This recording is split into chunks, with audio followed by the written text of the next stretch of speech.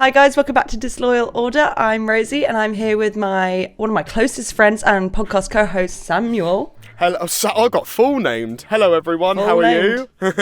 So today is a very long-awaited special video that I've worked my fucking arse off for. I haven't heard the end of this. It has been, and I've delayed this. I'm the reason it's been delayed. So today I'm giving Sam a rundown of 10 years worth of 21 Pilots lore, and I have not missed a single detail. Sam, you don't know much about the 21 Pilots lore. I know bits and bobs. So I've gone to a couple 21 Pilot shows through people, I was friends with, and past relationships have been really interested in it. So I am aware of like their secretisms and the laws, and I know like keywords like Dema and Ned, the little troll guy, and like stuff like that, and everyone in yellow tape. I was the only dude not in yellow tape at one gig, so that's, I believe, so I was probably passively in it around Trench. So I kind of only know some Trench bits, and that's about it. Everything else? Okay, well, I have not missed a single detail, so you are going to be a 21 Pilots lore expert by the end of this. And right before Breach comes out to finish the story, so you can be all clued in when you listen to City Walls.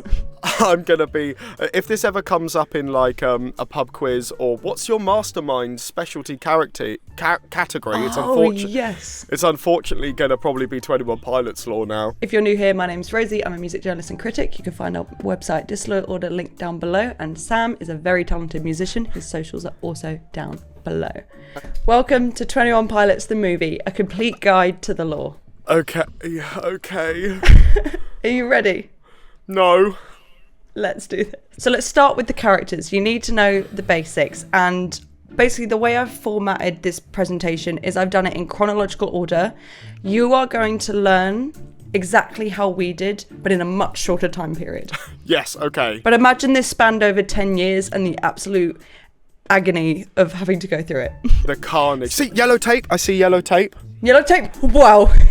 He's a professional. I know. So usually you wouldn't know these characters straight away. We all had to learn it and unpick it. But I just thought, for context, let's make it a little clear. Let's go through the characters. You've got Clancy, our protagonist. So Clancy is a citizen of the District Keons. Don't worry about that right now. Don't stress. That is all you need to know. He's our main dude. You've got Torchbearer. It's a fictional character played by Josh Dunn, and he's the leader of the Banditos. I'm aware of the Banditos. Banditos. Okay, you've got Blurryface. Now, Blurryface is, of course, the title of 21 Pilots' most popular album, but it's also a central character within the lore. And introduced in 2015, he represents the physical embodiment of Tyler's insecurities, right? We'll go into that deeper. Okay. But Blurryface is a character. Okay, not just an album and a song. No. And then you have Nico, our main bishop within the story. There's 9 bishops. Nico and the Niners. Nico and the Niners. Oh, he knows some stuff. And you've got Keons as well, who is another bishop, secondary to Nico. I mean, and equal to Nico, but not really in the story. Okay. There's other characters, but those are the 5 you really need to be clued in on. So, let's start from the beginning. Who the fuck is Blurryface, right? Who the fuck? So Blurryface is a fictional character, an alter ego created by 21 Pilots, primarily featured in the album with the same title, right?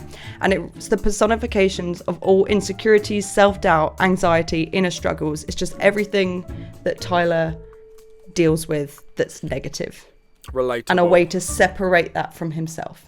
Got you. So it's like, I could talk about this because it's a character. Mm-hmm. And you can like separate yourself from it a bit. With you. So Tyler said, I'm insecure of what I write and on my neck because of the feeling of suffocation. So during the Blurryface era, he wears black paint on his hands and his neck in performances and videos. And when he does that, he's embodying the character of Blurryface. Okay. So throughout music videos in the Blurryface era, you'll see Tyler as Tyler, and you'll know it's Blurryface when he's got black neck and hands or red eyes. Oh, so it's not just like... Because like people in metal genres just do that for aesthetic. It's not just aesthetic.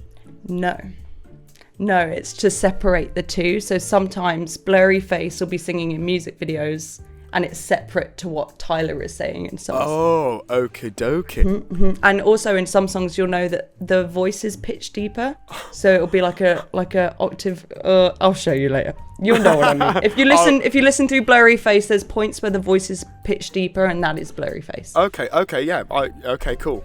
I have listened to the album. I have listened to most of their music, just to be clued in. Yes. So this is where this does get a bit complicated later on, but don't worry. So Tyler is Blurryface. They are the same person. Okay. Tyler is Blurryface. Blurryface is Tyler. It's just a way to separate the insecurities. My name's Blurryface, and I care what you think. Very good. I feel like I need like a merit system or something. Ding! A gold star. So before we get into it, there's key symbols in the Blurryface era, right? So there's a multitude of symbols, such as the details drawn on the backpack in the Stressed Out music video. There's also the band logo here. You have the alien and skeleton key. These are all just things that crop up that kind of like work with the imagery around the era. But many of them aren't hugely important. Okay, yeah, I was on Tumblr and stuff. I saw stuff. Cool. I saw stuff. I saw stuff. I was on Tumblr. So these symbols are Tyler and Josh. You've got Tyler as the skeleton and Josh as the alien. So they're kind of just, you see them about, and it's like Tyler and Josh vibes. Easy, simple. Tyler and Josh vibes. And then I'll reference FPE quite a few times in the PowerPoint. Throughout the 10 years, FPE has meant different things. Oh. For ages, FPE, especially in the Blurryface era, only meant the few, the proud, and the emotional. Oh, okay. I'm aware of this. So Tyler would refer to the clique as the few, the proud, and the emotional. So the few are a relatively small group of people in the grand scheme of things, and whether grow, shrink, or stay the same. And I love that about us. The proud, when you witness these individuals gather together to one room, they become one thinking organism. And the emotional is who we are. To suppress this would be one step closer to not existing. And it's just like we are all the FPE, right? However, this does take a turn later. Oh, dun, dun. Oh, dun, dun, dun, dun. Okay, key event. The @Blurryface Twitter account was made on the 12th of January 2015. Okay. We didn't know what a Blurryface was. This is the first marked date of the law. Until April 14th, 2015, Blurryface posts a photo of Tyler's piano taken at an unknown venue. A figure, presumably Tyler, stands cut off to the right. I have seen this photo for some reason. Because it's the first one. Oh. April 15th, the next day, Blurryface posts a photo featuring both Tyler and Josh, candid shots with them seemingly unaware that a photo is being taken of them. So we're like, who is this? Is this someone in the crew that's just sharing these images? Is that just their kind of thing? Like. Yeah. Weird stuffs. April 20th. Blurryface posts a blurred photo of the album's track list. Obviously, we didn't know this was the Blurryface album track list at the time. Mm-hmm.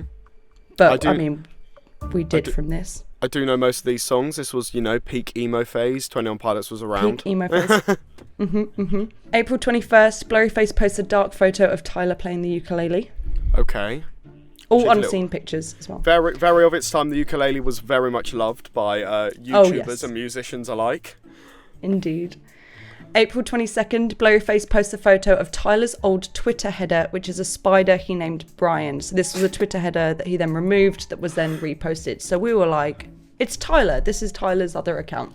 Why Brian? Is there Brian Law? Is there a separate slideshow for Brian Law? No, he's just Brian. Rosie, I'm very disappointed. Sorry. April 23rd, we get this video.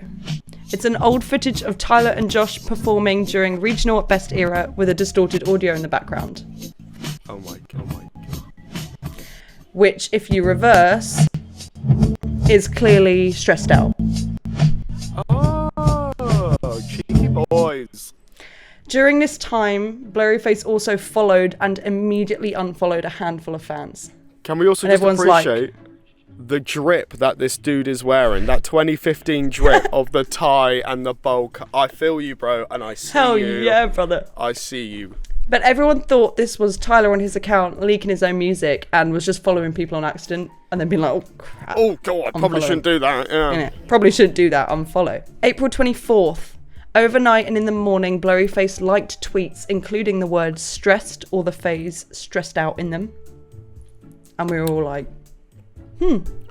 My guy's feeling stressed. What could this mean? Blurryface directly messaged fans before promptly blocking them with these really cryptic messages. So don't follow me and that's what you think, which is kind of giving stressed out. Yeah. And everyone was freaking out and then just immediately blocked. And they were like, well, that was strange. People were like, he's been hacked.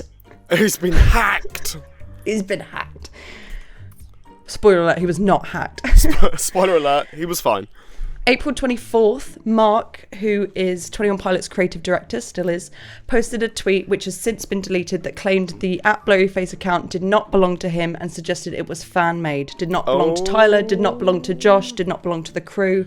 And everyone was like, oh, that's really weird. They've got all these pictures that are unseen of Tyler and Josh. I wonder who it is. I bet Mark has a stressful job. Being the creative director of 21 Pilots. 21 Pilots. That guy, hopefully his Christmas bonus is nice because fuck me, it would have to be. April 25th. Early on the 23rd of April, Tyler had posted a piece of Clique art to his Instagram that has since been deleted, and fans noticed that in the comments, Tyler had also posted Sunday Night, leading the Clique to believe that Stressed Out was to be released that coming Sunday. However, Blurryface apparently had plans of his own to release the single, tweeting on April 25th that the song was actually going to be released on Monday, telling his followers that he made the band change the date. So he said, not Sunday night, Monday night, I made them change it. So just to clarify, Clique is what the fans are called? Okay, because yeah. I feel like the fans have many different names. Clique, Clickies. Because I didn't know. I heard people refer Patients to themselves. in a white padded cell. Oh wow! I heard people refer to themselves as FPE and Clique and like FPE. Josh Laners, Tyler Laners. Is Banditos a separate thing? I heard. Okay. I just wanted to clarify. I'm absorbing. This is osmosis. You're absorbing. You're doing a really good job. I'm shoving a lot of info at you. I can't lie. I'm holding on to my roof now. I'm sat here going, what the fuck have I got myself into? So because of this, fans questioned the legitimacy of Blurryface. So Mark had just confirmed that it didn't belong to the band, and now Blurryface is like, we're not doing it on Sunday. Stressed Out's coming Monday. Everyone's like, shut up, brother. Stop messing us about. Shut up, waste man. However, so everyone was just like, this isn't real. You need to stop messing about. So then Blurryface goes live on Periscope. Don't know if you remember Periscope. Oh my god. Wow, that's something I have not... Was it like a live stream thing? Yes, it was Twitter's like live stream app. Oh my god. And Blurryface went live saying with the caption, I care. And it was location tagged in Westerville, Ohio, where Tyler lived at the time. Okay. Everyone was like, maybe a coincidence. Doxing himself. So obviously Periscope is gone. The live stream is gone. But fans described the stream as having a shadow walking back and forth behind the camera and the reverse stressed out audio in the background, the same one that Blurryface used in the previous videos. The note card on the wall reads, my name's Blurryface and I care what you think, in a handwriting that fans noticed was similar to Tyler's. So... he's trying to... Blurryface is like, you need to believe me a little bit that I know what I'm talking about. Yeah, either that or they got really good at calligraphy. April 26th, this was the most eventful day of Blurryface's time on Twitter. He started the day by tweeting Monday night, incorrectly spelt, and then posted a grainy black and white photo with some stressed out lyrics written on it, and many fans quickly connected the idea that it was lyrics that Blurryface was posting. They really just were the gods of creating hype, weren't they? Still are. Blurryface also decided to post some of the Clique's replies to his tweets with his face superimposed over top of the text positioned sideways. Okay. See that? So if you know face? okay, yeah, no, I'm with you. Yeah, so his profile picture's like a face. Yeah, no, I'm with you. Yeah. You there? You're here. I'm locked in. You're locked in. At this stage, the massive buzz around Blurryface across social media led to a flood of fake Blurryface profiles, obviously. New Twitter accounts, YouTube channels, Vine profiles, and strangers on Omegle claiming to be Blurryface deepened the panic and confusion. So everyone was like, what's real? Is the @Blurryface Twitter account real? Are there others on different social media? And Blurryface came out and said, so many fakes, there is only one. He was like, it's just me. 1, rest in peace, Vine. Rest in peace. 2, I feel so bad for all the people that were going through and looking for Blurryface on Omegle and just getting penises. If you were a child of Omegle, you know what I'm on about. I was every sleepover. Let's go on Omegle. So then Blurryface took the band's original header and added the words Monday night and signed it, making it clear that it was Blurryface behind this. So the actual 21 Pilots account had this changed with Blurryface's signature on it. Oh. So this confirmed @Blurryface Twitter account is real. It's connected to the band. But we were told that it's not Tyler, Josh's, or Mark's. You know what? So Mark definitely went, boys, I get what you're doing, but like there's so many fakes and everyone's a bit confused, so we need to confirm it somehow. Well. Did I just predict the Mark? Come on, don't let me down, Mark. I'm a number one Mark fan now. I'm gonna have that on a t-shirt. Everyone loves Mark. Oh, we love Mark. Blurryface then hijacked a fan's account, which is one of the only times he does this. So he gets on 2 accounts, the @Skeleton Clique and @TheDavid and says, I'll tell you what to say from Blurryface, and then a picture of Tyler playing the piano from Blurryface. And we know these are from Blurryface because this is an unseen picture of Tyler playing the piano. Unseen. This is unseen. So, yeah, we were like, holy crap, he's getting on people's accounts. I love that people just accept it as well. Like they just really get involved and like, no, Blurryface is, and it's just like it's just Tyler going, Josh, should I post this? Is this good? Like that. There's this joke recently that it's just Tyler's roleplay account, and he just gets bored, and it's like, yeah, let's have some fun. So Blurryface also updated his account bio, once again aiming to help fans distinguish the real from the fake, confirming that you will only find Blurryface on Twitter. He's not on any other social media platforms. Rest in peace, Twitter. Rest in peace, Twitter. Blurry began his day, April 27th, by showing a photo edited in his signature cryptic style. It's a sketch of what we would later identify as the backpack straps from the Stressed Out music video. However, at the time, we were like, what the heck is this? What the heck is this? April 29th, Tyler posted a photo from the Stressed Out music video shoot dressed as Blurryface with the red eyes and the black hands and the black neck.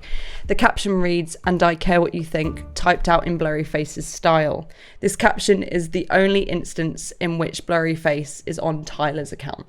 I love that you can tell that photo's been edited on Instagram as well. It's great. Yup. It's got like the vignette. Yes, I was literally going to say that, yeah. Mm-hmm. Vignette mention. May 3rd, at around 12 p.m. on the 3rd, a leak of Lame Boy was found on the website Kingdom Leaks. It soon started trending within the afternoon, and it was the first of the Blurryface singles to trend within an hour of the song's leak.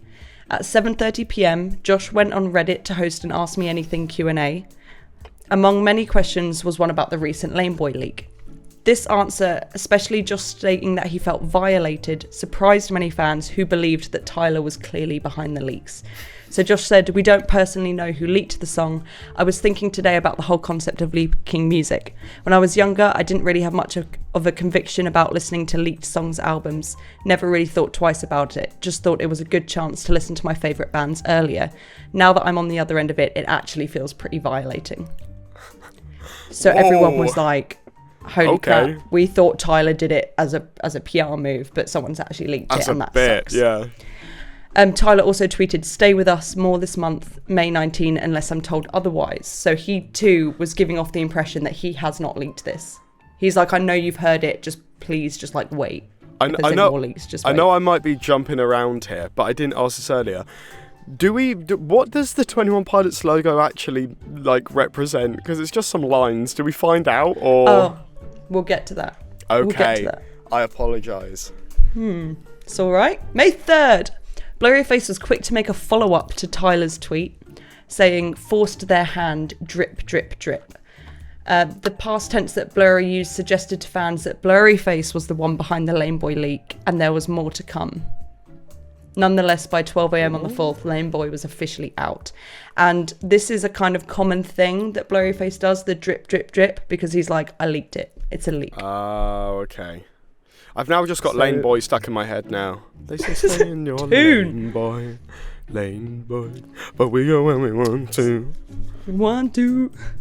Blurryface started to tease the release of Ride May 5th. He started off by tweeting a line from the song, just saying, taking my time. Oh my ride. Right. He loves a good leak, you know. If anyone likes a leak, it's a plumber and it's Blurryface. And then he said, May 8th, I've been thinking too much, help me. And then tomorrow. Everyone losing their shit. New single. So excited. Oh my God. May 9th, Blurryface tweeted this photo without a caption, and we were all confused. And it says meaning in the pattern, and it's speculated that it had something to do with the album cover, or the lyrics of songs, or the misplaced letters on the right here that say time next to the photo. We just didn't know what was going on. Like, and I say we didn't know what was going on because I was here and active during this era. Lord. Oh my God. So it's like the case. Yes. This is why I have so many problems. That all stems from 21 Pilots lore. Deadass. The Blurryface Twitter account has been haunting me for 10 years. I'm allowed to be a little insane, I think. Still active? You'll see. Next. God forbid I ask a fucking question, dude. I'm just going to sit here like a good boy, okay. Blurryface goes live on Periscope again. In this stream, he's in possession of a CD that he writes on and says 21 Pilots Blurryface. And then he plays the CD and it plays Ride. So he leaks Ride. There were also sound bites being played in languages other than English. And some say they picked out what sounded like German, Russian and other European languages. And it also spelled out 21 Pilots as in 21 Pilots, which at the time, if you were on Clique Twitter back in 2015, a crime. You spell it out. You do not write 21 Pilots. Now people are a bit more lax, so we don't really give a shit. But back then, holy shit. Tyler hated it. We hated it. It's not how you do it. And he's just doing it to piss us off. Fuming. Okay, so stoking the fire, provoking the fans. Just pissing us off. Then he went dormant for about an hour and a half, and he tweeted again, and this time his tweet was in Russian, roughly translated to drip, drip, drip. Again. I'm sorry, translated from Russian by Bing is hilarious. By Bing. Listen, this isn't my source. This is just what I'm told. I don't speak Russian. After just seconds after this tweet, Blurryface's tweets were all deleted, every single one. And he said, now you can go find it, go find it. I'm like, what are we finding? Let's go find it. So he also made his whole profile was black. Profile picture gone, banner picture gone, not following anyone, not liked anything, no tweets, dead, it's gone. And we're all like, it's over. Yeah, I love that. Follow, fueled by ramen. The album was originally put on Ghost Tunes, which is a website that's now shut down, that was used for music streaming where proceeds went to the artists. People quickly found it, copied it, and redistributed it. And by the early hours of the next day, Blurryface in its entirety was on Dropbox, Tumblr, and various other music hosting sites. It was just out there. It was just no like official you could just release. listen It was to just it. there. 21 Pilots hadn't said shit. They hadn't announced it. They hadn't been like, album's out. It was just there. Though it seemed that Blurry was gone, he later tweeted, taking my time, but tweeted it normally. Didn't tweet it how he always tweets shit, in capitals, all messed up. And it was also noted that the album leak was being removed from the internet as much as possible, but it didn't stop people from circulating it. So whilst Blurryface leaked the album, the 21 Pilots management were taking down the album as Blurryface was. Okay, May 10th. Later in the day, Tyler tweeted this photo, which is just a really close-up picture of his face, if you bring up the exposure. Don't know, brother. I don't know. Anyway. That's so funny. Also, it was just like a really dark photo, but if you brought up the exposure, it was just like that. Yeah, you've got the one on the right. Oh, okay. I'm with you. I don't know if it's relevant, if I'm honest. Oh my God, we can reply to Tyler Joseph on that last one. Let's ask him. May 11th, Blurry started off his morning with another teasing tweet, continuing his calm typing style, no caps, and just said tonight, ? May 11th, Tyler Joseph gets verified on Twitter. Yeah. Oh boy. Guess who's not happy about it? It's fucking Blurryface, that's who. So he goes from his 2 tweets of calm tweeting, which was a nice relax, and then I'm the one who should be verified. It's like you spelled it, bro. Dude, no joke. I just went, okay, I can read the first bit, but I'm dyslexic. So I was like, what's a verified? What's a Oh, 2 people. Right, okay, cool, nice, I got it. So he's given a little jab. He's like, where the fuck is this dude verified? It should be me. Earlier that day, Tyler had tweeted, do you like them? Because the whole album had just got leaked, essentially. And those who had already listened to the full album was like, yes, it's great, love it, of course, masterpiece, it's going to be your biggest album yet, we just know it, and they were right. And Blurryface just said no, and replied directly to Tyler, which rarely happens, that there's an interaction. So that's huge. That's really In fact, this funny. is the only time Blurryface has interacted with Tyler online. No. And he just went, nah, sucks, bruv. It's mid. And then May 17th, the official release of Blurryface. Everybody cheer. Whee! Man, if you went into HMV at this time, this shit was everywhere. Posters, Everywhere. T-shirts, the whole It was on like shebang. British gas ads. Was it? Yeah. Yeah, man. Why was it on British gas ads? Oh, I don't know, you tell me. No, like the songs, not the album. Oh. I was going to say like the album cover. I meant the cover. No. So, obviously, Blurryface has been released and the Blurryface Twitter account was no more. Rest in peace. I'm totally kidding. No, it wasn't. It kept going. Oh my May God, 20th, 2015. I just got pranked by the prank patrol. You just got pranked. Blurryface returns with 2 more tweets. The first being a declaration from Blurry that he had it with the Clique.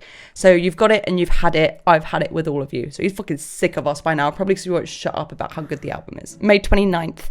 Blurryface tweeted an extremely incomprehensible black and white photo and liked a few tweets that had both the words lane and boy in them. As the album had already been released, this could only point to an upcoming Lame Boy music video. Ooh. Blurryface tweeted what looked to be a snippet of a photo, and many fans quickly caught on that this was indeed a shot from Lame Boy because the video was shot in front of a live audience earlier in the year. Mostly everyone knew what to look for in regard to the hints. So in the music video, they play a festival on a stage, and these guys in the suits are on the stage. So everyone was like, holy crap, that's what that is. Putting 2 and 2 together. Let's go. I just want to... I bet everyone's really enjoying the insightful commentary that I am providing as well. They're going, okay, yep, yep. Yep, makes sense. This does speed up once we get past. That's fine. It speeds up after half an hour of recording. July 16th. Blurryface gave his first hint as to when the music video would be out by posting a photo in numerical code. This is the start of many fuck-ass codes that we've had to decipher. Oh my over God, the years. I'm aware of some codage because I was Reddit user. Oh, sorry, I was in a room with someone trying to decipher codes, and I went, I don't give a fuck. I don't know. Reddit user All Fun Intended decoded the message, revealing it to say Lame Boy 07 2015. How did they decode it? Come on, Rosie, tell me. You're the wizard here. I don't know, bro. You're a wizard, Rosie. I thought it was a A1Z26 code. Blurryface started his day very early in the morning. At 3 a.m, he tweeted 8 tally marks and was following 7 people by 4 a.m. So within an hour, he slowly followed 7 people. Who were these people? He followed just like fans, right? Okay. Random fans. And a number of the people that he followed took advantage of the DMs, obviously, as you would. It's got to slide in. Spoke to him privately. Most of these DMs are lost. We don't have them. But this one says, I'll just tweet and listen to your music a little while I wait anxiously for the next hour again and talk to you a little too. And Blurryface said you only have to worry for 45 more minutes. So we were like, there's a time limit on how long he's following people. Okay. August 12th. Very instructive. Blurryface tweeted a time prompting fans to look forward to 1:30 in the afternoon or 1:30, 13:30 or 1:30 p.m. EST. Yeah. There was no specific date, so everyone was like, I guess we'll just check the time every fucking day then. Yeah, I guess but we'll by just the time, come on. Yeah, exactly. By the time 1:30 p.m. came around, people were wondering what was going to happen, but nothing happened. So we were like, you're a little shit. And it was typed out like how their name is typed, right? Is that like the thing? 1, 3, 30, like 21 pilots, like they don't... Oh. I wouldn't have even thought about that. Come on, because you Come on. Come on. You said earlier in the video, I'm just the student here, that they didn't like doing the 2 and the 1. It would be written out, and that's letters. Right. That's numbers. Sorry, not letters. You're written right. out. Who's the fucking Very good. pro now? Who's the pro now? Very bitch? good. So Blurry clarified the next day his last tweet saying it hasn't happened yet, and that it would be in 12 hours. So he was getting pissed. He was like, no, it hasn't happened yet. 3:30 in 12 hours, bitches. He was like, shut up, man. We all hoped it would be a music video.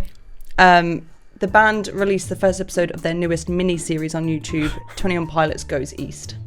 Okay. October 20th, Blurryface posted a photo, which to this day, I've got no clue. I'm getting in close, guys. This is gonna need some tactical analysis. Duff. Dunno. The fuck? Dunno. The fuck? Dunno. No Da idea. Vinci? No, sorry. Another drawing was tweeted. Fans were used to Blurry posting these kind of darkened photos. They brightened it up to reveal some scribbles. So we had these 2 little grey squiggles here when it's lightened up. And when flipped upside down, it looks like the outline of the Emotional Roadshow World Tour promotional photo. Okay. Kind of. Really crap drawing. But you know what I mean. But we didn't know about this yet. Okay, yeah. But that's what he was teasing. October 23rd, he posted another dark photo. This time when you brightened it, we could clearly see the Emotional Roadshow promotional photo. Emotional Roadshow promotional Emotional photo. Roadshow promotional photo. Say that 10 times fast. No. October 23rd, he then replied to multiple fans with a pastel-coloured string of numbers and liked his own replies. Alright, narcissism. He tweeted a rather aggressive statement about the Emotional Roadshow that he was teasing. By this point, many people understood that this was a tour and began to challenge Blurry on his beliefs. So he said, these venues are way too big, they'll never sell enough tickets. So this is kind of like leaning back into Blurryface being Tyler's insecurities kind of thing. I was going to say, I've definitely felt that. As a musician, I've felt that. Is this venue too big? Will we even sell those tickets? And then we didn't have anything from October 25th, 2015 to February 21st, 2016. All just went quiet. Oh my god, that's so Seemingly long. spontaneously, he returned with "Don't put my name on things." Many thought Blurry was talking about a rising trend in which people who weren't real fans of the band would post the Blurryface line from Stressed Out. Others thought maybe he was talking about Blurryface-like accounts on social media. And there was one really popular Blurryface account called 00001BF01001, which would end up just being a massive issue. And fake accounts would often post at the same time as Blurryface, which would cause all the confusion. Oh, So this account was a problem. And everyone was like, is it real? And it's like, no. Didn't he be like, this is my only account, like this will ever be my account, I'm only on Twitter. See, people... But he's unpredictable and he's lied before. Oh, rule number 1, Blurryface always lies. Sorry, that's a Doctor Who reference, if anyone got that. February 25th, he followed up his last tweet with a new variation of the same message. So it's kind of like the letters are spaced differently. Oh, give me a second, dyslexic. Don't... Oh, okay, I got it. Don't put my name on things. Oh, there was no S there. And this caused a mini meltdown. So then he tweeted it again. But words... and again. Oh, lowercase. And again on March uppercase. 3rd, and again on March 9th. And then March 22nd, Tyler changed his bio on Twitter briefly to let fans know that the end of the Blurryface account had not yet arrived and that it was never over. Okay. Interesting. Cute little artistic profile picture. March 28th, day after my birthday, Blurryface tweeted what would probably end up being one of his biggest posts ever, and it sent us into a frenzy. He tweeted a photo of his face with a scrambled set of letters and symbols superimposed over the top with the caption, "There is only me," and "Contact me," and "Only one, only one, only one." So if you unscrambled the letters, you got to a link which was www.facesareablur.com. Okay. Which is now deactivated. The landing page of the website was its only feature, and it was just a black screen with a singular piece of text in the middle that said tib@facesareablur.com, and it's an email in the Blurryface font. When you clicked the email address, it would prompt you to send a message by email. Oh. A few people who emailed Blurryface, a handful, would receive cryptic responses, so like it's not over. And on April 2nd, this is the most famous Blurryface tweet of all time, I think. So the band was scheduled to play the 2016 March Madness Music Festival in Houston, Texas. Blurry returned to Twitter to make arguably his most famous tweet, and to this day it is still debated on what Blurryface really meant with this tweet. Some say it signifies Blurry's defeat, while others think he was talking about Tyler's defeat. So he says, "You never wear blue, never wear blue. Blue is a sign of defeat. Wear it one time on stage as a sign, and I'll stop tormenting your tormented fleet." Nevertheless, Tyler later appeared on stage at their live stream show wearing a blue jumpsuit, and everyone lost their shit. I think it's so funny that people lost their shit over a blue jumpsuit. It's crazy. Love it. I love it. Correct me if I'm wrong, chat. I don't think he's worn blue on stage since. I thought you were going to ask me, and I'm like, Rosie, see, this is why we're doing this video, right? Why the fuck would I know? Also, as a man, as a person, I wear a jumpsuit on stage in teddy bear for some stuff. You gotta put the respect on the jumpsuit. Hot. It's so warm. I blacked out on stage Jumpsuit in the middle and of a solo. balaclava too. Jumpsuit. You did. Cover me. Whoa, he's doing it, guys. He's doing it. He's doing the thing. All right. Blurryface kept his promise and deleted all of his tweets, along with replacing his profile picture with an empty black photo, as it remains to this day. Along with that, the entire Faces Are a Blur site turned light blue that it featured in the band's old logo. So their old logo was red, white and blue. Oh, and this was the blue that they used in the logo. And we had a moment of rest. Blurryface was done. It was over. We had a moment of rest. It was over. Blurryface is done. The era's done. Okay, I was waiting for Except Psych! it wasn't. Oh! Psych! December 16th, 2016. He made an unexpected return right before the end of the band's most successful year. He tweeted another mildly threatening statement regarding a new take. So he said, "A new take won't make them love it." The tweet was teasing a future release, which was 21 Pilots and Mute Math. They did like a collaboration of songs, 4 Blurryface songs and Heathens, which were reworked. It's great. Great little piece of work. February 3rd, Blurryface came back at midnight to tease the final music video for this era, and it is Heavy Dirty Soul. And he changed the layout and left the Clique with 2 tweets. So one was just one more, and one was an image from the Heavy Dirty Soul music video with 2 red X's over somebody's eyes. Quite a tune. That is a tune. I don't know if this is like a thing, but it sounds like Hairy Dinosaur when he sings some of them. Can you save my hairy dinosaur? It just does. So go back and listen to the song. It's Hairy Dinosaur. That's so stupid. You said that's so Hairy stupid. Dinosaur was released later that night.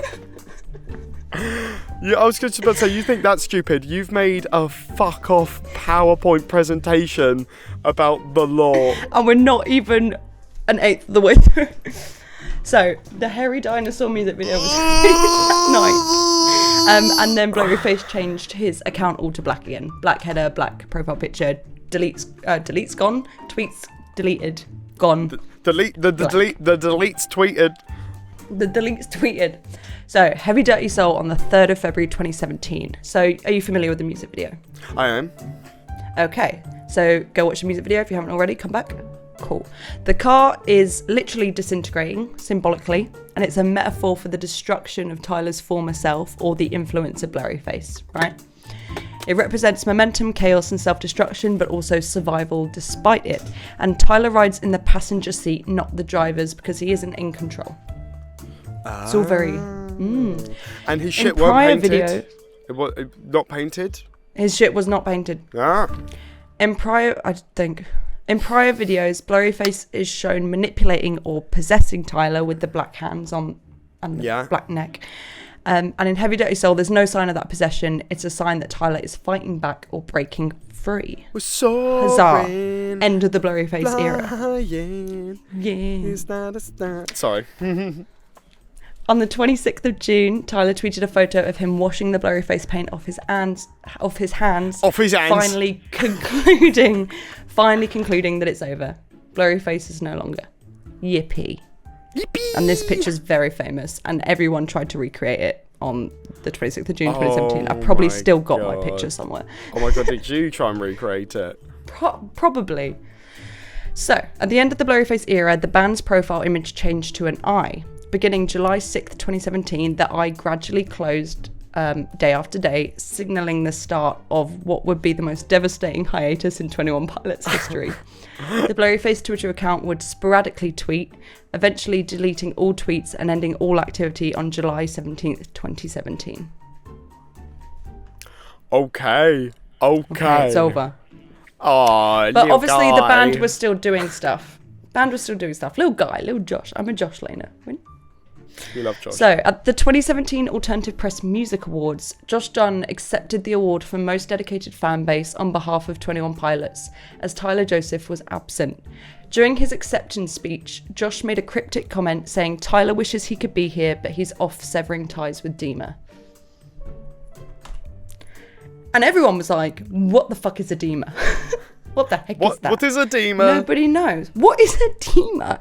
So we had no clue what it was on about. We thought it was Dema was the label, or Dema was the management, or Dema was some kind of creative crew they worked with. And he was just being salty, like, oh, he's just off sorting this out. But thank you so much. I'm just a sweetie pie with really nice arms. But then they didn't win the award for Most Dedicated Fan Base for nothing.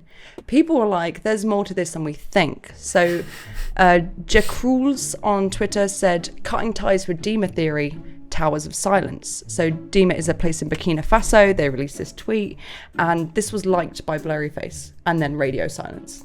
So we were like, okay, Dema's something. Dema's not nothing. Huge. April 21st, 2018, Reddit user Jake Dello found a URL hidden in a GIF on the Vessel page of the 21 Pilots store, and it led to a website called demaorg.info. Why they just got shit about? They just like been like, yeah, we'll whack it there. Someone will find it. These people are nuts. And someone did find it. We have no idea how long it was there.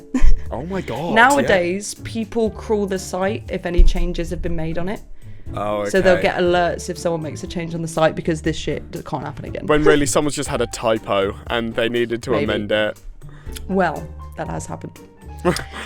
So, the still frame from the GIF on the web store also revealed more of a URL. /found was discovered after demaorg.info, and /clancy.html was found by combining multiple frames. In between /found and /clancy were a block of 9 dots, with the lower rightmost dot being separated from the rest by an underscore. Right? This is insane. These dots relate to songs on the cover of Blurryface and their track numbers 1, 5, 3, 9, 8, 6, 4, 2, and 14. And they are identical to a violation code that was found on the demaorg.info website. So, if you went to demaorg.info /found/the code /clancy.html, you received this error message. And it reads, 404 error, you are in violation. They mustn't know you are here. No one should ever find out about this. You can never tell anyone about this. For the sake of the other's survival, you must keep this silent. We must keep this silent. No one can know, no one can know, no one can know. Now, I love a concept album, but this is mad. I feel like 21 Pilots aren't a concept album. They're a concept band, aren't they? It's just like crazy. 100%. So, alongside this error message, we also found lots of images that detailed the life of someone called Clancy. Who the heck is Clancy? We don't know. Who the heck? Who are you? Who the heck? So, July 6th, 2018. A year after the hiatus had begun, fans received an email with the Eye of a Vulture opening. On July 9th, 2018, the band returned to social media, posting a full video of the eye fully opening and introducing their new logo, the Trench Era. Okay. Welcome to Trench. We get a lot of diary entries with this Dema.org website. So this one is 06 Moon 18. And it's the 18th of June 1988, and that is Josh Dunn's birthday. The file name is just Clancy. The side here reads West Wall blocked, East is up. And the band formed in 2009, so their 9th year is 2018. So in the letter, it says, the perplexities of the Dema horizon didn't occur to me until my 9th year. So today, as of this day. It was then that I began to contemplate the existential and decide what type of impression I wanted my life to make. Naturally, to fuel my hope, I looked out upon the distance of the land that had cultivated me, only this time with a new awareness of the...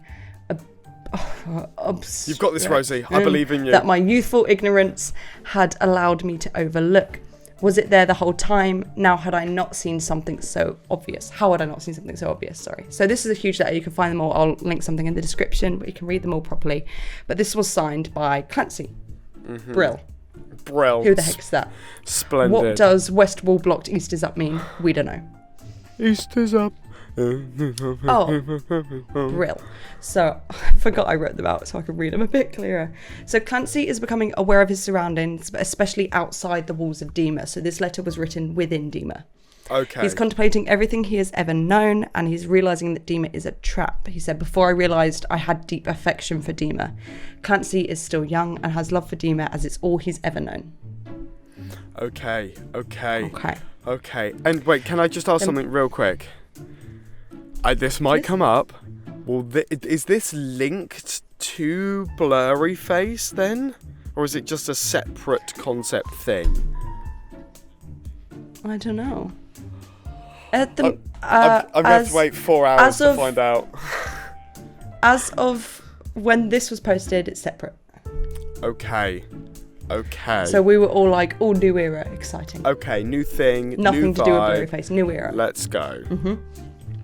So the next document we received is 12 Moon 01, which is the 1st of December 1988. This time it's Tyler Joseph's birthday, and the file name is Badge. And it is a badge that says identified as a failed perimeter escape by Dema Council, violation of section Code of Violist Code of Conduct.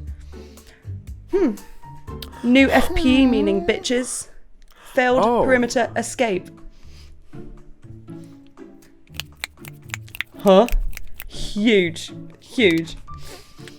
Did people catch on to that so quick? Or Yes, okay. very fast, yeah. Too dyslexic to catch on to that. 12 Moon 29, the 29th of December 2009, and this is the date of the release of their self-titled album, 21 Pilots, and this document is unnamed, but the caption of the image reads Death Eaters, and it's a bunch of, like a wall with a bunch of birds on it. They're probably, oh my god, what are the ones that eat all the animal vultures? Yeah, boy! 07 Moon 08, the 8th of July 2011, which was the day of the release of the album Regional at Best. And this file name is called Self, and we had this image. This is the image we received. Okay. So image child unknown is from a cropped photo of the mathematician Andre Weil, who, as part of a group of mathematicians called the Bourbaki Group, introduced the mathematical symbol this, which has been used extensively by the 21 Pilots. So this is like taking us back. We're like, holy shit. I'm sorry, I just want to bring attention that you said by the 21 Pilots. Did I? Yeah. I think I meant to say the pilots, and then I just say guys. The 21 Pilots. But we were given this image, and people somehow found this. This was like, I don't know. This is before Google AI reverse search. Yeah, in it. Was it? 01 Moon 08, 8th of January 2013, which was the date of the release of their album Vessel. And the file name is just Oh. An early version of the file that was saved on the website also had a hidden compass. This corner also contained a Dema logo and Sacred Municipality of Dema United Violists.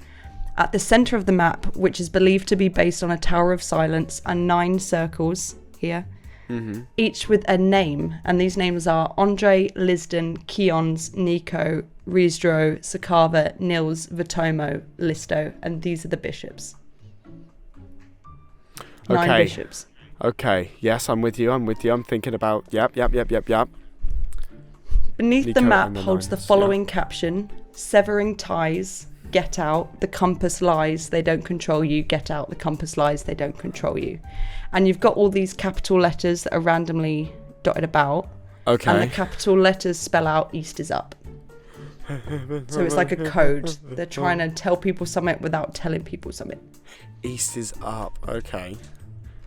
Like, Okay. go east. How are you East is feeling? the way. Overwhelmed. Okay. No, doing good. Doing good. Because Is there a pop quiz? No, man. I think your dyslexia is gonna get messed up for a second. It's one slide. Perfect. So just wanted to let everyone know Rosie is playing on my disability and that we should cancel her in the comments. Sure. I love that she was like really sincere. Your Okay, dyslexia the is going to be bishop's really names- hard. It's going to be really hard for you, and I'm bishops- like, fuck you. It's not that hard. It's not that hard. I'm trying to warn you, just in case you're like, what the heck. So the bishops' names and their origins. The bishops each have a Blurryface song that's tied to them, right? Nico is the only bishop who stands out, as his name is not derived from the lyrics of his song. So you've got the 9 circles with each of the bishops' names on the map, yeah? Like the And it's Blurryface album like the cover. Blurryface album cover. Okay, So okay. each song and each bishop correlate, right? They are linked. So, Keon's is Heavy Dirty Soul, that's their song. And they get their name from the lyrics Choke on Smoke. So you get Keon's in the middle. Sakava, their song is Tearing My Heart, and their name comes from She's Sakava. Listo is from Ride, A List of People. Lisden's from Polarize, All I Feel Is Deny. Riesdro is from Doubt, Temperature is Dropping. Vitomo is from Lame Boy, Will They Be Alive Tomorrow. Andre is from Fairly Local and Repeat Yesterday's Dance. Nico, Blurryface, Stressed Out. My name's Blurryface, doesn't have Nico in it. And Nils from Goner, Beaten Down, I'll Slip Away. Right? Okay. So- My dyslexia did okay because the bold things just stick out. Okay. 02 Damn, this Moon is 12, so much 12th of effort, February Mark. 2017. Mark, I feel so sorry for you, bro. Everyone feels sorry for Mark. This is the date of the Grammy Awards at which 21 Pilots were winners. This is where they took their trousers off. Yes. The image features yellow lines and markings which tie into Tape. 018, 07, Moon 01, which we don't have yet, but we got some markings.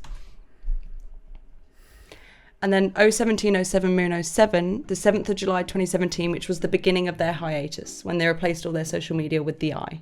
Mm-hmm. Right? Mm-hmm. Slay. Okay. Slay. With you, put together. So, did I write out this letter? Okay, yes. So several letters are missing in this letter, and the missing letters spell out "You are still sleeping." Oh, okay. Dude, I write D&D campaigns, and this is so much effort.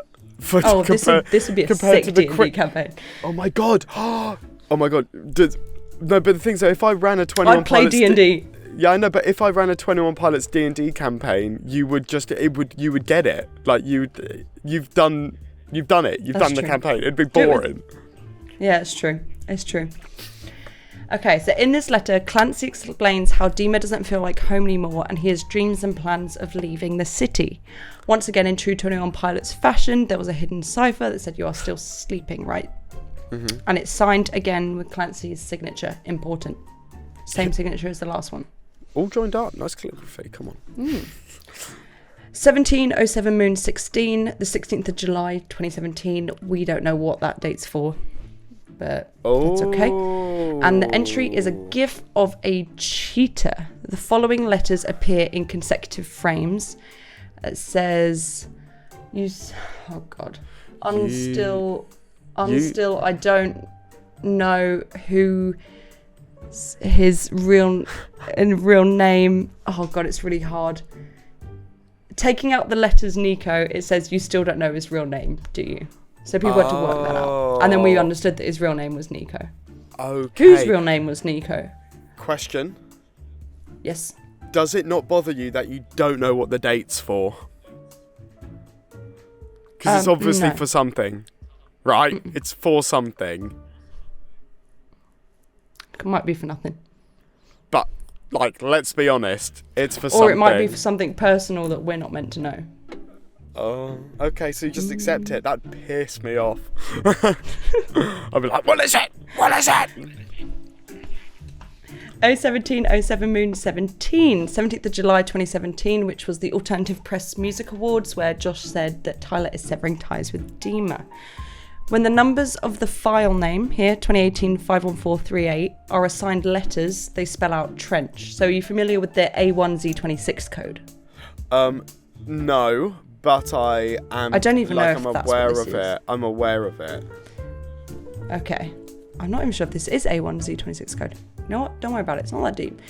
An audio clip was found. Is it not like that's the number in the alphabet kind of thing? Yeah, I think so. I think it is, yeah. No, A1, that doesn't. Z26. But it doesn't. Oh yeah, It works 5, here. 14. Yeah. Trip. Yeah. No, T's not 5. Oh, whatever. Oh.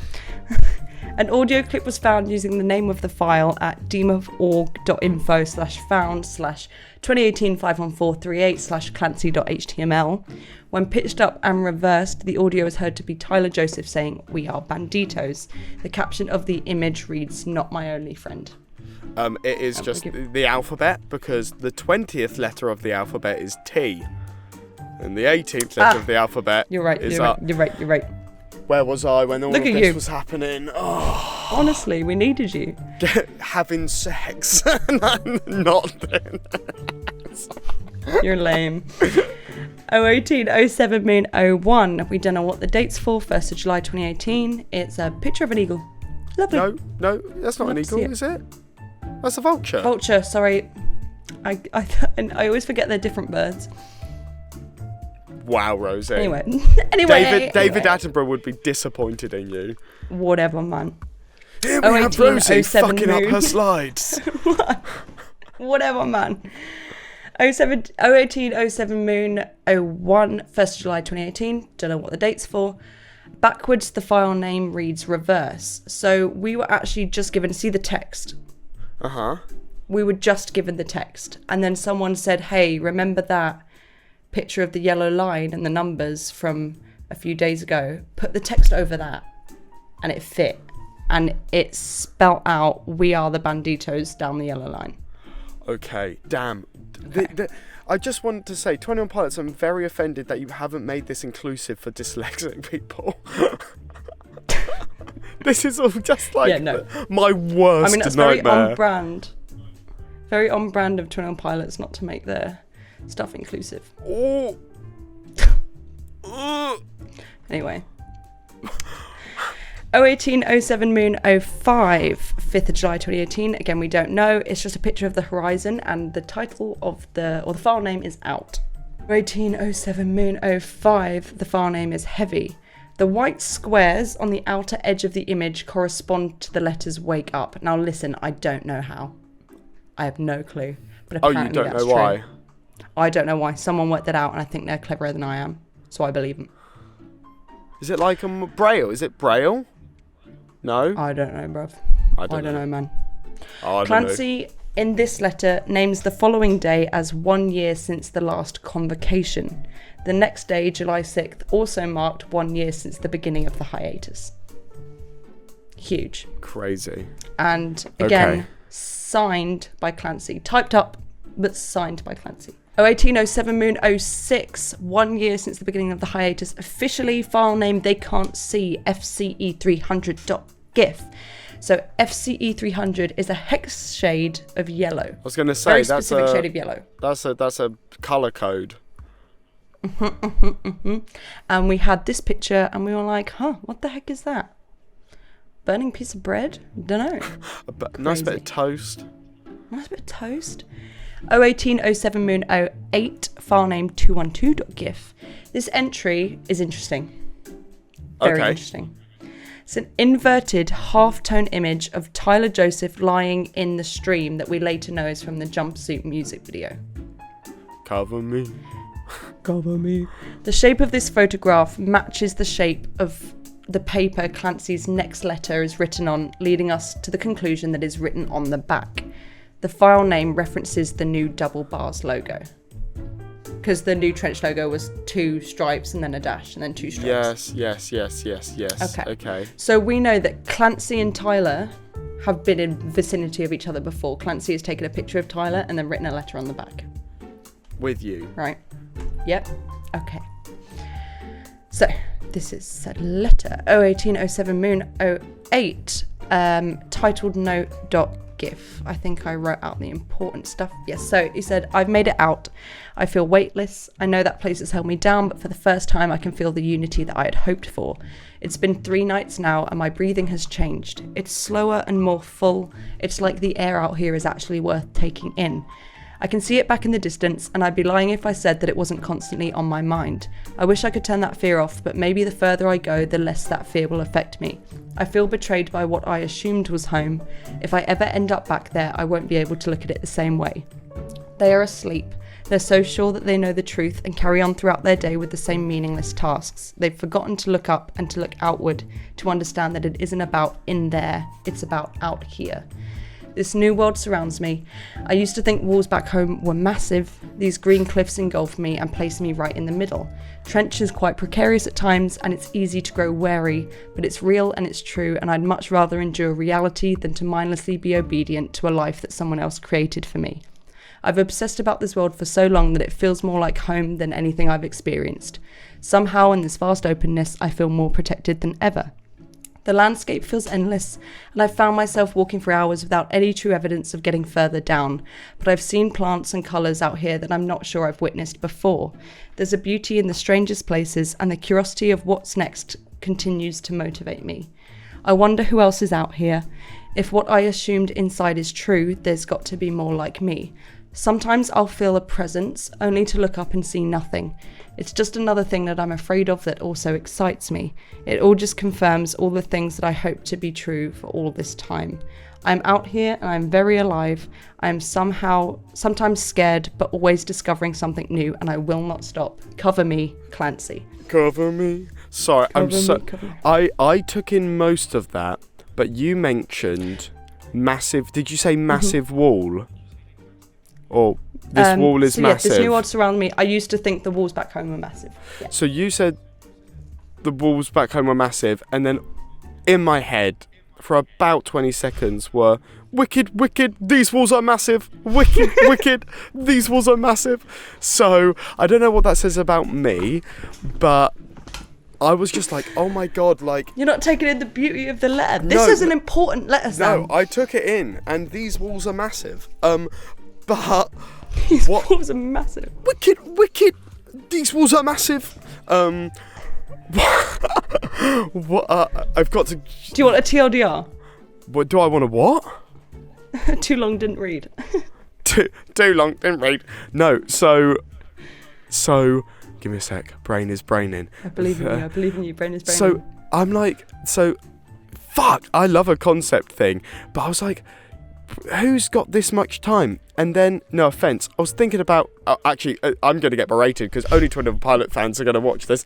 I'm just like, but then I guess I was within it. I just didn't do this. It's the case of like, I was like, it's just sad emos with a lot of time. It's great. It's just that I just used to think about how much like content I consumed back then that wasn't this, and I was like, who had that time? And I went, well, I just consumed a severe amount of other content. True, I did also, but the importance of this letter is that it's handwritten, so it's depicting his first 3 nights in Trench, his first letter since leaving Dema. The rest were typed, and this is our first handwritten letter. So now we know that all of the letters we received from Clancy that are handwritten are written in Trench, and all of the letters we received from Clancy that are typed up are written from Dema. Dema, okay. At some point in time. Okay. Current or past.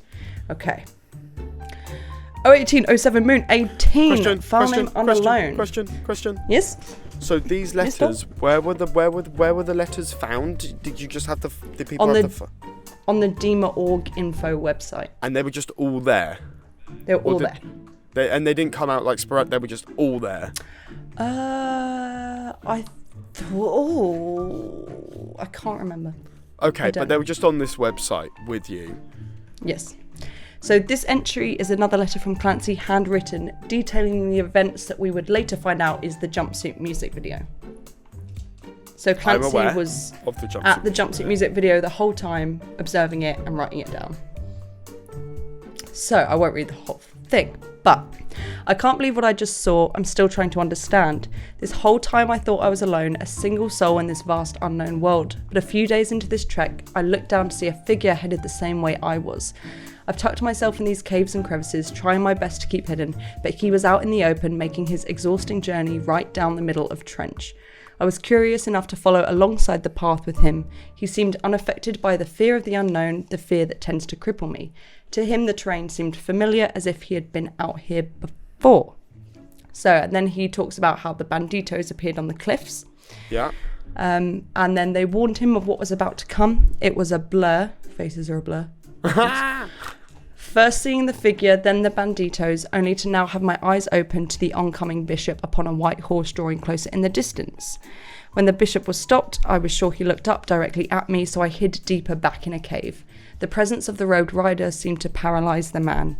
He stood still as he was approached, powerless as the outstretched hands smeared his neck. I had never seen a bishop possess a power like this. Keon's had always seemed gentle and warm. This bishop, at least out here, seemed like something else. I'll travel a little farther and maybe I'll get a moment of rest tonight. I may have made a mistake leaving. This spot between two places is beginning to feel like an endless and hopeless abyss. At least Dema is a place that I know, and at times like this I miss a lot about what I know. This will all be much tougher than I imagined. Nothing out here is familiar. I've witnessed the presence of others for the first time today, and I feel more alone than ever. Cover me. Okay. Oh my God. Clancy has seen Tyler walking through trench, seen the bishop take him, and been like, holy fucking shit, I want to go home, I'm terrified. And he's regretting it. I'm just saying, when 21 Pilots takes hiatuses, God, that was easy for me to say, like, no one needs to be annoyed because this is what they're doing. They are figuring out how the fuck they're going to do this properly, because Jesus Christ, I forget to make a Spotify canvas for when I release a song. No, they're on it. Mark's putting in the work. Oh, Mark, baby cakes, I love you so much. Come here. Love you, Mark. I did not know this was going to turn into such a pro Mark video. I'm hashtag pro Mark. Hashtag everyone, chat, whack in the comments. Hashtag everyone, pro Mark. Love you, Mark. Love you, Mark. Love you, Mark, baby. Hashtag okay. Marks is a cutie pie. 01901 Moon 2020 or 22. The file name is 17354527. Some of the letters are doubled on top of each other and they spell so deep Ned by you. Oh, Ned. And the file name references the chlorine atomic number 17 and atomic mass 35.4527. Sipping on straight chlorine. Chlorine. He knows it. He knows it, boy. Okay. I can't face this page for long enough to write what I'm truly feeling, and I'm only wrought with more questions. Questions about what I assumed to be true, questions about what my own path is, and the question that has plagued my mind every night that I lie here back in the city: did I give up? So the letter is typed, Clancy is back in Dema. The force I saw between him and his bishop seemed tense to me and frightening, but the memory of that exchange has had time to fester and replay in my mind long enough that I'm questioning if I even remembered it correctly. I assumed the bishop was forcefully retrieving his subject, but now I wonder if the bishop was actually trying to save him, but he refused. I stayed out there for 5 days after I watched it happen. I haven't seen him since. Maybe he got away and was still out in trench with me. Maybe the bishop chased him down and brought him home. Home? Did I just call this place home? After all the endless beauty that I saw out there, I am now convincing myself that I'm actually better off within these confines. Keon's approached as the sun rose one morning. I wasn't scared, I was relieved. After all that he had taught me, his presence was the most comforting moment that I had in days, and I couldn't help but be happy to see him. In true Keon's fashion, he wrapped his arms around me and then put his hands under my face, looked me in the eyes, and then said, "Clancy, my child, let's go home." I've been here for a few weeks now, and while the routines of this world are comforting and certainly easier than life out there, my mind keeps bouncing between the two places. Which one is home? Are the bishops protecting me and the torches upon the hilltop dangerous, or is it the other way round?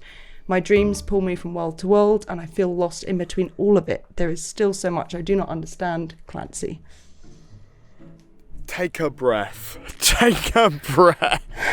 Take a bow. Take a bow. Oh my gosh. Oh my gosh. This is so much. You got that? No. Okay, so Clancy is back in Dema. Okay. So he's talking about how he's still kind of reminiscing on how he saw Tyler in the jumpsuit music video, how he saw him get captured by another bishop yet to be named. Okay. Which we find out is Nico. And he's saying that he stayed out entrenched for 5 days, was found by the Bishop Keons, which is his bishop for the district he lives in. And Keon said, come on, what are you doing? Let's head home. Come back to Dema. And he just went. He just willingly went. He was like, He just yeah, went, you're right. I bet. Yeah. But he's still feeling a bit of trepidation. He's like, I'm happy to be home, but also like, I'm suspicious of what's going on. Oh shit, he's sus. Clancy vented He's sus. in cafeteria. So, new era, new symbols. A new era brings new symbols. One of these is the jumpsuit medallion, and it's found on all copies of Trench underneath the track listing. And it's a bird's eye view of the map of Trench, and it's the way that the banditos navigate their way through the forest, pretty much. Okay. We just go down the middle. There's a stem. Well, down the middle is where Tyler got caught in the jumpsuit music video. Oh. Because Clancy said in the letter, he was like, I was walking in the train, and this dude was walking right down the middle, like he wasn't even frightened. Got you. And he was off at the sides. Yeah. So, East is up. Remember that from the letters? East is up. East is up. Used as a code for the banditos to help fool the bishops to be able to escape Dema and help others. Maps are distributed by the banditos, but they're only readable when you turn the compass so that the east is pointing up. The phrase is also used to identify other banditos as a message of rebellion, unity, and truth. And it's also the E from the FPE logo turned vertical. Oh, I see. I didn't even know what East is up meant. Like, it's just kind of It's just like a little code. Yeah. It's a little code, and you get given a map, but then you've got to, like, turn the map. So that if it gets given to someone... So you've got your compass, north, east, south, west. So you've got to turn your map 90 degrees. Facing up, yeah. So that the east is facing up. So that if it gets in the wrong hands of someone, they're just going to go in the wrong direction. Got you. 90 degrees in the wrong direction. So, what is Dema, right? It's a city run by the 9 bishops, and it's shown in the map previously provided by Clancy. Each bishop rules each part of Dema, so they've got their own sections. Yeah. Yes. There are 9 towers of silence, and outside the city are these neon gravestones along the edge. Is that a thing? Is that the neon? I've heard that. I've heard neon gravestone before. That is a subtitle of Trench. I just thought it was kind of like a person. I don't know why. No. So the city itself represents pain, grief, loneliness, just anything that makes you feel like crap. That's Dema, pretty much. Pretty emo. And from an outside perspective, it's very like brutalist. It's really dark and gloomy. Everyone's wearing grey. There's no colour. No one's really doing anything yellow or tape. Smiling. No yellow tape. That's for sure. The only colour in Dema is the red of the bishop cloaks. Okay. It's the only colour you get. So, what is Dema? So, Dema is a place in Burkina Faso. But there's more. So, a Tower of Silence, also known as a Dakma, is a type of structure used for funerary purposes by adherents of the Zoroastrian faith. And this practice is a way to dispose the dead so that dead people don't ruin the sacred ground, right? Okay. So these images are quite graphic, but you put the bodies along the tower and they get pecked at by vultures until they fall into the massive pit on the side. Ah. Yes, so these towers obviously look kind of like the Dema towers. That's crazy. And this is the Towers of Silence in Bombay, which look very familiar to the map Clancy provided to us of Dema. Dude, Tyler and Josh and Mark, big up Mark, must go down some right old rabbit holes online about just shit. July 11th, 2018, we get the jumpsuit music video. So in this video, Clancy has persuaded Nico to take him outside the walls of Dema. This is in the Heavy Dirty Soul music video that we find out, because the music video starts with the Heavy Dirty Soul car gone, burnt, sorted. As they drive outside the walls, the car they're in begins to fall apart, creating a fiery diversion and allowing him to escape. Okay. What is outside the walls of Dema? So we've got Trench, the green continent that the band have created. It's a hilly grassland containing a multitude of caves, cliffs, and rivers. It's meant to be a place of cloudiness, ambiguity, and uncertainty. And this main river here is where you said there's a nice stem in the middle of the map. But you're like out in the open. Everywhere else is going to hide you. Cool. Trench is a metaphor for the middle ground of becoming aware and realizing where you are not benefiting you, and you use Trench to move forward. So on the map here, we've got Dema, you've got the little hilly bit, and then you've got Trench. With you. Cool. Grand. So he begins wandering, makes his way to the valley, wakes up in a river having grown weak from days of walking, and makes his way out. He sees people on the cliff tops wearing the yellow tape. It's your time. And a haze washes over him as he's entered into an out-of-body experience. Nico is tracking him down, pursuing him on a white horse, and eventually catches him and smears black paint on his neck from his hands.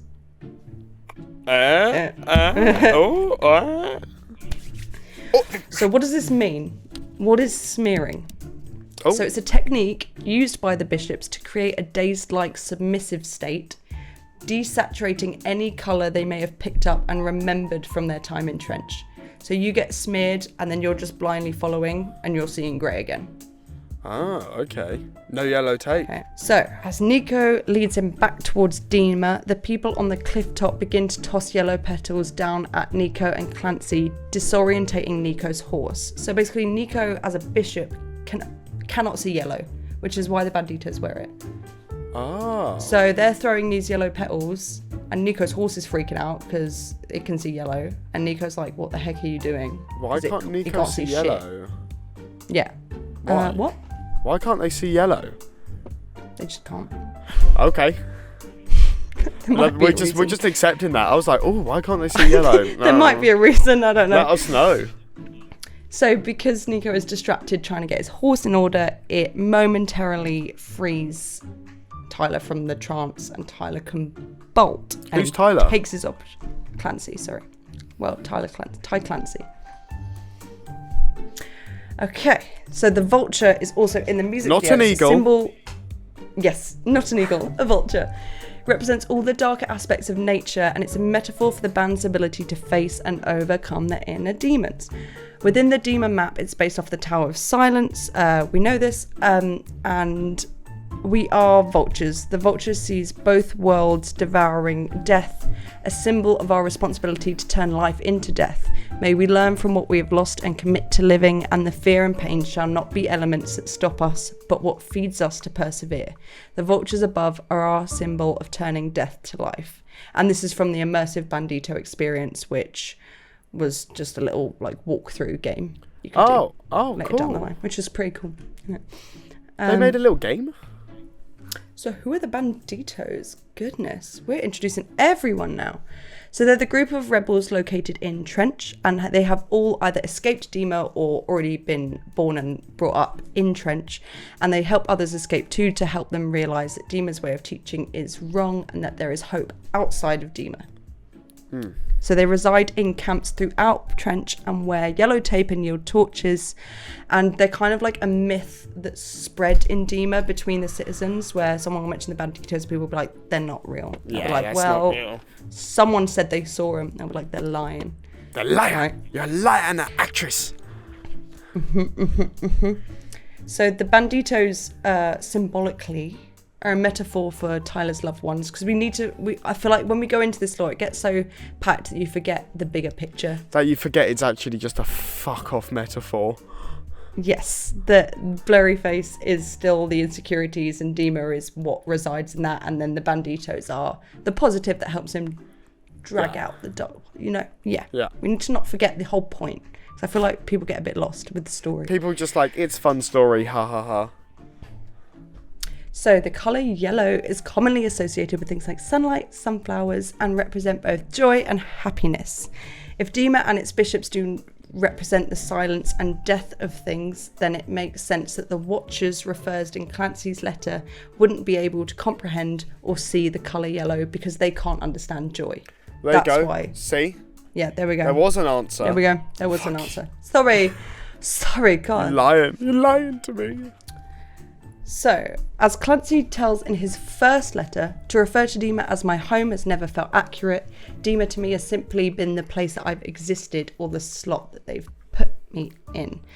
These lines could also be a reference to Tyler's opinion about the music industry, especially with the popularity of Blurryface. It went huge. Yeah, massive. So Maybe massive. felt like he couldn't really Global. top that. And Jumpsuit and Nico and the Niners were the first major releases since that. So he's stressing. He's like, am I going to be able to beat that? He's stressed out. He's stressed.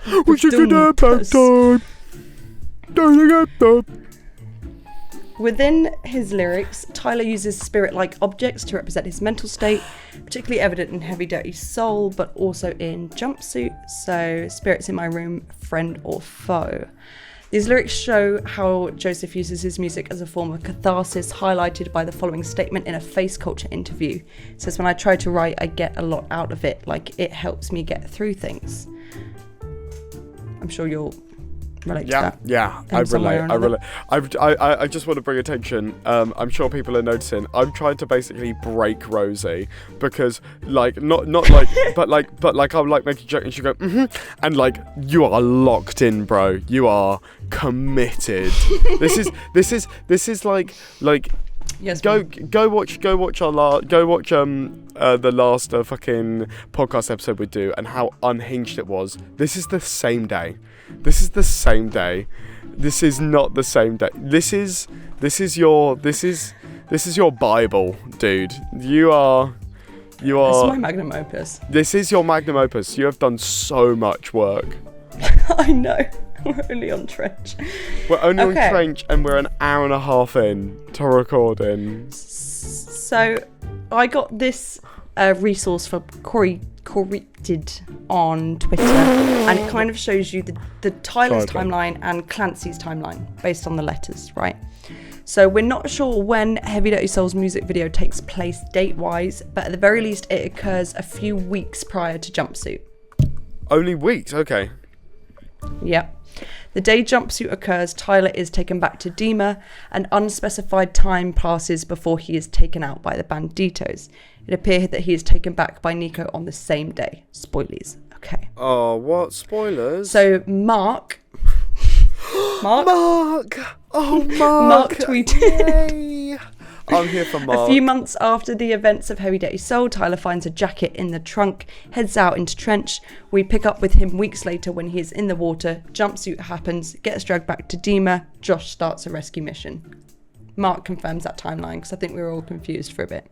And Mark was like, don't worry, babes, I got you. So Clancy's timeline, most of this is not going to make sense yet. The annual assemblage of Glorified, at least in 2018, was on July 6th. Jumpsuit took place, quote, a few days later, based on Clancy's letter, meaning it could very well have occurred on July 11th when the music video was released. Okay. You're gonna have to cut me out.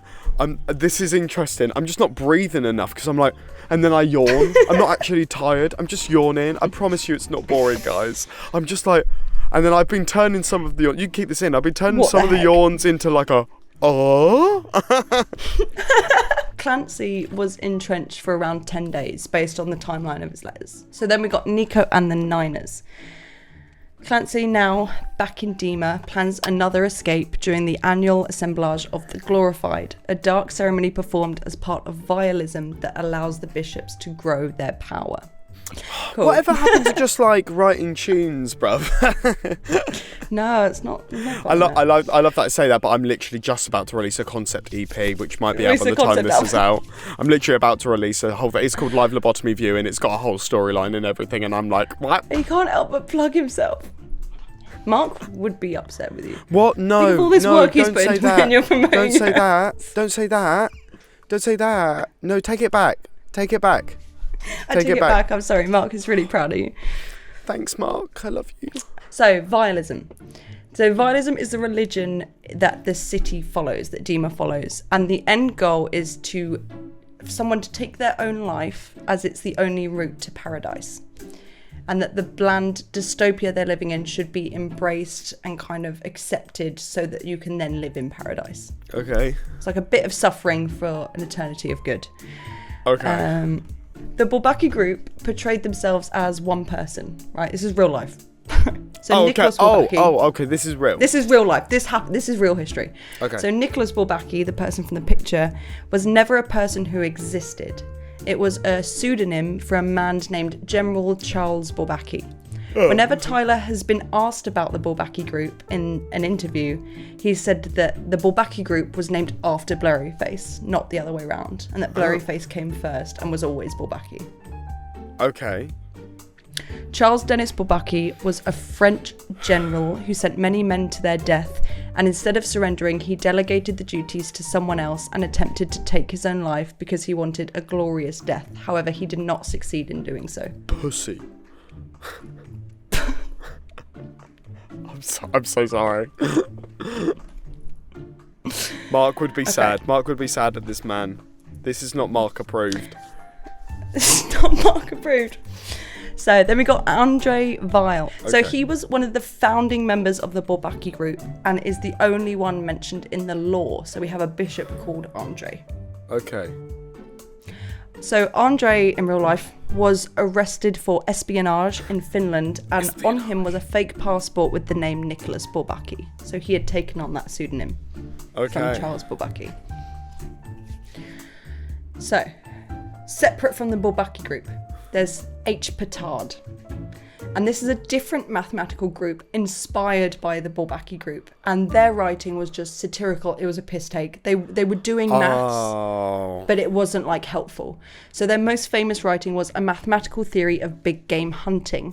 And in this writing, they detailed multiple ways of hunting down a lion using mathematical theory. One method, the Schrödinger method, suggests that at every instant, there is a non-zero probability of the lion being in the cage. Sit and wait. So they were just taking the piss. Schrödinger's cat thing. Yeah. Yeah. So there were 2 other pictures of the Bourbaki group that 21 Pilots gave us, both of which were doctored images. Both were found on Tyler's desktop. One was during a Zane Lowe interview and the other was posted by Tyler himself. And in both original images, there is a woman with the group, but she was not part of the Bourbaki group. I love that they're getting Zane Lowe involved. Come on. Zane Lowe's like the only person they do interviews with. Yeah, fair. He gets it. He does shit on. He's the Apple Music guy, isn't he? Yeah. Yeah, his interviews are sick. They are solid. He asks some good questions. Sorry, pivot. No, you're all good. So there's this woman in the pictures, right? Mm-hmm. Well, we had the pictures like cropped, so you kind of had like it would be cut here, and we had these guys, but someone found the full image and found that there was a woman in it who wasn't in the Bourbaki group. So everyone was like, "Who the heck is this?" Right? This woman is Simone Weil, Andre Weil's sister. Glasses drip. Hell yeah, that John Lennon type beat. Let's go. This is Andre Weil's sister, Simone Weil, and she was a French philosopher and political activist. Her death was considered a suicide because she went on a hunger strike in sympathy of starving French compatriots and died of malnutrition. Man, I could never do a hunger strike. I'm a hungry guy. I'm not gonna lie, about 20 minutes ago I was like, oh, I'd love a little chocolate, a little treat. So, we've got Simone Weil, Andre Weil, and Vialism. Vialism? Interesting. So, Simone Weil has a definition of kenosis, and it's in order to approach the divine, we must undergo a process of decreation and undoing of the fundamental separation that occurred when God created the world. We must overcome the separation by overcoming ourselves. Little hint to the overcompensate lyrics, overtake your former self. It's literally the same thing. Okay. How is all of this either confirmed nor denied? Like, I guess people figure it out. How do you even... Oh, it's not. It's not either... This has never been confirmed or denied, but like it's confirmed. This is... Because there's too much, do you know what I mean? You're right, Rosie. There is too much. And and what I'm saying is, like, this is... I mean, fair enough. it's worked. This is so much effort on everyone's behalf. And then I've just remembered that you made this fucking PowerPoint. You made this with the help of people on Twitter. But damn. I made a majority of it. So kenosis is also described as... It's described as self-emptying, and the definition of self-emptying is a way to become an available vessel. I do self-emptying into your mum's. I was expecting a bigger reaction from that huge, mic drop I just did. A way to become an available vessel. Like the album. Like your vessel. I like this album. Right. Good album. So this is all info from Keon's East on YouTube. Go check it out. It's insane. Vile outlines a civilization based not on force, which turns a person into a thing, but on free labour, which in its engagement with and consent to necessary forces at play in the world. It's very wordy. Old text. Including time and death, allows for direct contact to reality. So they're basically saying you should consent to free labour, deal with the necessary forces at play in the world, whether that's death, whether that's aging, or that's everything, and then be free. Okay. So just exist? Okay. Separating yourself from existing. Oh, okay. Self-empty, become the vessel. So Simone's theory that attention consists of suspending our thought, leaving it detached, empty, and ready to be penetrated by the object. It means holding self-emptying, brother. It means holding in our minds within the reach of this thought, but on a lower level and not in contact with it, the diverse knowledge we have acquired, which we are forced to make use of. Our thoughts should be in relation to all particular and already formulated thoughts. As a man on a mountain who, as he looks forward, sees also below him, without actually looking at them, a great many forests and plains. Hello, that's Trench. Hello. Above all, our thoughts should be empty, waiting, not seeking anything, but ready to receive in its naked truth the object that is to penetrate it. Go on. Like I penetrate your mom! So, Simone Weil wrote a lot of letters in her time, and there's a lot of connections between the letters from Simone Weil and the letters from the Dema citizens and the Banditos and Clancy. Plagiarism. So Simone said, at 14, I fell into one of those fits of bottomless despair that comes with adolescence, and I seriously thought of dying because of the mediocrities of my natural faculties. And Clancy said, the perplexities of the Dema didn't occur to me until my 9th year. It was then that I began to contemplate the existential and decide what type of impression I wanted my life to make. Okay. Basically the same thing, right? Basically. Simone said, I did not mind having no visible successes, but what did grieve me was the idea of being excluded from that transcendent kingdom to which only the truly great have access, and wherein truth abides, I preferred to die rather than to live without that truth. And Clancy says, how had I not seen something so obvious? I'm reminded of the moment daily as the realization directly collides with a unique hope for my own future. As a child, I looked upon Dema with wonder. Today, I am wrought with frustration. So, yeah. Sorry, Clancy's also looking for truth and is willing to take risks to find that truth. Understand. However, yeah, I mean, look at that. She's just the queen of the bob. Go back. Look at that. Bosh. Bob. Next photo. Slay. Fuck ass Bob. So Simone said, if you want me to live, you will preserve me. If you don't want to preserve me, then I am perfectly happy and ready to die. And I believe Clancy says, did this icy cold preserve me? Why was I spared? We haven't got this letter yet. We'll come back to this. Oh. Final letters from Simone Weil, right? On May 15th, Weil wrote a farewell letter to a man named Father Perrin, who was a French priest and resistance fighter she had made friends with. She said, "You know that for me there is no question in this departure of an escape from suffering and danger. My anguish comes precisely from that fear that in spite of myself and unwittingly, I will be doing what I want above everything else not to do. That is to say, running away. Up till now, we have lived here very peacefully. If this peace is destroyed just after I've gone away, it will be frightful for me. If I was sure it was going to be like that, I think that I should stay. If you know anything that might throw any light on what is going to happen, I count on you to tell me." She then left in a boat to travel between this place of anguish to her resting place on May 17th, the same day Blurryface was released. You cheeky fucker. Cheeky fuckers. See, they love a date. I don't fuckers. believe that all those dates that didn't have things in them aren't linked to something. Maybe. Start digging, Sam. Start Like finding out. fuck, dude. Like But fuck. there's a few things in this letter that's important. So we've got the place of anguish to our resting place. So if we draw a parallel between Dema being the place of anguish and then a possible resting place, and also that she will be running away, and that up until now she lived in her anguish very peacefully, just like Clancy did. Next. The glorified gone. Right, we're back in Dema territory. This isn't real life. Okay. Oh, some of it is, but I'll let you know. Rosie, this is so much information. I've not felt like this, and you can put this on record. We're technically having a small break right now. I've not felt like this since. Okay, how old am I? 9 years ago.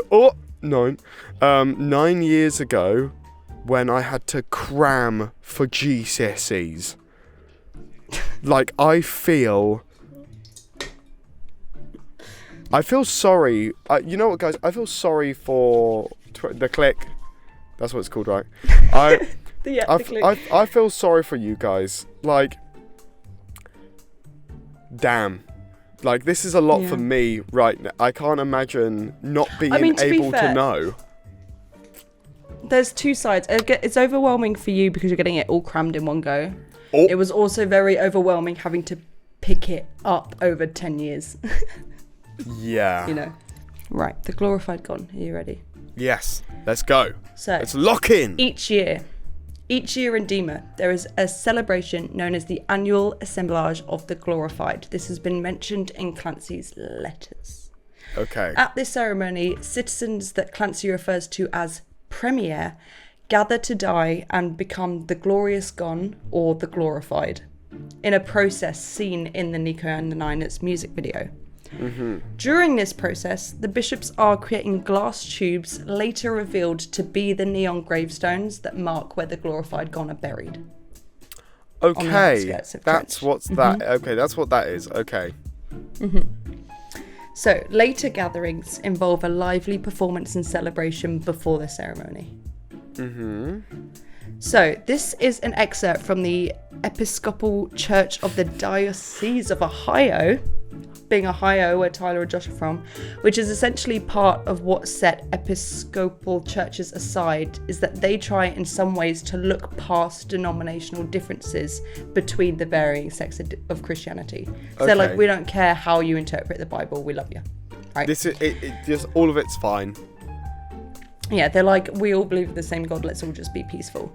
But this is an excerpt from that, and it says, no man or set of human ancients is glorified in it. No human eloquence or contrivance of man's wisdom is honoured as having any special instrumentality. Where tendencies to such distinctions have appeared, they have been rejected. You see a daily assemblage of intelligent people gathered from the walks of business at an hour of the day which the world claims for its own interests in some lecture room or public hall or Sunday school. Okay. So, interesting.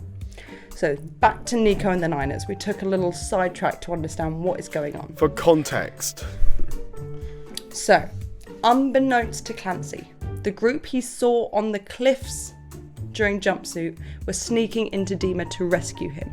And this is the Banditos, trying to liberate him. So Clancy tries to leave, and he's like, no, I'm not doing this, but is approached by the Banditos, particularly Torchbearer. Bonding quickly, they stage a diversion in the town square to distract the bishops from finishing their ceremony at the the power gaining of the glorified gon. Yeah, okay, where they gain more power and whatever. So we'll look at some lyrics. The song begins with a toned down and reversed version of Josh's voice.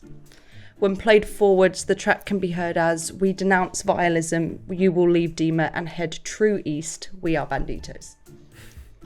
The fictional city of Dema is surrounded by giant walls, as mentioned on the band's website, so every cardinal direction is blocked off. The only way out is up. This could also be referencing the sun rising in the east, suggesting a thematic parallel between Nico and the Niners and 21 Pilots' 2013 song, Truce. Oh. This is most likely a reference to George Orwell's 1984, so saving your razor blades now. Brainwashing is a central theme of 1984, and a language called newspeak was engineered by the government as a way to control the thought patterns of its citizens. So in the book, razor blades are scarce because people use them to commit suicide, and the government's like, we're not having that. So they're kind of like black market dealing. Very expensive. Got you, okay. Black market dealing. The band has been influenced by the book before, and it appeared in their music video for their cover of the song Cancer by MCR. So it's not like a tenuous link. They have been influenced before. Emotions affect us deeply, and people tend to feel insignificant in low periods, and during high periods they feel 10 feet tall. So when he says, I'm lighter when I'm lower, I'm higher when I'm heavy, it's kind of just like, feeling down, feeling good. He may also be referring to the common idea that your soul goes up when you die. When he's heavy, he's higher, closer to death, and when he's lighter, he's lower, more grounded to earth / staying alive. Okay. Niners, the collective term for the 9 bishops that rule over the city of Dema. You know that. I'm aware. The word Niner comes from the pronunciation of the number 9 in the NATO phonetic alphabet, and also corresponds to the 9 circles pictured on the Blurryface cover art. We know this. I'm aware. It's also worth noting that the Nico and the Niners could also refer to Dante's Inferno from his Divine Comedy collection, with the Niners that represent the 9 circles of hell. So there's lots of influences and things they're taken from. Okay. So in the song it says, start a concert, a complete diversion, start a mob, and you could be quite certain. And it details the escape from Dema in the video. So Clancy explains their plan for escape, saying, instead of trying to hide ourselves, we'll make sure that all of us are noticed. If we time it right, we'll divert the attention of the watchers and finally take the step through. Clancy and his fellow conspirators have accepted the fact that it is impossible to escape from Dema without being noticed, especially alone. So instead they decide that they have strength in numbers. So strength in numbers, let's go. Okay. Last one in the trio. Levitate. Tyler is led to the Bandito camp. They put yellow tape on him as a form of protection. After escaping, he shaves his head. It signifies new beginnings and quite literally severing ties with Dema. But there's also have you ever heard that like hair holds trauma? Whenever you go through a traumatic event, you like cut your hair. Yes. Like that. But shortly after, his bishop takes him from the Bandito camp and he is dragged back to Dema again. Again? I know, again. My guy, come on, try harder. So, ever since the 7th grade, I learned to fire breathe. What does it mean? It's a metaphor for spitting bars, man. Come on. However, fire breathing also shows up in the Bible when 2 witnesses are appointed to prophecy. So Revelation 11:5 says, if anyone tries to harm them, fire comes from their mouth and devours their enemies. This is how anyone who wants to harm them must die. So right. I'm just saying, I feel like 21 Pilots fans, yes, there's all this stuff. You guys look far too much into things. It could just be him going, shit, I really need to fill this line. No. I'm really good at spit. Okay. No. This is important, I think. So he's saying that anyone that tries to harm you, set them on fire, and that's how they have to die. Oh, okay. This Intense. comes back later. Okay. We also see Tyler using fire-breathing imagery in car radio, saying, my lungs will fill and then deflate. They fill with fire, exhale desire. So there are links. He's had fire in his mouth for a while. A couple years. Spitting bars, bro. Spitting bars. Okay. So I know I shouldn't say this, but a curse mute is all that I would need right now. Is another example of Tyler questioning his Christian beliefs. It's been basically what the entire song is about. And this is where people started to link in, like, yes, Dema and Blurryface are his insecurities as a person, but also with vialism involved, the religion that Dema is kind of pushing based on its citizens. Yeah. Is this also a criticism of how Tyler has viewed religion as an up and down roller coaster with you throughout his life? So this time Tyler questions his faith, making a implicit demand for proof. Okay. I feel like I've said, I need an okay tally of how many times I've said okay in this video. So he's basically saying to God, like, do something, fucking curse me, do something bad, and then I'll feel better. Yeah, because I'll know you exist. At least, you know what I mean? I don't need some kind of confirmation. Yup. So they're smirking at fresh blood, they're circling above. This is about the vultures, of course. It's about the towers of silence again. There's the circles of dead people, and they're coming down and they're feeding on him. Crazy. Delish. Crazy. Insane. Delish. Okay, January 23rd, chlorine. Little guy. Little guy. FPE is now no longer failed perimeter escape. For now. It now means fine pool equipment. Right, okay. Have you seen the chlorine music video? I have seen the chlorine music video. Okay. Because I saw all the things. This is where I was aware of most stuff. I saw all the things of people like, oh, look at this massive... this is a picture from a potential music video shoot. Look at these massive things of chlorine, and all the, all that kind of stuff. I feel like I don't need to explain it. If you haven't seen the chlorine music video, go watch it and then come back to this. But Tyler said, Ned is a very important person to us. He's been a friend of ours for a while. We're now just introducing him to the world. Little guy. Interesting. Little guy. Little man. So, trench timeline. Got Heavy Dirty Soul. Tyler convinces Nico to take him outside the walls. You've got the annual assemblage of the glorified, where Clancy leaves with a group of people during the night. Once he's outside the walls, this group is never mentioned again. You've got Jumpsuit. So Tyler is wandering through trench for what could be a few weeks. Nico catches up with him. He is smeared and forcefully brought back to Dema. But from Clancy's perspective, a few days following his escape, he sees Tyler, follows alongside him before witnessing the events of Jumpsuit from inside a small cave. He does not recognise Nico. Then Clancy has been running since Jumpsuit for 5 days until Keon finds him in trench and takes him back to Dema. And then the torchbearer and a group of banditos rescue Tyler. He's brought back to the bandito camp, but Nico finds him soon after. That is the timeline. That's what all of these slides have been about. Just to clarify, yes, is Clancy and Tyler two separate people, or is Tyler just playing Clancy? What do you think? From what I'm aware, from what this is as much as we did. Oh, so from what I'm phrasing, it's from the phrasing and stuff here, I guess they're two separate people. Well, we had the picture of Tyler that Clancy took and then wrote on the back of. So yes, so we are also assuming it's two separate people. Okay. Okay, this isn't very important. I just wanted to I'm going to flick through this. I just want to show you how fucking insane this is. Okay. Will, you legend, did these slides for me because I tried and I gave up. I did not do this. I gave up. So the band posted a video on Twitter with a code to decipher, and following this, an unexpected live stream began on YouTube. This live stream included grainy footage and a phone number for fans to call. When you called this number, it said, "Hello, if you are receiving this message, you are most likely experiencing level of concern. We thank you for your participation and interest. We have hidden codes all around the internet for you to unlock new levels. Each level contains elements that could possess a clue to proceed to the next level. That is only if you're savvy enough. We guarantee that this game is certainly madness, happiness, paranoia, and fun.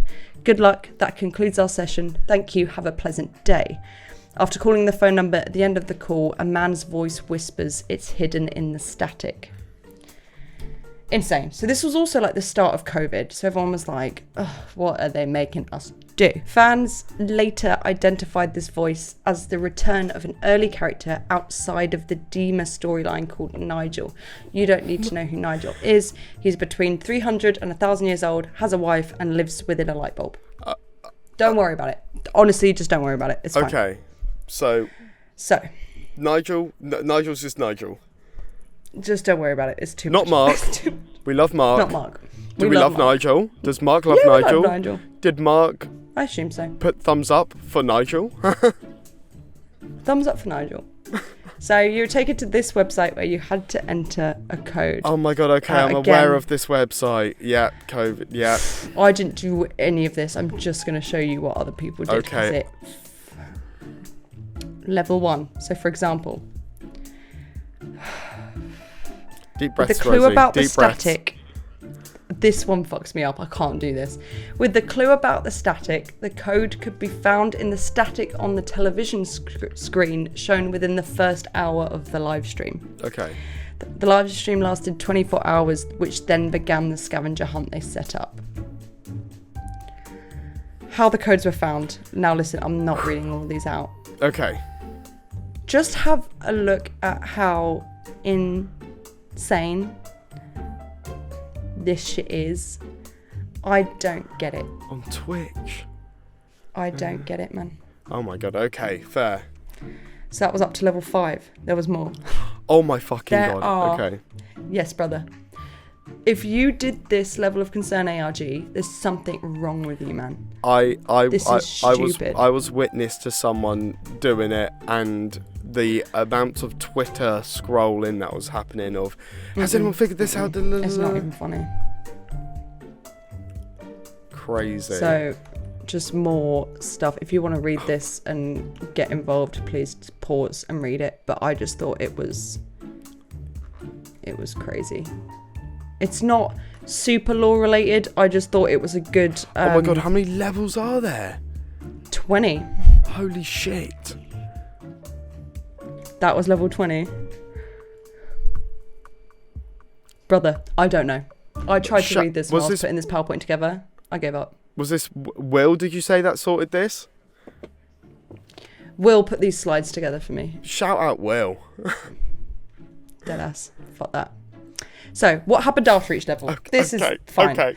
After fans completed each level, we were given access to files. Some were called Tyler's phone and some were called Josh's phone. And they had old unseen photos of the band. So this is a really famous one. That's hilarious. Huge. Huge. Some more pictures, unseen. Old tours, just very cute. Love it. Just cute old pictures. We love to see it. So we got a little treat.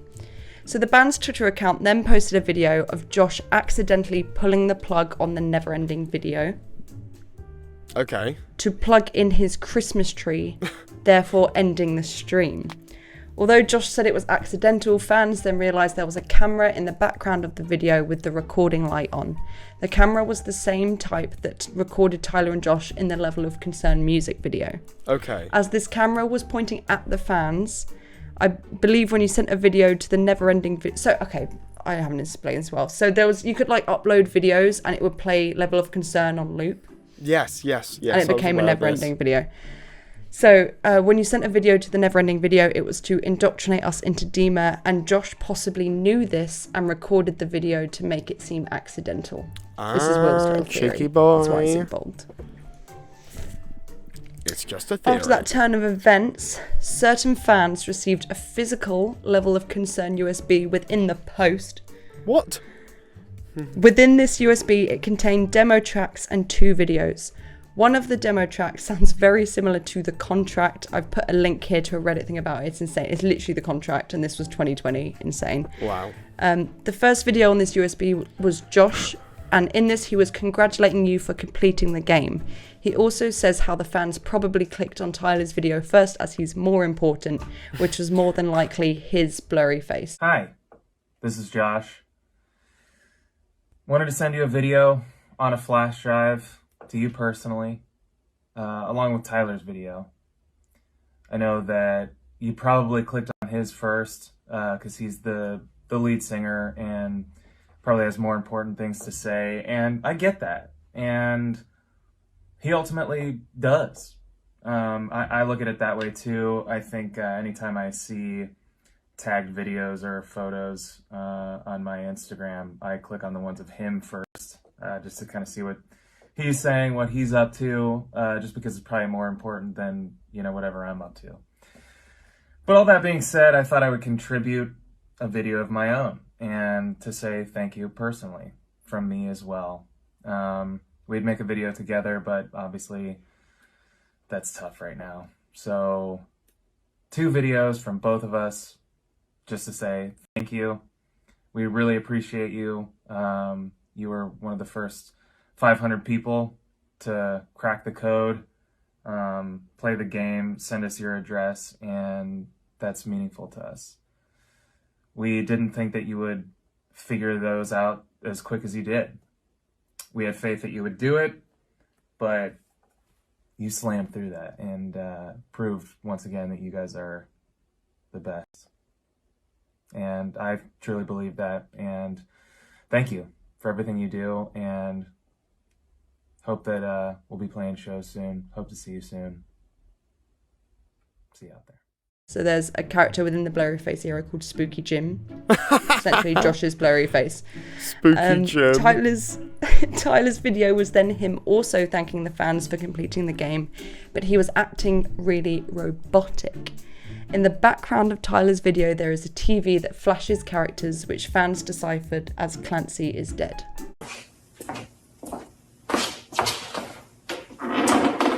Hello, it's Tyler here. This video is on a flash drive that we mailed to your house because you are one of the first few people who cracked the 20th drive. And I don't know, this is, if you're seeing this video on the internet, then it's not what this was supposed to be, and someone leaked it on there.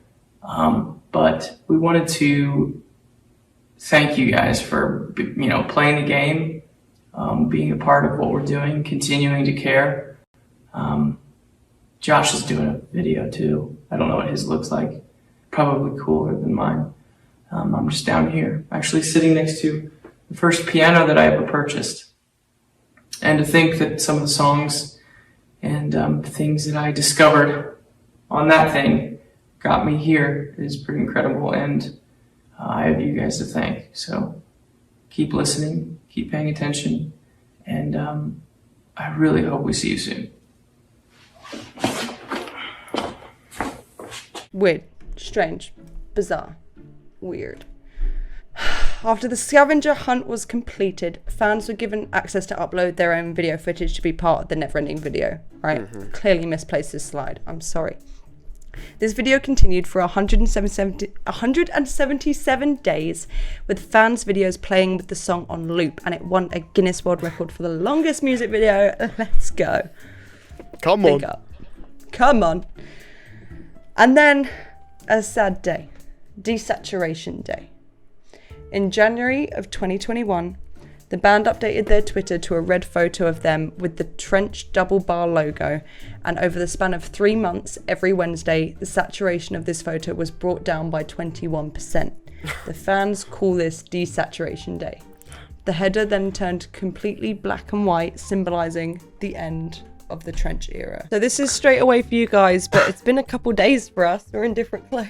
I know, we're both in white t-shirts. I know. That never happens. I am still, though. Oh, what shirt are you wearing, Sam? I'm still in a Polygons t-shirt, though, with a lovely hand-painted by real artist back print. So if you would like to cop one of these, you could get them on the Polygons merch store still. Come on.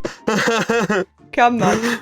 So what do you remember that we've been through so far? So, let's have a quick rundown. I was speaking to my girlfriend about this, and she was like, how was it? And I was like, I was so tired. I was so tired. In the footage, you're just going to catch me yawning, and it's for both reasons of like, oh my God, this is so much info, and I was a little bit sleepy. But okay, so real quick to try and rattle it off, we have Blurryface, and Blurryface is portrayed by Tyler Joseph, and you know that when he has like red contacts and the black paint on his neck and hands for his insecurities. Now, Blurryface made a fucking Twitter account, all that shit, loads of fakes. It was crazy. Oh my God, he's controlling 21 Pilots. It's coming out on this day. No, it's actually coming out on that day because I'm making you, bitch. And then so all of that happened, and like there was obviously loads of like, I mean, with every single era of 21 Pilots, there's letters and secrets and websites. Oh my. After, obviously, I'm very paraphrasing here, there was other shit that happened in Blurryface, blah, blah, blah. But then the transition between Blurryface and Trench, yes, is the Heavy Dirty Soul music video.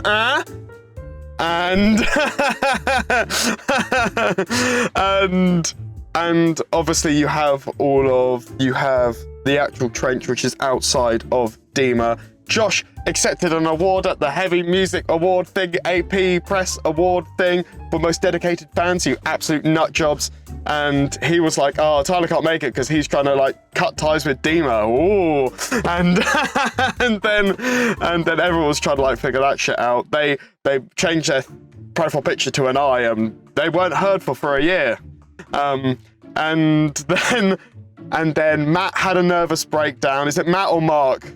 Mark had a nervous breakdown because they were like, oh, we're going to do it all over again, but with more budget. And so Mark cried into his pillow, their creative director.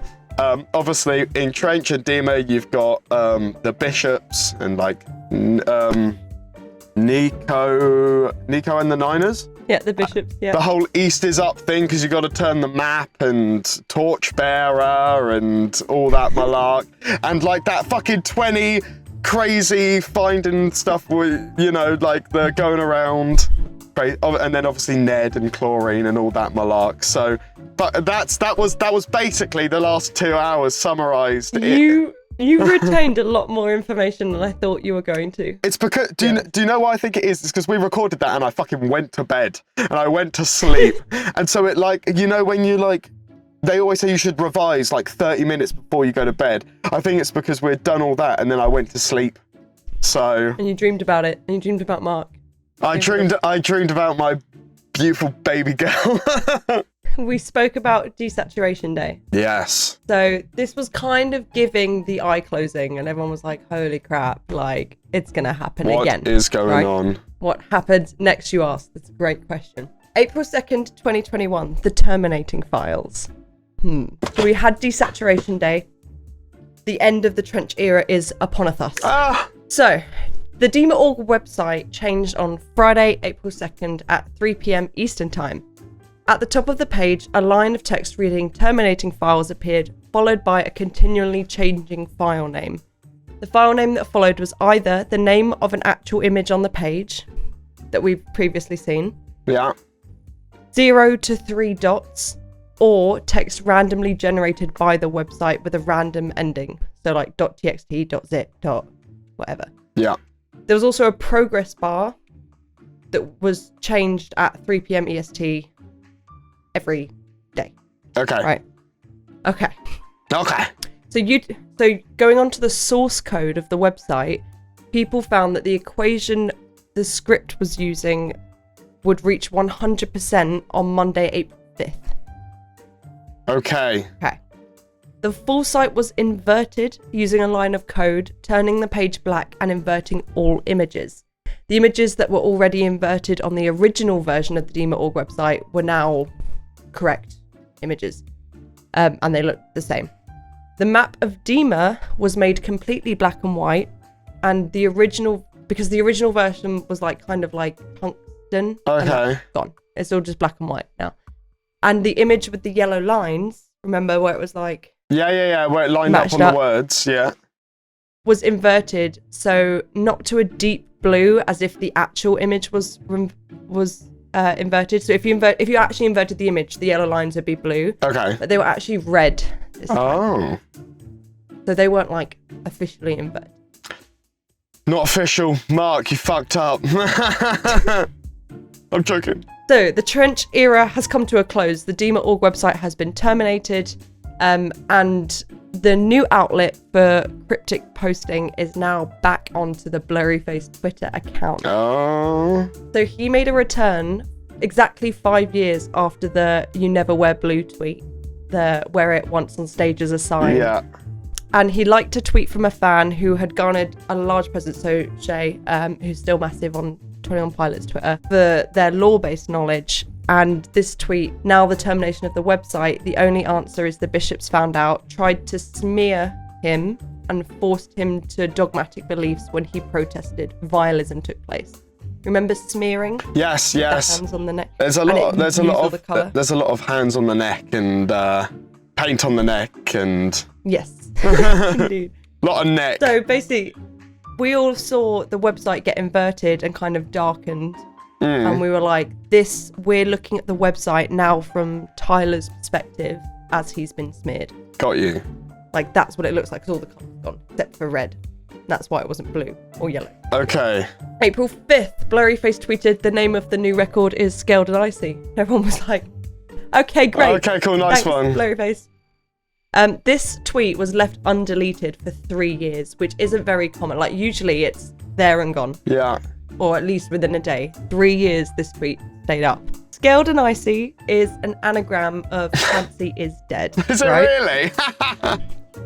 And it was associated with a song that came out, a standalone Christmas song that came out in 2020 called Christmas Saves the Year. But in the thumbnail of Christmas Saves the Year, there's this hidden message that says SAI is propaganda. It's kind of here. That's it zoomed in. And everyone was like, oh. So the progress bar on Dema.org reached 100%, and it was replaced with a new page called Account Terminated. And it says the page you're looking for has been removed from our servers. The account was in violation of terms established by the sacred municipality of Dema and deemed contraband material. Disciplinary action has been taken, and the offender no longer has access to this account. Further actions have been taken to ensure these violations will not occur again. Anyone attempting to access or share any contraband material will be prosecuted to the fullest extent of the laws set forth by Dema.org and the sacred municipality of Dema, and an infraction number. So basically, Dema's got access to this site somehow, seen all these letters from Clancy and been like, this shit can't fly. Oh my days. The infraction number is an A1Z26 cipher, which can be decoded to Clancy is dead also. And when hovered over with a mouse, the O in the word offender changed to an O that's the same in their name. And when clicked, one of 3 posters filled the page in rotating order. These 3 posters. Okay. Very girly pop. I like it. Very girly pop.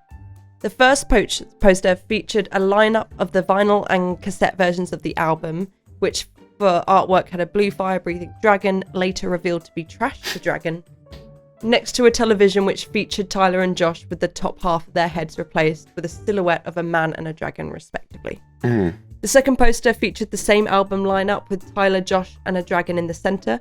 Josh was measuring the length of the dragon's head while Tyler on the left jumped out of the TV. Sorry, more importantly, does Tyler have a top knot in that? He's got space buns. This is Space Bun era. Ah, yes! I like that. So cute. That's great. So cute. The Clique realised in all the promo photos for this album that Tyler and Josh are actually standing on the wrong side. So forever and now, Josh is always on the left and Tyler is always on the right. So we were like, what the fuck are they playing at? Why is Tyler on the left? Why in their pastel era? The third poster had the album lineup and TV display from the first poster, along with Tyler and Josh and the dragon in the centre once more. Tyler and Josh stand back to back while the dragon's body wraps around them. So this is like a weird time, like this is all coming out, and the aesthetic of it is strange. Yeah, it's very not 21 Pilots. Not 21 Pilots. And you've got like the text on the poster, it's like, feel the saturation, and we were like, this can't be the same guys that wrote Stressed Out. Yeah, do you know what this dragon's giving? It's giving like those leisure pool centres. Do you know what I mean? Yeah. Do you know what they? Yeah.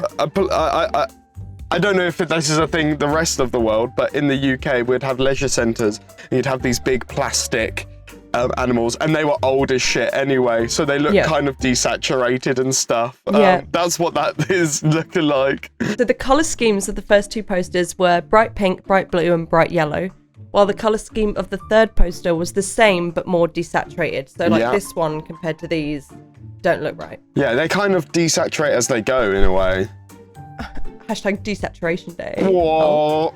Well, all posters were stamped with logos that read Good Day Dema, a production of Dema Org, and FPE, Feature Performance Event. So we have a new FPE, meaning. In all posters, neither Tyler nor Josh smiled or frowned, but they were just completely neutral. So back into the lore. Clancy's had these escape attempts during Trench, right, that we've seen in the letters. So Clancy is now well known within Dema for having so many escape attempts. He's a failed perimeter escape. He has to wear that badge that we saw on the website that says failed perimeter escape. And the bishops don't like that this is getting him fame, basically. Okay. It's just drawing more attention to being liberated. They're like, we need to shut this down. Yeah. So, upon realising his usefulness, they devise a plan to take better control of the citizens of Dema and decided to introduce desaturated colour and music to the people, forcing Clancy to create the album Scaled Nice. Okay, so this is what I was going to say, because I heard a lot of people saying, Scaled and they were forced to make this album, like by Clancy, because obviously this was, from what I've heard, I did listen to it, but like I've only ever listened to it like once, Scaled and Icy. I can't say I've listened to it loads. Is that the reason it's not as good as the other albums is because they were forced to make it. So we've spoken about this before. You're like, oh, they've definitely just been like, oh, it was propaganda for lore. And you're like, that's bullshit. You've made a bad album and you can't take it. So I really like Scaled and Icy. I think it's a solid album. Yeah, because I think people's argument was it was their most poppy album, whatever that fucking means. Yeah, which I think is fine.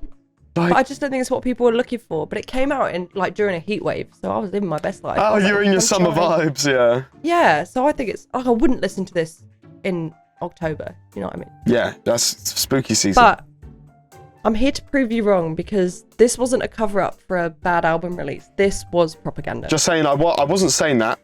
People, like from the little bits I've heard, that's what people were saying. And don't come for me. Okay, so this is Trash the Dragon that we know from the album Cutie. cover. He is another side character Tyler created. So he's a blue fire-breathing dragon, and he's the cover art for the band's new era and album Scaled and Icy. Tyler said in an interview his inspiration for this was that he had a little dragon figure in his home studio that he stared at during the creative process of this album. That's sweet. But there is some interesting like Easter eggs with the thing. So in Trash's wing on the album cover, there's this shape, and users figured out that it was a map of Clancy Way in Genoa Township, Ohio.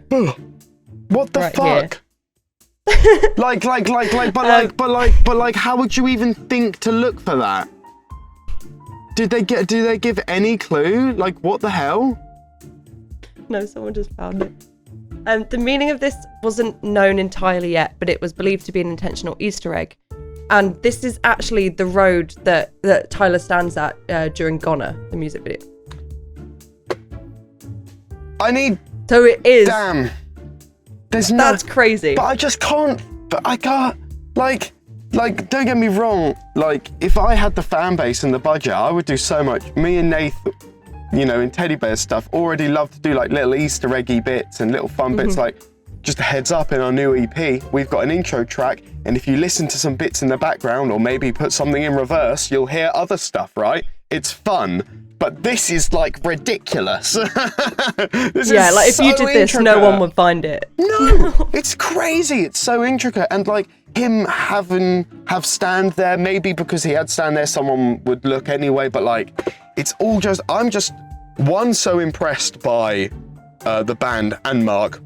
But also the fans, like how like intricate people look. Like, how long did it take for someone to notice that? Because no way someone fucking noticed that in the first 30 minutes. Like, it had to have taken a while. Actually. It's crazy. Sorry, just crashing out real quick.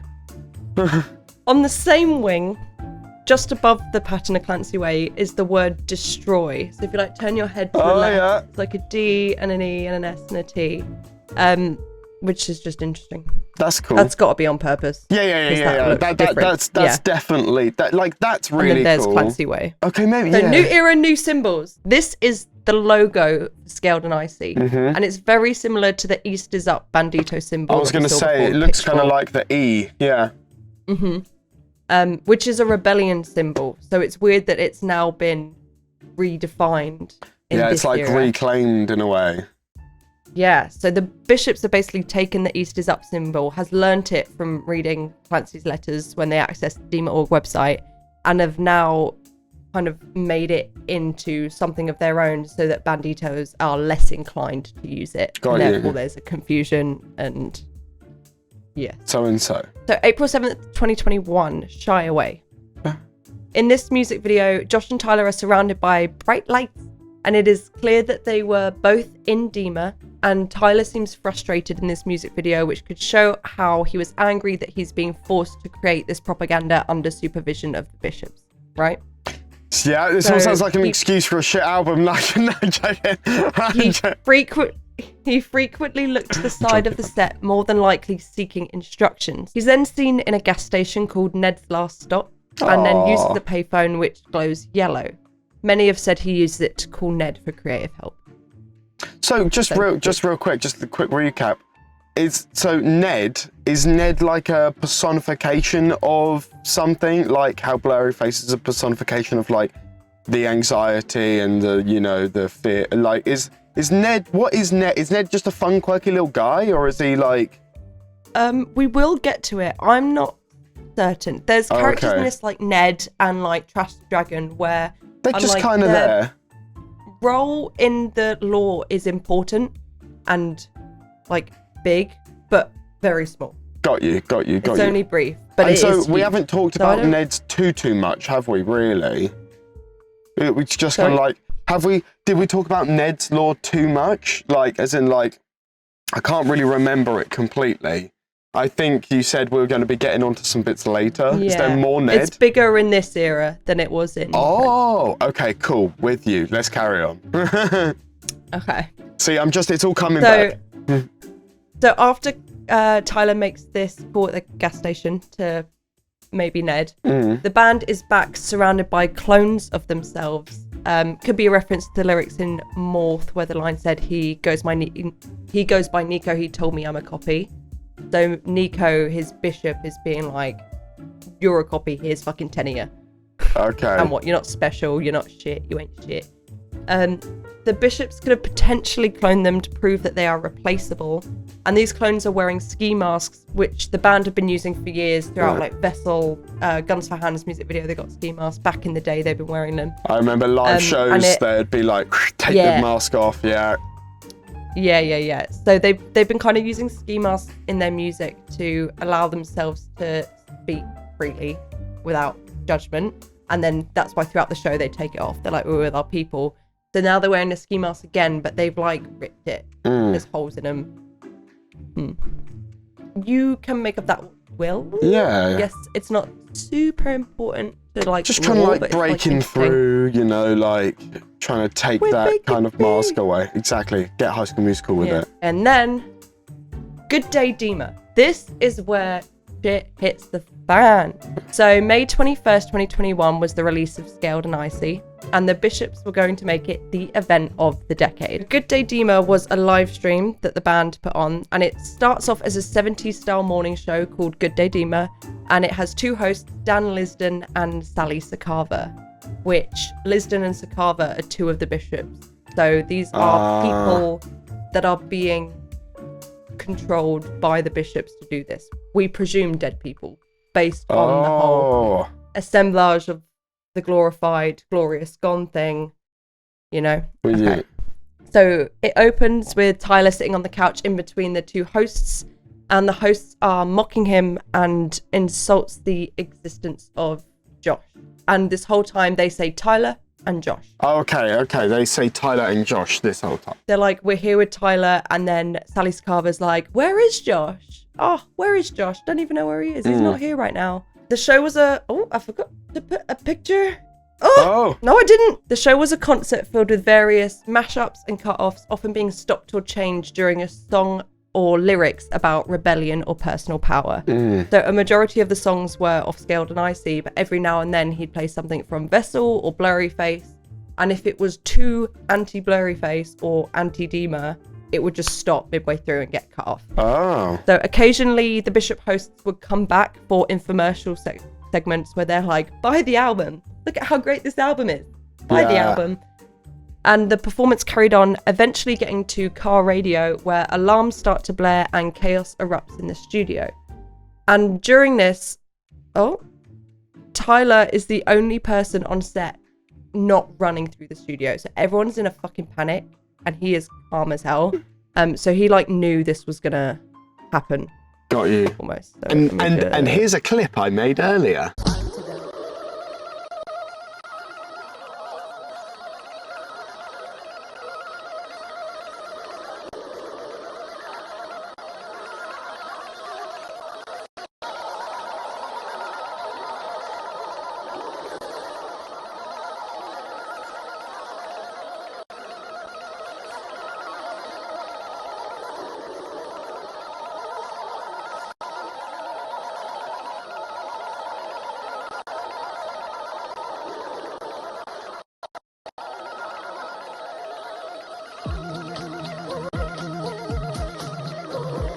Never Take It is the last song on the set list straight after that, and it's performed in a street filled with burning cars and running people, so there's still chaos going on. And there's like searchlights as well that every now and then do a sweep. After the song ended, Clancy slowly and begrudgingly trudges back to the first set with the Bishops, or the hosts, who were looking completely normal after having become alarmingly gory during the production. So throughout all these infomercial bits, they get fucked up. They're fucked up. Then by the end, they're totally fine. It's very strange. So July 8th, 2021, due to the success of Good Day Dema, the Bishops decide to hold a party on a submarine for the next annual assemblage of the Glorified and have him perform. This was the Saturday music video. Clancy wrote about these events in a letter, which we'll get to later, but he said, I guess it went well enough for them to request more of me. I was useful to Dema, and my creativity was exploited in new forms. They wanted me to be the entertainment at the annual assemblage of the Glorified, a performance at sea for the premier citizens of Dema. I know those weren't real bishops on that ship. I'll quicken the entry. I need to keep up with Torchbearer. Keons, who is Clancy's bishop. Yeah. Not Tyler's bishop, Clancy's bishop. So he uses the power of seizing to seize Trash the Dragon, and Trash then hits the submarine that they're performing in. So one of the bishops, Clancy's bishop, is purposefully fucking this submarine up with his powers. And this way, they're able to escape. And as they escape the submarine, the illusion of Dema is gone, and they regain full control over themselves. So this entire time, throughout the release of Scaled and Icy, the Good Day Dema, and the Shy Away music video, they've been they've been seized, and in that daze, like in a daze, like in a controlled daze. Yeah, they've kind of just been going with what they're told, but then this just like breaks them out of it. It's fucking cold. It's happening. So why would the bishop do that? Is they on his side? What the freak? Well, we know that from previous letters that Clancy and Keon's were close. Like, Keon's has always been a bit... Soft because spot. he said he got a soft spot. He said when he brought Clancy back the first time after Clancy wrote the letter witnessing Tyler in the jumpsuit music video, that Keon's was like, "Come home, my son, my child, My son. I think. That's my boy. So they've got like a... That's my son. And we think Keon's probably saw what was going on with Clancy being forced to do this performing and being fucking miserable without Good Day Dema, and he's like, this shit actually can't fly. Yeah, this is too far. March 16th, the Dema.org website was updated, removing the account terminated notice and replacing it with the prior content with the addition of a new post. Okay. So now Clancy is now free of the days. All the info's back up. Okay. 02203 Moon 16, the 7th anniversary of the release of the fairly local music video. Up and around. We have this file name called Voldsoy, and a compass on the image indicated that it was oriented with east is up. So everything already is east is up. A port near Dema is labelled Port Vile, presumably referencing vialism. And to the right of the map, there is a small island called Voldsoy. This is the name of a real Norwegian island and translate to Violence Island, which could possibly be a reference to the lyrics from Migraine, where he says, "I didn't know this was such a violent island." 02203 Moon 17 is the teaser of the Outside music video released, and the file name is Isolated. Clancy says, "I haven't had the ability to write for what seems like a lifetime. This deprivation is what weighed on me the most, not the lack of food or the change of scenery. They wouldn't let me write anything down. Well, at least not without them present. I remember that day vividly. First they let me out, even though the hallway was still grey and drab. The new experience was a shock to my system, significantly different than usual captivity. I tried to match the rhythm of the nameless guard's footsteps as we echoed down the long corridor. I followed close behind as if I had no choice. Cold concrete encapsulated us and seemed to cast a spill of synthetic calmness. Obedience. We arrived at a blue door, and it's an odd contrast to this concrete maze. As I went through the doorway, I found myself in another typical grey Dema room. The only difference was who was waiting for me. 4 of them, 3 of them unknown to me, but one was clearly Keon's. I knew his voice. They proposed an idea, a television show, or whatever it was. I had no idea that I was known outside of my cell, but they informed me that I had garnered notoriety for my schemes and outbursts. They wanted to use my face for the benefit of the city. They handed me a pen, a familiar instrument, yet they must be present when I use it. They wanted to manage my imagination and vision. Although shackled, at least I could create again. Thus began the sessions. Every day, my cell door would open. I followed the guard down the familiar hall through to the blue door to sit down at the desk and chair, my designated creative space, perfectly centered under their watchful eye. Sometimes 3, sometimes 8, not once were all 9 present. He was never there. I would have felt it if he was. At the end of the session, Keons would take my pen, gather my writings, and send me back. This went on for months. What were we creating? I wasn't sure. A variety show with songs and set pieces? Were the rulers of this stifled city actually attempting entertainment for its people? Everything I created had to be, quote, for the benefit of the citizens of Dema, unquote. A phrase I heard often. I didn't question them. I was happy to be out of my cell and putting words to paper. On the final day, I wrote the last line. I was asked to name it. The question caught me off guard. This seemed like a decision they would make. Show day. They dressed me up and asked me to smile, a poor attempt at hiding my sleep deprivation. It was all so colourful, as if compensating for the greyness of the city. It was a blur. Facesarablur.com. Before I knew it, it was over, and I was back in my cell. I can only remember fragments, only blurred hallucinations of colour and chaos, like a dream. The confusion of it all hangs overhead. What was it all for? But it wasn't over. And then what I said earlier about them making him perform on the ship. Yeah. So this is all him like having to be forced to be creative and write the other music and everything. Yeah. Yes. During the performance, we were attacked by something in the water. I don't know what possessed the creature to attack, but it was odd and felt incredibly intentional. Many lost their lives in the attack, and I was thrashed through the bitter cold waves, yet somehow survived.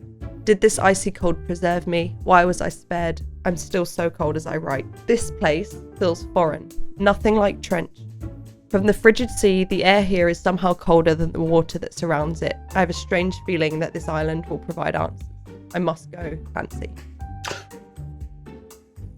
So he's basically detailed everything. He was held captive as a prisoner. He didn't know he was famous in Dema. And he said he never saw all 9 bishops at once, and he never saw Nico, is what he was referring to. And yeah, they're forcing him to write, which we know from the previous letters during Trench that when he wrote letters in Dema, they were all typed up, and when he wrote letters in Trench, they were all written. So now they've let him have a pen. Yeah, he's like, oh, this is familiar, this is nice, kind of thing. But even though I am under watch. Yeah, and that you can't write anything that hasn't been pre-approved. Yeah, which is... So then it's like, what is he really thinking? What is he really, you know... What does he want to write? Yeah. So a lot of the songs in Scaled and Icy, if you listen to it back, are like... The lyrics are pretty messed up, and it sounds really happy. Yeah. And there's sometimes like a line in there where it's like, ha ha! Yeah. Ha ha! Ooh! Ooh! Yeah. 02203 Moon 18 is the 18th of March 2022, which was the release of the Outside music video. And the file name is Weapon. In the top left corner were a jumble of letters which unscramble to spell C's Keons. The caption reads, that, which translate to soul movement, or I'm not going to try and pronounce that. Psyche Kinesis. So what we're looking at is we've got the C's Keons here. It says C's available vessel at Voldsoy, Eastern Cove, interrupt bishops. Glorious gone equals available vessel. Bishops control the available vessel. Intervene and seize. They will make you a weapon. So this is like already am, mate. Already am. And we've got these drawings, and this actually with the arms up is a statue that's in Dema. Oh, okay. Or this one, sorry. So okay, 02203 Moon 18, the release of the Outside music video, and the file name is a bunch of numbers, and in the file name, splitting the numbers into the A1Z26 code gives us the word psychokinesis. What does that mean? So the letter reads, what is this thing, this device, this gift? Some sort of neurological connection or expansion. Psychokinetic weapon. This is absurd. Why was this given to me? Why am I the only one that can wield it? Was this the reason that I survived? My mind is racing as I wait here on the rocks, staring off into the darkness, waiting for our torches to be mirrored. The signal he told me to wait for. It feels oddly familiar. Not the spikes in my hand, but the power it harnesses. I felt it before. Is this also the source of these rumours I heard in the dark corners of the city? Legends and stories that I assumed were myth, inspired by children's nightmares. Tales of what the bishops would use the bodies for. These, quote, honourable, unquote, citizens who achieved the glorious gone, referred to as available vessels.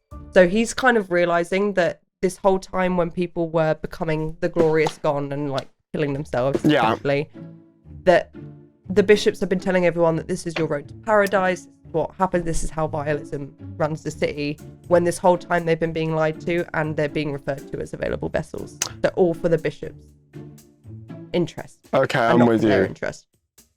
So the episodes I would have the blood red vision, the dreams of flying, the out-of-body account of the rider in the river, the decaying hosts of the television show, the robed figures that commanded the doomed ship. Had we all been seized by the bishops using this same technique? Is this where their power comes from?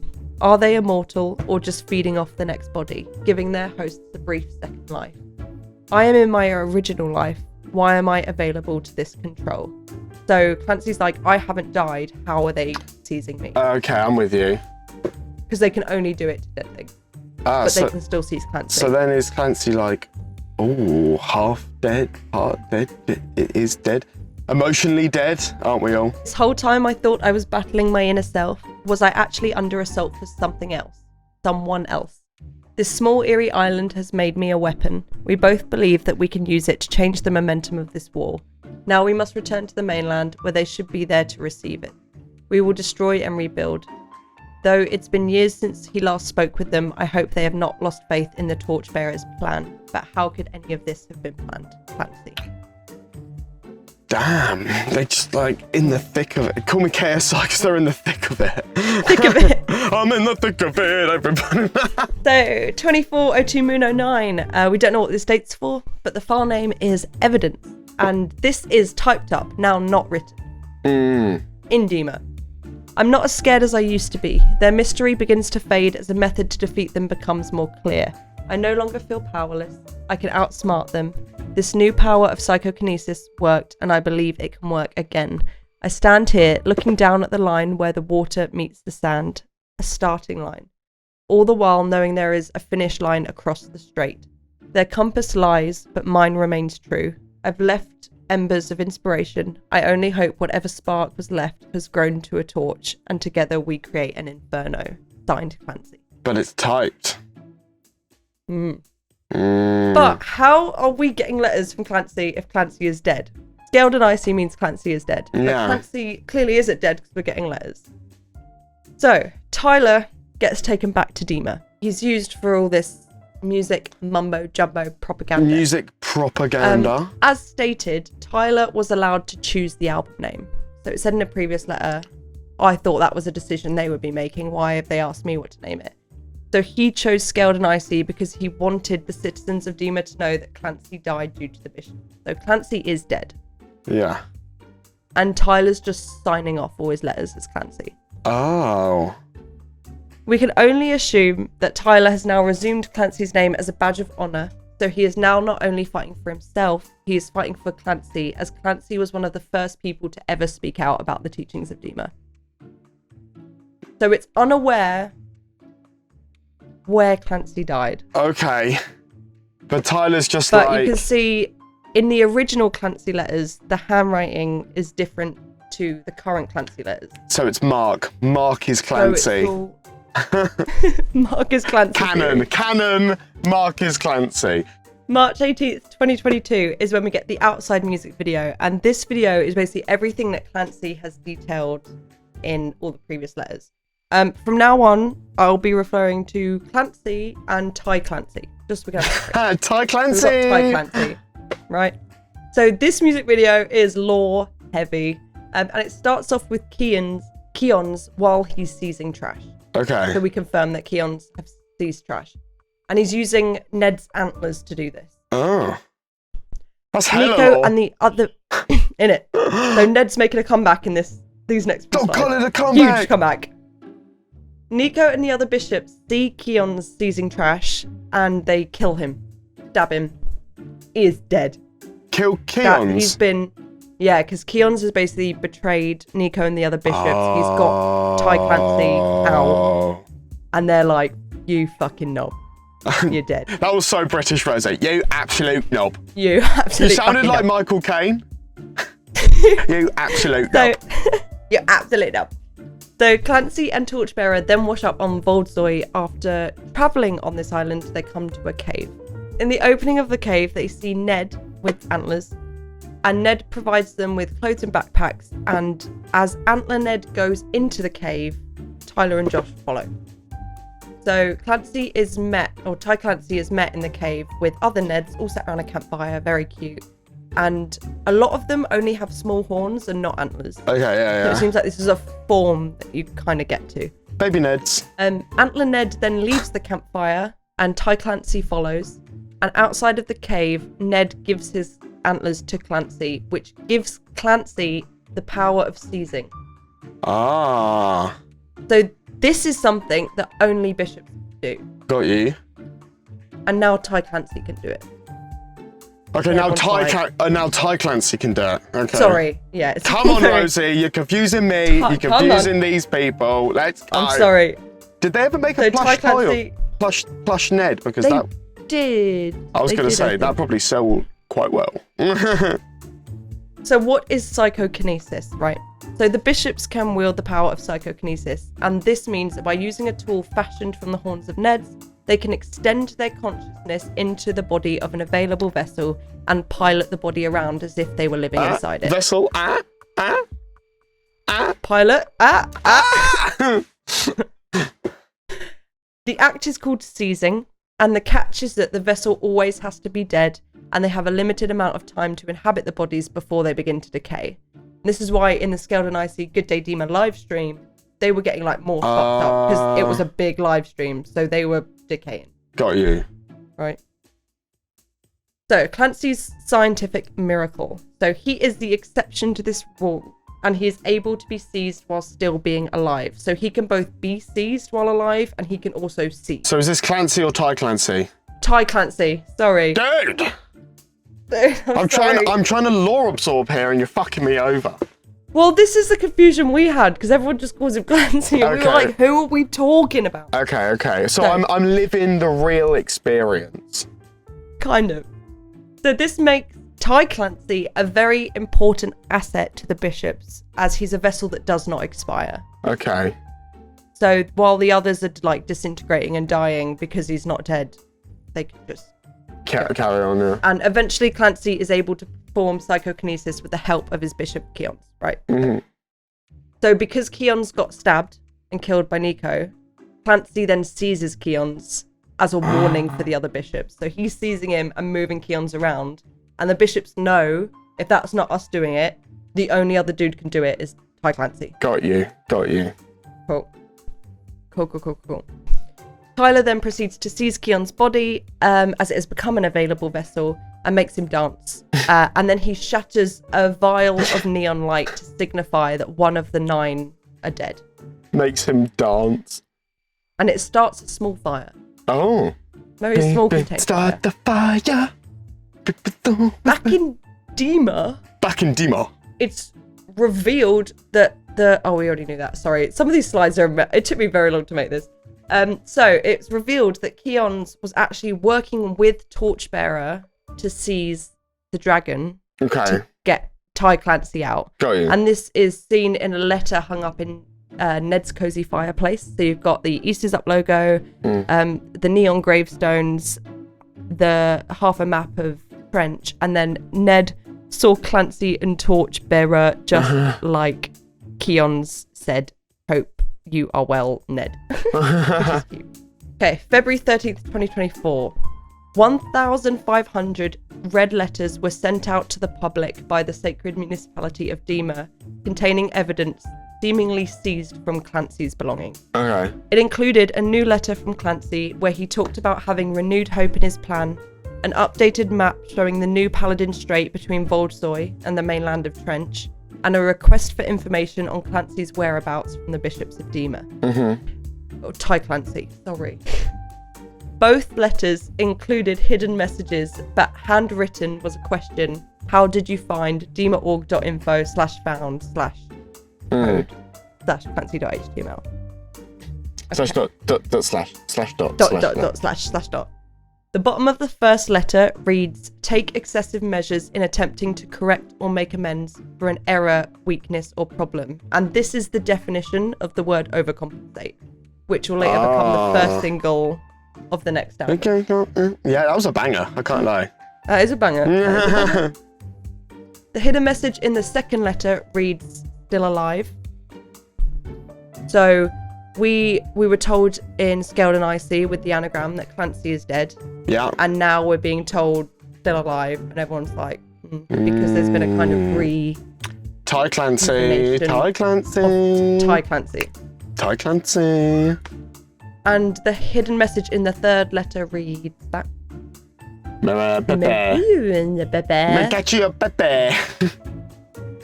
So then we had the Scaled and Icy tour. Okay. During these live shows for Scaled and Icy, Tyler resumed wearing black paint on his neck and hands, along with his red beanie. And Josh also wore red sunglasses, which we think is to pay tribute to his red eyeshadow when he was Spooky Jim in the Blurryface. Spooky Jim. And then we get the Message Man ritual. During these live shows, Tyler had a black bowl, which is similar to the bowls in the music video that the bishops use to practice vialism. And he dips his hand in the bowl and smears them and raises them in the air, holding the same pose as the vialism statue seen in Dema. So the one with the bowl over his head. Almost like a blurrification ritual. Tyler then used to fling wet paint across the crowd. Unsure if this was intentional, but I like to believe he was indoctrinating people into Blurryface / We just throw paint at people. Yeah, it might have been an accident. It might. I don't know. He was like, oh god, let's just make it part of the law. So, oh, well, You're like, oh.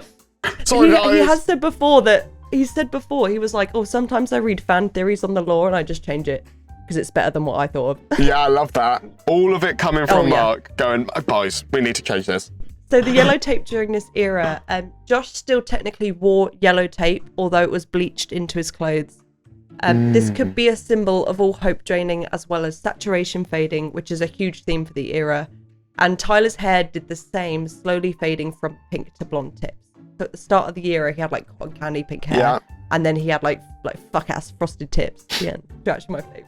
I used to have some frosty tips. And at the start of the tour, there'd be yellow, pink, and blue confetti, and then by the end of the tour, there would only be pink and blue confetti. Oh. There'd be less and less yellow confetti every night. And they had the reformed Easter's Up symbol in the form of a neon light, in which Tyler used to kneel in front of it and be like, worshipping. Whoa. All very. So we're basically throughout this tour seeing Ty Clancy be seized on stage. Got you. Okay. Wow. And, like- Bring it into the live. Let's go. Yeah, man. And then I saw February this. 17th, red tape appeared on the band's album covers. Huge. And a video was uploaded to the band's official YouTube channel named I Am Clancy, and was a spoken letter from Clancy about where he has been, where he is now, and his plans. Have you watched this video? No, I don't believe so. So, you know the past like 3 hours of filming? Yeah. It's all in this 7-minute video. Why didn't we It's just a good- watch that? Stuck in a cycle I've never been able to break. I want to believe this is the last time, but I don't know for sure.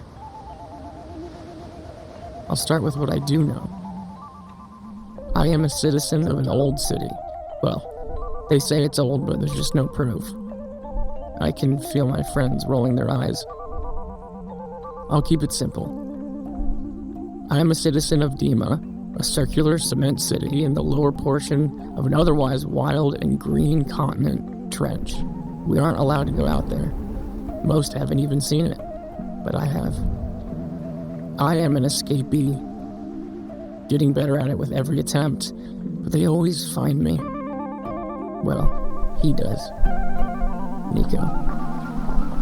Or Blurryface is what he calls himself. He's the leader of the 9 bishops who govern the city. Their authority comes from 2 things: a miraculous power and a hijacked religion. One feeds the other. A cycle. It's called vialism, and all you really need to know is that it teaches that self-destruction is the only way to paradise. It also conveniently allows you to become an available vessel for the bishops to use. And that's where the miracle comes in. We call it seizing. The rules are that you can only seize or control a dead body, and only for a short while. Also, they, the bishops, are the only ones who can do it. I am a citizen. I am an escapee. And I am an exception to the rule. Okay, this is what happened recently. I tricked Nico into taking me outside the walls. I created a fiery diversion. I escaped. I wandered, grew weak, and was tracked down. But this drag path was different. I saw them. They watched me. The Banditos. Legends, only stories of a group that lived out here. Shortly after being back inside the walls, my new people got me out. They needed me for something. They brought me in, taught me their colors, but the cycle was too strong. I was recaptured, back inside. I guess word got around. I became known in Dema. The bishops did not like this, but decided to use it to their advantage. They made me entertain the people, lie to them. They made me perform for them.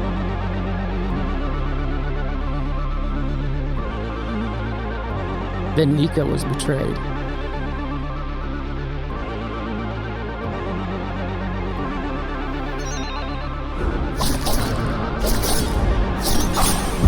And I escaped.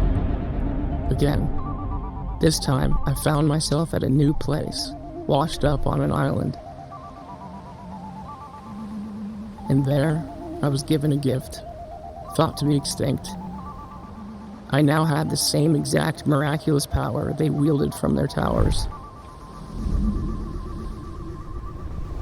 I am a citizen. I am an escapee. I am an exception.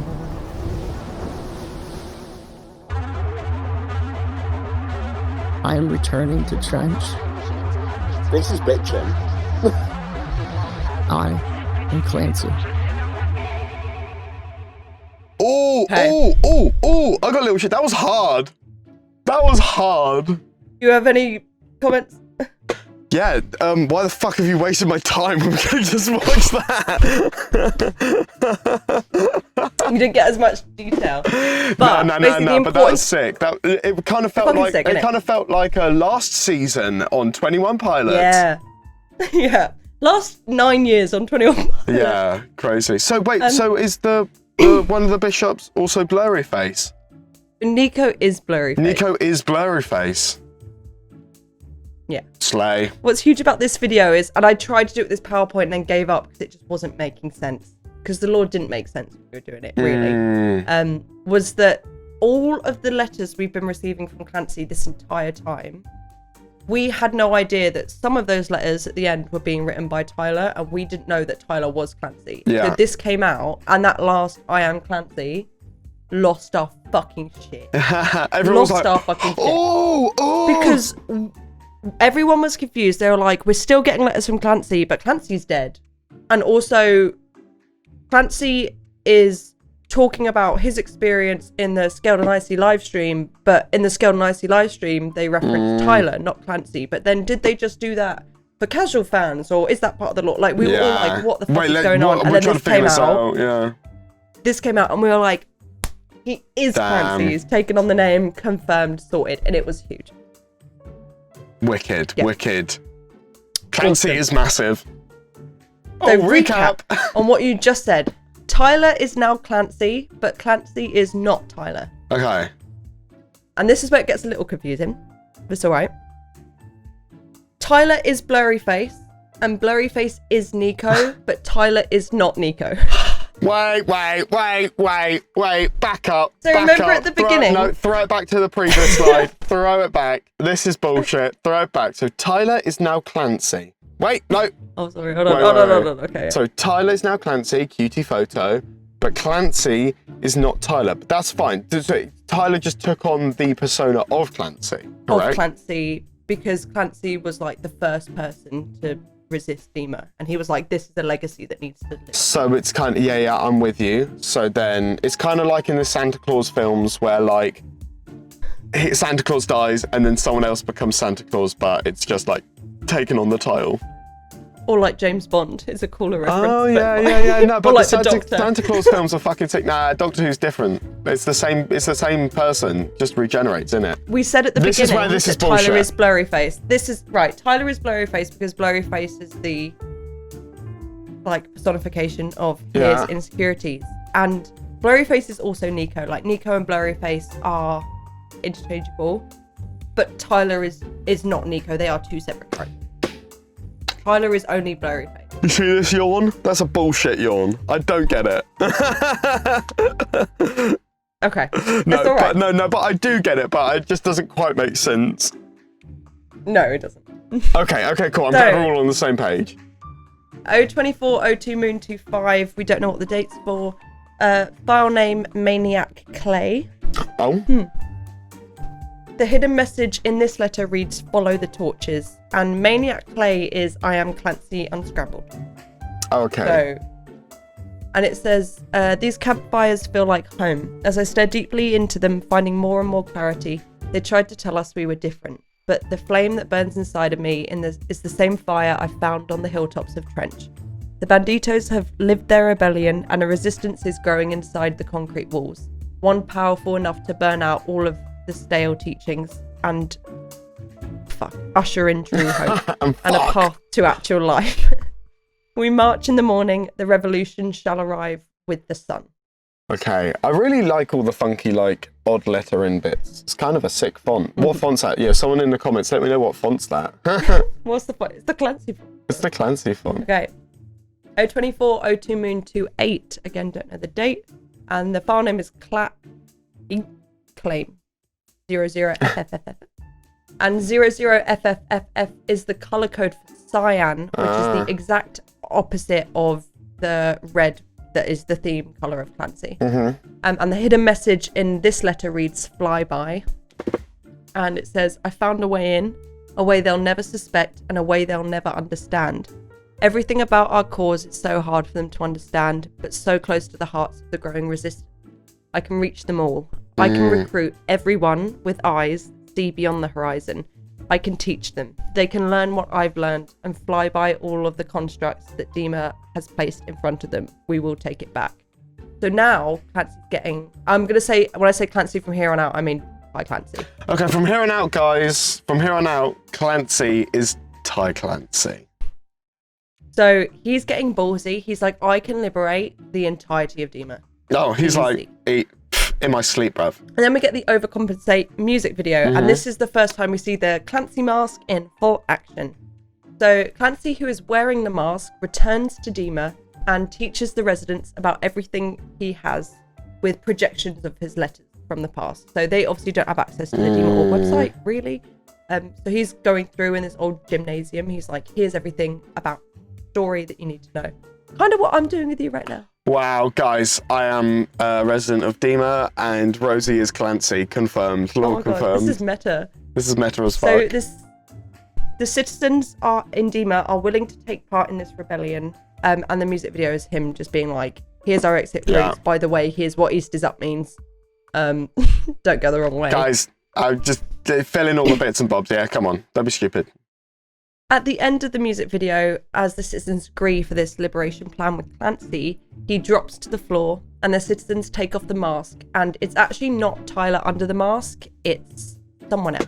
And it cuts to Tyler on board soy with his eye glowing yellow and the Ned antlers in action. So he has seized this man in Dema to do all of his work. So Tyler's been doing it, but he's been in this dude's body. Yeah. So that he can't be like if recaptured. he walks right back, if he walks back to Dema, he's getting killed. You know what I mean? Yeah. So, yeah. But this guy is made to look like Clancy, Ty Clancy. Well, there is a theory that this is original Clancy. Oh, okay. That would kind of make sense. I don't know if we have any evidence for that, but there is, like, this could have been. Yeah, you know what? Like, to be fair, that makes law sense. Like carrying on the thing, but involving the person that started it. So, in Overcompensate, there is a lyric that says, I fly by the dangerous bend symbol. And this is just a cool little fact. So the dangerous bend symbol, some people said that when Tyler was on tour in the UK, he saw this sign and he was like, yeah, that's hard. I need to use that in a song. So if you're not from the UK, this is a dangerous bend symbol. We have a lot of windy roads. Yeah, if there's a tight bend, just slow the fuck down. Yeah, right? You're flying However, around it if not. This symbol was made by Nicholas Bourbaki, the actual Nicholas Bourbaki in life. So there is just... What the heck? So is it a happy coincidence? Like what? No, brother, there's never a happy coincidence. The Bourbaki dangerous bend symbol is used in Bourbaki's writings to warn the reader that there exists the serious possibility of making a common mistake while interpreting or utilizing the material presented. Oh, okay. So in the mathematical writings, if they were like, this can get difficult if you fuck this up, it could fuck up your whole equation, they'll be like, oh, dangerous bend it. Yeah. Be like, read it careful. Which is just insane. But then there's also like, was this a warning being like, guys, I'm making you all this law, please interpret it wisely. Like read between the lines, like look at it carefully. So then we get the navigating music video. Yeah. Back out on the outskirts of Trench, Clancy and the torchbearer are approached by a small group of banditos who escort them across Trench to a field. The whole journey is complicated and difficult, with the torchbearer having to help Clancy up and across a series of hurdles. Once in a field across from Clancy, he sees the torchbearer. Right, let me explain. Okay, yeah, So go. This whole video is Clancy's really struggling to do this fucking journey. It's long. It's days. And Torchbearer is always there, unbothered, being like, let's go, brother. We've got this. You've got this. I've got this. Let's go. And then they get to this clearing in a field, and Clancy walks into the clearing, and Torchbearer is literally opposite him. And he's like, how the fuck are you there? Looks to his side, where Torchbearer's been this whole time. He's not fucking there. And I think I mentioned it in a later slide, but it's later revealed that Torchbearer has the power of, what is it called? Guiding. Oh, okay. So he can kind of be somewhere that he's not really. And it's like, he's like to show like, come this way. Yes. Got you. Well, or in the Scaled and Icy live stream when they were like, where's Josh? He wasn't there. He was just playing the drum. But he was in fucking Trench, brother. Ah. Because Torchbearer never got captured and taken to Dema. He was in Trench the whole time. So throughout the whole Scaled and Icy era, in every single music video, he was using his powers of guiding. Got you. Cool. I'm really trying to find loopholes so and bits. It's revealed that the Torchbearer following Clancy was never real and had the ability to project a version of himself into Clancy's mind to guide him when he couldn't be there physically. Okay. During the live stream on May 24th, where they basically previewed all the music videos and talked through them and the songs and the album, music video for every song on Clancy were premiered except for Paladin Straight, the album closer. Tyler stated that there would be a placeholder video on their YouTube while they finalised the edit of the music video, and that would be available in early June. Okay. On May 29th, 21 Pilots released Clancy Digital Remains, a digital album with a set of unreleased digital images and assets to pair with the album cycle. Fans found out on June 18th that these images came together to form a puzzle and quickly tried to solve it. Obviously. And on the 19th, the live stream was held to document their efforts. So Keon's East, massive on Twitter, on 21 Pilots Twitter, massive on YouTube. I've used some of their sources in here. Basically did a live stream trying to unpick everything that was going on. Yeah. And apparently Blurryface was in that live stream viewing it because at around 7:30 in the morning EST on June 20th, he replied saying, I saw. In traditional fashion, the tweet was almost immediately deleted. The Blurryface is like back. Like watching people's live Blurryface, who is Tyler and also Nico, but Nico is never Tyler. Yeah. Big up. Oh, this is far too much. You could do it. I got this. We're almost kind of. Blurryface also changed his profile header, part of which is also part of the Digital Remains puzzle. Okay. It wasn't long before a member of the Discord overlaid the new header image onto the most certain part of the puzzle. I feel like if in doubt, just layer their shit. Like layer their shit, honestly. These are pages 103, 37, 83, and 25. At roughly 9:30 EST, Blurryface replied to another fan with a cryptic Dema org video. So this was the video we got.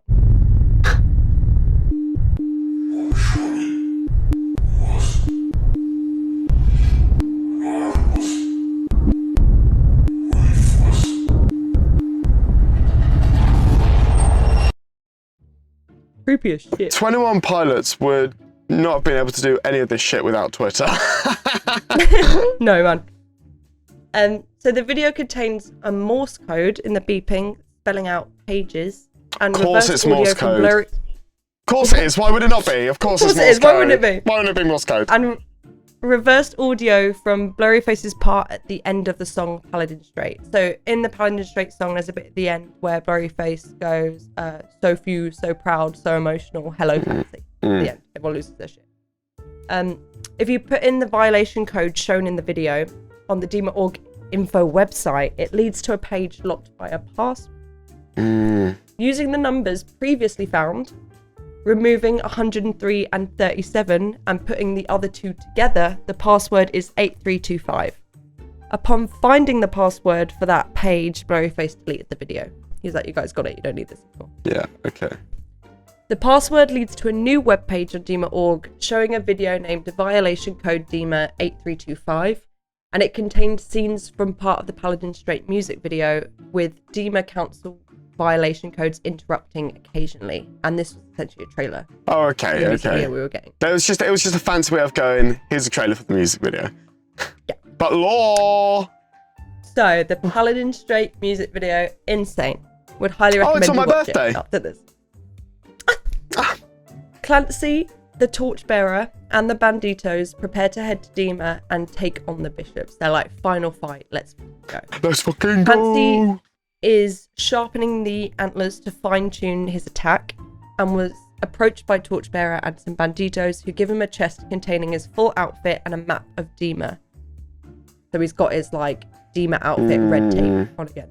So Clancy, the torchbearer, and the banditos begin to head to Dema, and the bishops, using vultures to spy on them, saw that they were about to arrive. As the banditos approached, the bishops gathered to call lightning down from the sky to raise the glorified gone from their graves. So all the people who have killed themselves in the ceremonies. Yeah. The bishops have been building an undead army this entire time, and the glorified come out the ground while breaking apart their neon gravestones to use as weapons. And this is all necromancy. Yeah, I play Dungeons and Dragons, don't worry. I know. As the banditos and the glorified gone fight, Clancy sneaks into Dema with the distraction of the fight going on, runs through the same tunnels that he first escaped through with the banditos during the trench era, and climbs to the top of Nico's tower, where he's met with 7 of the 8 remaining bishops, except for Nico. And obviously, Keon's is dead. Keon's is dead. He uses the antlers to incapacitate all the bishops in one fell swoop, but is caught off guard by Nico, who rushes at Clancy from a closed door on the other side of the room and smears him. So he's got his like black neck back. Nico then proceeds to say to Clancy while holding his throat, "So few, so proud, so emotional. Hello, Clancy." So I saw this tweet, which I just thought was good, by Yellow Dashes on Twitter. Said, think about it. If Clancy literally scaled that tower, how would he plan to get down? He has no quick escape, and he's not planning on coming down. This is like a martyr mission. Okay, with you. Yeah. Like, there is no way he's getting back down there. And then we got the Clancy tour. Big up. Most recent tour, just finished. So someone said this may be an unpopular opinion. I really hope the final battle isn't during the concerts. This was before the tour started in the US. And Tyler confirmed it's not. The show is a flashback, like an entire life passing by, reminding us why we fight right before we do. Got you. That's cool. I like that. Okay. So before the Clancy World Tour kicked off in August 2024, the band announced the fan premiere exhibit. New FPE, baby! Oh my god. I can't believe I didn't notice that. That's bullshit. This is a museum pop-up before each show at the venue. However, unlike the free listening events hosted previously, there's limited tickets and paid for experiences. Oh, I so you saw can buy about an this, FPE yeah. ticket. Yeah. Okay. During each of these FPE events, torn letters were on display. The first letter to be completed is from Aria to Elliot. The secret code hidden in the writing reads, "We must." This letter was pieced together from fragments of these shows. And it says, "Dear Elliot, I'm filled with trepidation, nervous that my instincts could be wrong, but I must admit that I see something in you. Something that doesn't exist in the other citizens of this lifeless construct. Construct? I've noticed the way you look at my art, like you see something deeper in it, something the others do not see. It calls you, and maybe that's because I'm screaming for commonality with every brushstroke. You are the only one seeing what I hope for someone to see. My art, I hope, cries for freedom from these confines and a whisper against the oppressive forces of the bishops. A whisper that has become a scream. Clancy's bravery has been an inspiration to me and has inspired this art. I only hope that I'm right to assume that you see the hues that the others cannot. I hope that this fire you feel can motivate you to join our cause. I think you are one of us and we need you more than ever. Will you join us? Hoping, Aria." This is typed up, it's written in Dema, and this letter's basically, all of these letters are either from banditos or people in Dema, and they're being like, trying to recruit people, being like, we're getting out of here. Got you. Yeah. August 28th, 2024, during the second night of the Los Angeles stop in the Clancy World Tour, the 9th show so far, Blurryface makes another appearance both on Twitter and during the show. So Blurryface tweets, "We've always watched your diversions." Oh. During the video segment in which fans are featured on the video board singing The Judge, the same Dema org restricted content graphic flashes up. This interrupted the video and continued to confuse fans. So during The Judge, they kind of... Oh no. Before each show, they filmed... they like filmed the queue outside and like interviewed Yeah. people and like how much the band means to them, and it was that. But except this time... Like, it keeps flashing up. It's like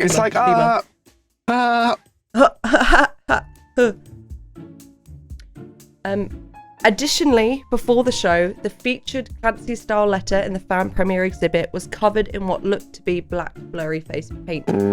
During the show, Tyler's Clancy shirt, worn towards the end of the show, has the name Clancy printed in black instead of red. So usually it's Clancy in red, Yeah. black. Josh's drumsticks used during Trees were allegedly red as well. These all could be possible hints of Blurryface infiltrating the show. So he was there. Oh my He was god. there. He'd been touching the letters. Well, reading it. technically he is there because he is Tyler, but he is also Nico, but Tyler isn't Nico. So true. Crazy. So true. Guys, bless Mark. So the second letter from FPE is from Elliot to Aria, so a response on the last letter we got. And the secret code hidden in the writing reads, "Death." This letter was pieced together from Texas and Pennsylvania. And it says, "Dear Aria, guilty as charged. I feel it too, and I do see the fire in your artwork. It caused me to detect a like-minded rebellion in you. It stirred something in me, a feeling that has been dormant for so long that its re-emergence has invigorated me with a newfound tenacity. A tenacity that I almost forgot I possessed. I too have been inspired by Clancy's boldness. Finally, there is someone that's brave enough to lead us to some sort of uprising. I do want to be a part of this, sorry. There are so many things to fear, but perhaps my biggest fear is to do nothing. I'm here and I will go into battle. I will support the uprising in any way I can. East is up, Elliot." East is up. Do you know what? Sorry. Just to bring it back, because obviously this video is kind of just like Rosie has compiled all this lore, and I am representation of the viewer that is watching. Obviously, people that know the lore are going to be watching, but if you don't know the lore, me and you are in the same boat. And I forgot what I was going to say. Really good. Oh, yes! East is up. No, a 21 Pilots song, can't even remember what song it was, came on, and all of a sudden, I'm trying to listen out for shit to do with the lore. Yeah, man. So I can't tell if it's boosted it or just ruined it for me. No, it'll boost it. It's really exciting when you find little Easter eggs. And you got a whole new album coming out to do that with. Yeah, I mean, basically, it's kind of like when you find out an album is a concept album, and then you go back and you listen to it in a different light, but now it's their whole discography. The third letter is completed from Mara to Jansen, and the secret code hidden in the writing reads Roy, and it's pieced together from Texas, Massachusetts, and Michigan. It says, "Dear Jansen, you have been a faithful and obedient loyalist to the bishops. There is honour in such diligence. But as scared as I am to confront your dedication, I have to urge to look deeper to find the truth in the bishops and how they have come into power. There are cracks, and these cracks should be peered into, searching for revelation. They are not a force of good, they are merely a force of tradition. I have dug deeper, and I know this tradition has dark secrets, and this, quote, gone, unquote, that they proclaim as honourable, I assure you, is anything but. I have found true freedom outside of these walls, and I yearn to return to that wild freedom. But we need help from people like you, people on the inside of the towers. I wouldn't be asking you if I hadn't detected a hint of doubt in the validity of vialism. I believe you do see the cracks.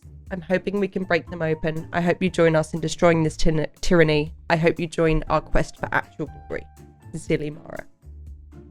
And this was all just that live bits before live shows that people then piece together. Yeah. So we'd get like this was at Colorado, this middle bit was at Texas, and this bit was at Ohio. But these dates weren't all after each other. So there'd be letters in between these, and you've got to find how they match up. That's fucking long. I couldn't even be bothered to plan that. No, man. A response to Mara from Jansen. The secret code is them or. Dear Mara, I am and always have been a devout violist. I obey and give thanks to the glorious like any good citizen should. This tradition is a comfort to me and it is what I know, but I indeed have seen cracks. The bishops, our symbol of stoic control, have become frantic and for the first time unclear and worried about what is next. Keon's meant everything to me, and it's not the same without him here. But now I'm seeing that Keon's was what I admired, not vialism. I don't even know what it means to be a violist anymore. I see them differently, I see deception, I see rage. Your letter has confirmed some of my doubts and has begun to ignite a new passion to destroy this construct that has deceived me for so long. You're right, the only glorious guest, or it might be quest, left is beyond these walls. Clancy has exposed the cracks that I am now ready to break open. We have to act fast before the bishops have a chance to react. I am willing to take the risk and stand on the side of truth. Darlow Jensen. Oh, I don't The know. fifth letter. Oh god, how many letters are there? Oh, brother, get comfy. The code is we were. From Nia to Leo. Dear Leo, I've noticed you in the square. The way you stare at the structures of our city, and even more, the way you trace invisible paths beneath the ground and up to the towers. There are few engineers in Dema, and your skill and knowledge might be quite valuable to our movement, but only if you feel it. An unshakable yearning that we must stop the oppression in this city once and for all. I can only hope that this legend of Clancy has created a wonder in you. We need your help. Your knowledge of the hidden structures of this city could give us the upper hand in catching the bishops off guard. Will you join us, best Nia? So now we've got Clancy referred to as this legend of Clancy. Yeah, so it's now just more like an idea. Yeah. Okay. Yeah. Come on. Okay. Secret code is RB. Response from Nia from Leo. Dear Nia, I'm embarrassed. For the hours that drift off following the city's hidden catacombs, it's never crossed my mind that someone would notice my absent-mindedness. It's true, I've memorized these paths and followed them through this concrete facade more times than I could possibly count. It's an obsession, and I know them like the back of my hand, because I, like the movement you speak of, dream of escape. I have several methods that I've played out, but even if I make it outside, the bishops will find me, no matter how deep entrenched I get, and take me back. Just like Clancy's message has assured us, destroying this vialistic system is the only help. Our enemy is not this structure, our enemy is their lies. I want to be a part of what you are planning. United, Leo. Okay. Fuck! The secret code is come from Sarah to Frederick.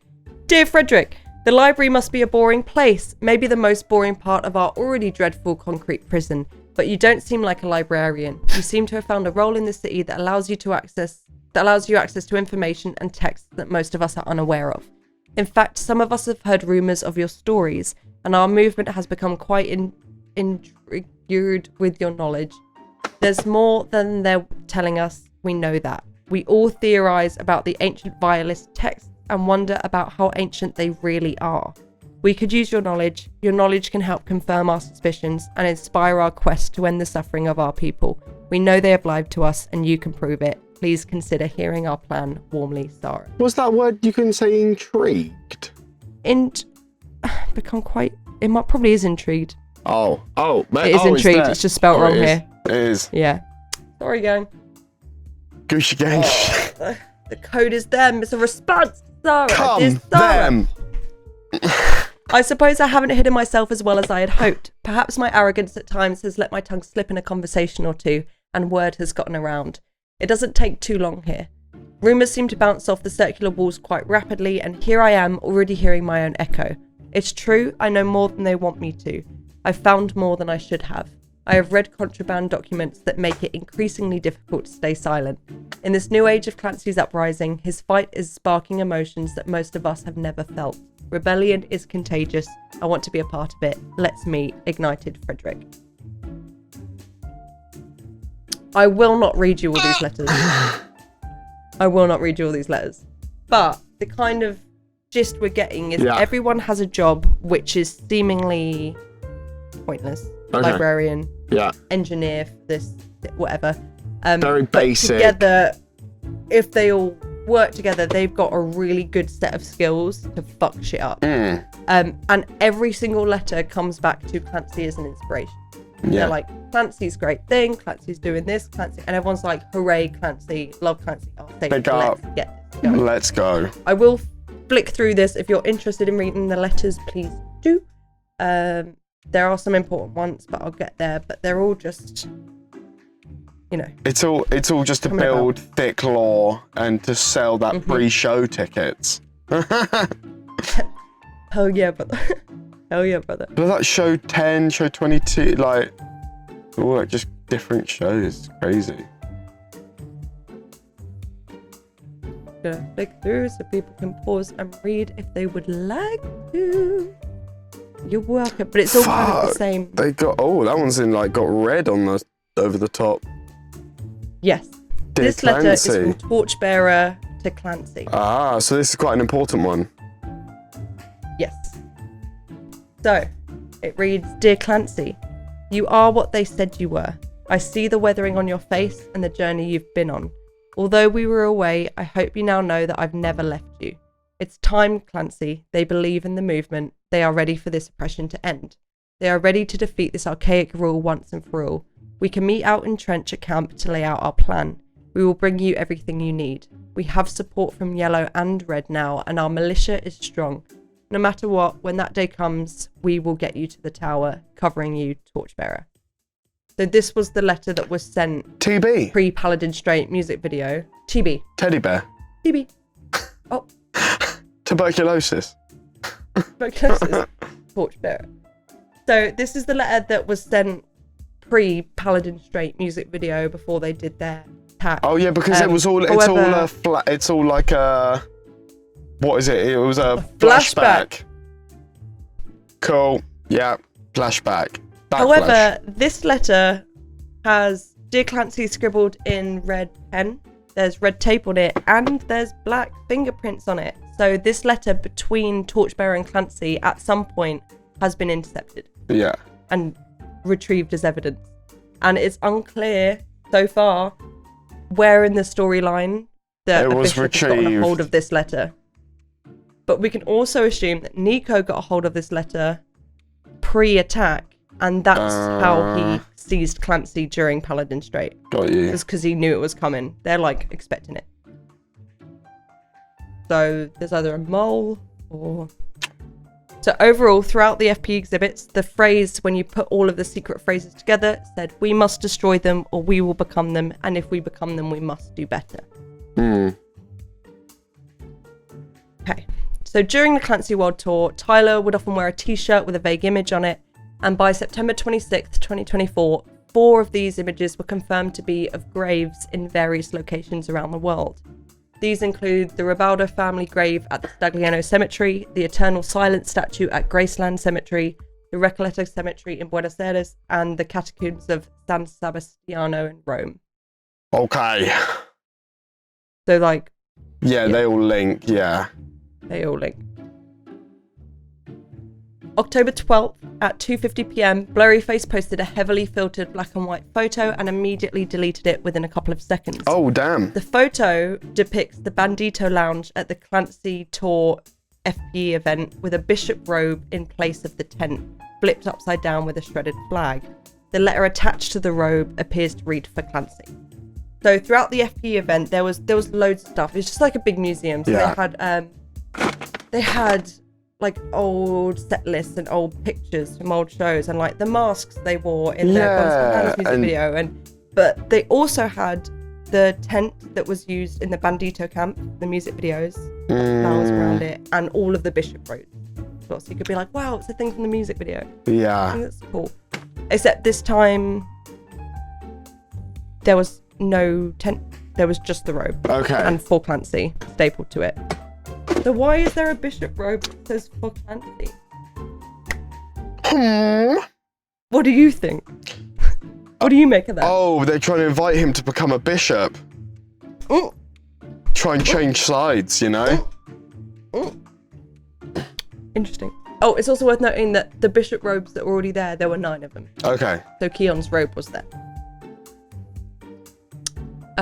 Letters were also found scattered on the ground at the FP exhibit at Minneapolis, Minnesota on show 37. And the letters say, the enemies of this city are planning to take your city from you. We have watched their plans come together. The sacred municipality of Dema will keep you safe. Report any unusual perimeter activity immediately. So the bishops are very fucking aware that the banditos are planning an attack. Okay. And they're just scattering out info that's just like, guys, let us don't know. believe it. Yeah. Let us know. The FP exhibit previously displayed 9 bishop robes with one of them on the floor, which is the one representing peons. Yeah. Like this. The one on the floor since October 12th is now missing and most likely relocated to the For Clancy letter, as also suggested in the Blurryface tweet. Oh, okay. April 7th. European leg of the Clancy tour begins in April 2025. And so did the FPE letters. On April 7th, 2025, at the Hamburg show, the next FPE letter was found, and this letter was from Torchbearer to Clancy. And it says, Clancy, never forget the cries of your people, never forget the raw fear that fueled you, or the rebels that made you who you are today. We are all one. We destroyed them so that we don't become them. We must do better, Clancy. We must do better, TB. Tuberculosis. What do you make of that letter? Someone's got tuberculosis. Like, don't become a bishop. Like, don't yield to their ways. You've got this, honey. Like, let's go. Sure. Kind of vibe. But then the difficult bit is that in literally the last letter that Torchbearer sent Clancy, he was like, we've got this, everyone's on our side, let's do it. And Torchbearer is unaware of the cloak that says for Clancy on it. Oh, okay. So what has Clancy done before the last entry and this one that's made Torchbearer be like, dude, you need to chill the fuck out? Oh, yeah. What? Have I been Like, told what he's happened. done? Oh, no, we don't know. Okay. No. Something's happened. Something's happened and Torchbearer's like, please don't forget the plan. Eyes on the prize. Lock in, bro. Lock in, brother. Okay. And then there's more FP letters. Again, you can pause to read it. Although I was at the show, Zurich. Oh, yeah, you were, weren't you? I was. And then this letter contains Morse code, which just spells I. Crazy. You can read it, like, moving on. Again, it's all just things happening. Madrid. Yep. Okay. Things are happening. Everyone's excited, ready for the revolution. Birmingham, UK, another show I was at. Fabulous. Damn. Maybe it's just... You know, like, wait, is it Fall Out Boy that Fall Out Boy, Green Day, and Weezer did the Hella Mega tour? Mm-hmm. Tony and Pilots just did the Hella Letter tour. That was so shit. So stupid. Hella Letter tour. And hello, letter door. Pause. Anyway. Every letter, pause and read the letters. So were like fans posting all these letters and stuff on Twitter and then piecing them together? So yeah, they would go to the FP show, post their half or third or fourth of the letter, and then people would be like matching the handwriting. And the rips and stuff, yeah. Yeah. So this one details how Clancy has made it to the tower in the Paladin Straight music video. They're like, Magnus Clancy has done it. The front line was able to push through the guards while he found his way into the something that I can't read because of the rip. They distracted everyone and now Clancy is in. This is what he told us he was. Which is weird. This is what he told us he was. That's an interesting choice of words. Isn't it? Isn't it, Jess? So this one reads, I'm happy to hear the movement has progressed, but I'm worried about your desire for Clancy to be more powerful than Nico. Is this what you wanted? Is this what any of us wanted? Nico's power is the element something has given Dema and Vialism such an iron fist. Something I can't read. Something Clancy's power will corrupt the movement. Read. There's just bits you can't read. Clancy's power will corrupt the movement. Something bring to Dema. We are all one people and people striving for hope and victory, not more tyranny. Clancy must know that. Brought Magnus.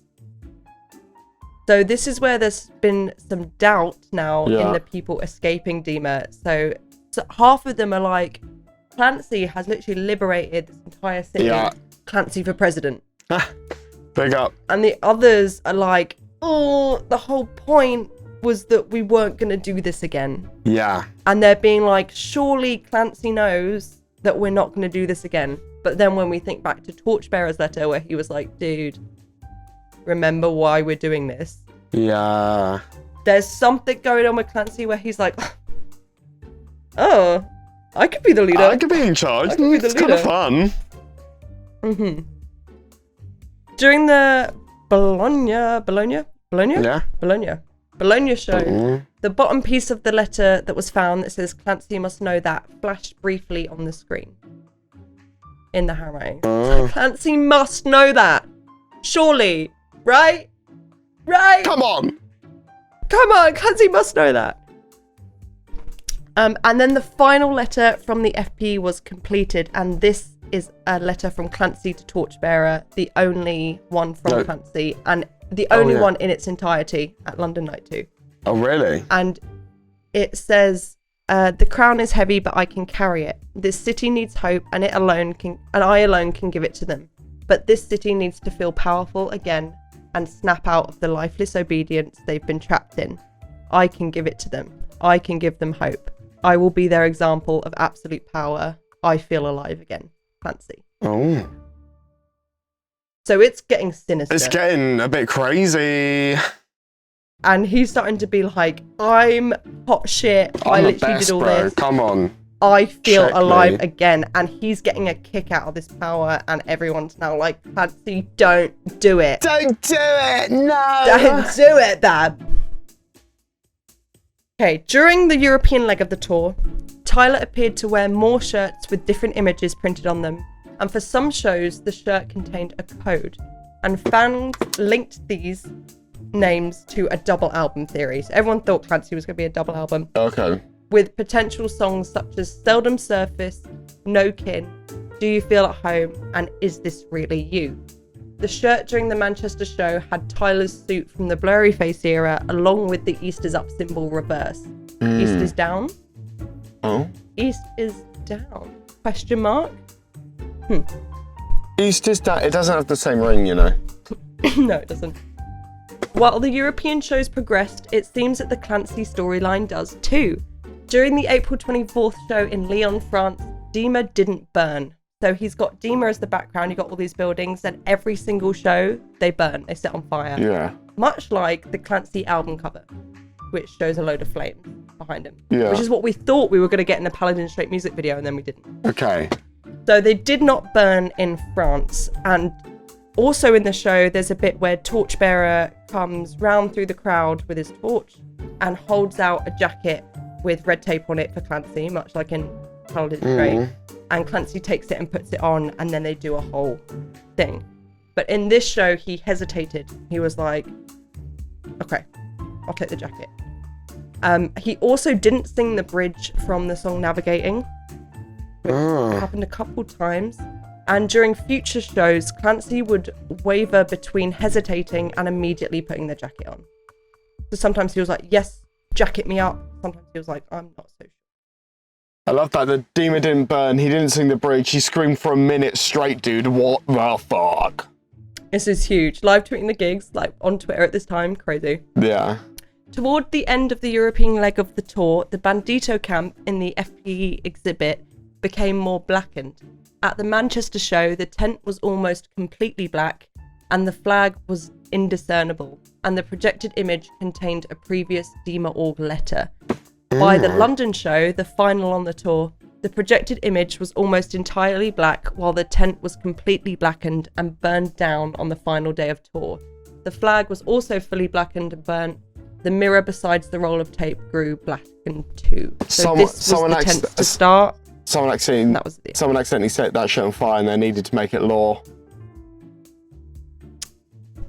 That's what. Or just saying. Blurryface had his sticky fingers all over the Blurryface had his sticky fingers all over it. FP fingers. Oh, hello, princess. As the last of the FP letters were found during the European leg, a few theories began to emerge about the Morse code. Fans found that placing some of the Morse code fragments together, rather than viewing them individually, spelled out the word breach, with Clancy's final letter this. Oh, well, there you go. Smart eggs, you lot. Smart eggs. Okay, this was the show I was at. Brother. During the final show of the Clancy World Tour in London, 14th of May, 2025, a number of things happened. Shit went down. During the Judge fan video, clips from the Blurryface tour were included. Okay. And instead of taking the jacket from Torchbearer, Clancy didn't even look at him. Didn't hesitate.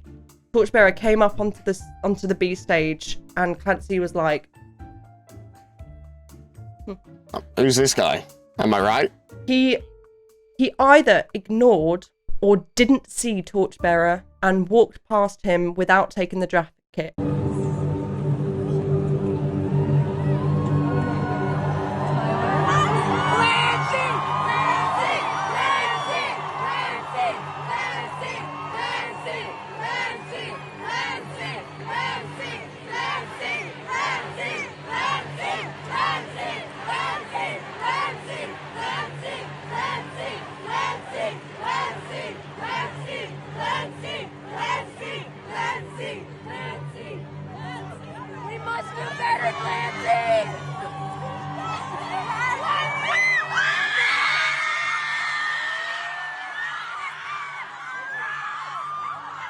Covering his eyes with his stole, which is a little fancy thing around his neck.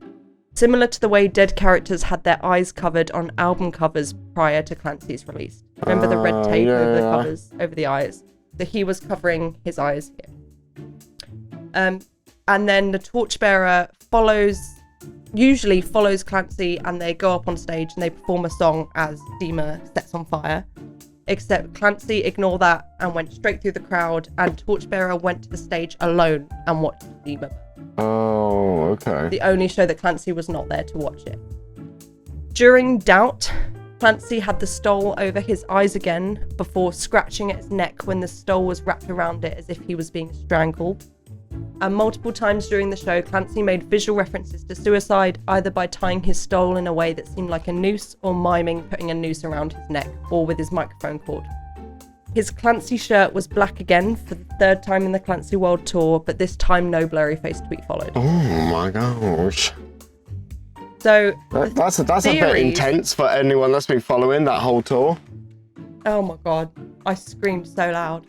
But when he didn't take the jacket, the theories is we've seen the bishop's cloak for Clancy, and we know that the bishops can't see the banditos because of the yellow. Yes. And Clancy literally couldn't see Torchbearer. Looked right fucking through him. And we're like, has he done it? Has he actually done it? Become a bishop. And I'll be honest, we still don't know. But we'll get to it. I suppose it's still quite recent, isn't it? Yep. Okay. Oh, okay. So, Blurryface had a 10-year anniversary. Yeah, well done. Oops. Bless up. To kick off the celebration for that, the band changed their layout and started tweeting about the album and posting on other social media outlets. The tweets were notably in the third person, and the second set of posts included strange capitalizations in typos that would quickly be fixed. So a few minutes after the tweet was made and fans were theorizing what the capitalization meant, it was edited back to normal. Someone messed up in their social media team and they had to cover it. Did they? Or is this one of the first times we see Blurryface on the 21 Pilots account? Whoa. Oh. Whoa. Crazy. May 17th, on the day similar to the end of the Blurryface era, the band's profile image on social media turned into a closing eye. Let me tell you, we were shitting ourselves for another 4-year hiatus. What, we were like, they've just released one of the best albums ever. Was it? No, I can't remember. It was probably 2, 3. Yeah. I can't remember. It felt like ages. And we were like, guys, we can't do this. Because you've just left us on a cliffhanger of Clancy not taking the jacket, and now you're going on a hiatus. Are you mad? Are you mad, bro? Are you mad? Well, it's because Are you mad, Mark. It's because Mark for another year had to write all the lore. That's true. A popular theory was that Blurryface was infiltrating the account, and it proved to be correct when the band replied to another tweet about Blurryface trending in Blurry's iconic style. The reply was then changed to a completely different message in the normal typing style of the band. They said, "That's good," and then, "All thanks to you guys, can always count on you." There's like a push and pull happening on their social media accounts on who's controlling interesting. Blurryface remained to have control of the band account. There was another pair of Blurryface promotional tweets, and he also replied to another fan. The fan was correcting another person's tweet about the capital letters in the Blurryface post. Blurry seemed to applaud the fan's efforts. So he's like, you've been paying attention. Well done, sir. Well done. Good job. 10 out of 10. Would Blurry again? Oh. Blurryface tweeted from his own account in the first time in almost a year.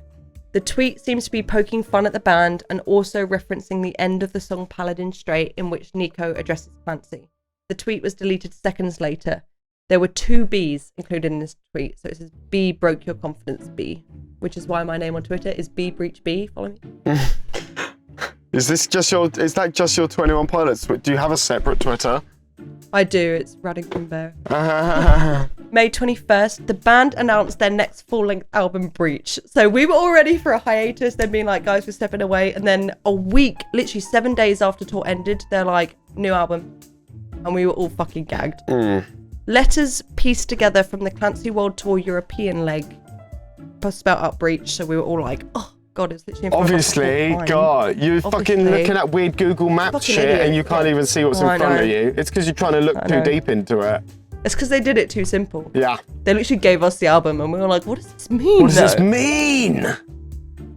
The eye also disappeared from their profile image without fully closing, and their website changed to the new Breach layout. Another alternative phrase for FPE, First Pressing Edition, also came into place regarding the first vinyls and CDs of the album. I don't think I mentioned it. No, I didn't. Oh, wow, so Rosie. on the new layout of the website as well, there was the 21 Pilots logo, this one, for the new Breach era, except the middle dash wasn't there. Oh. And everyone was like, holy crap. Holy crap.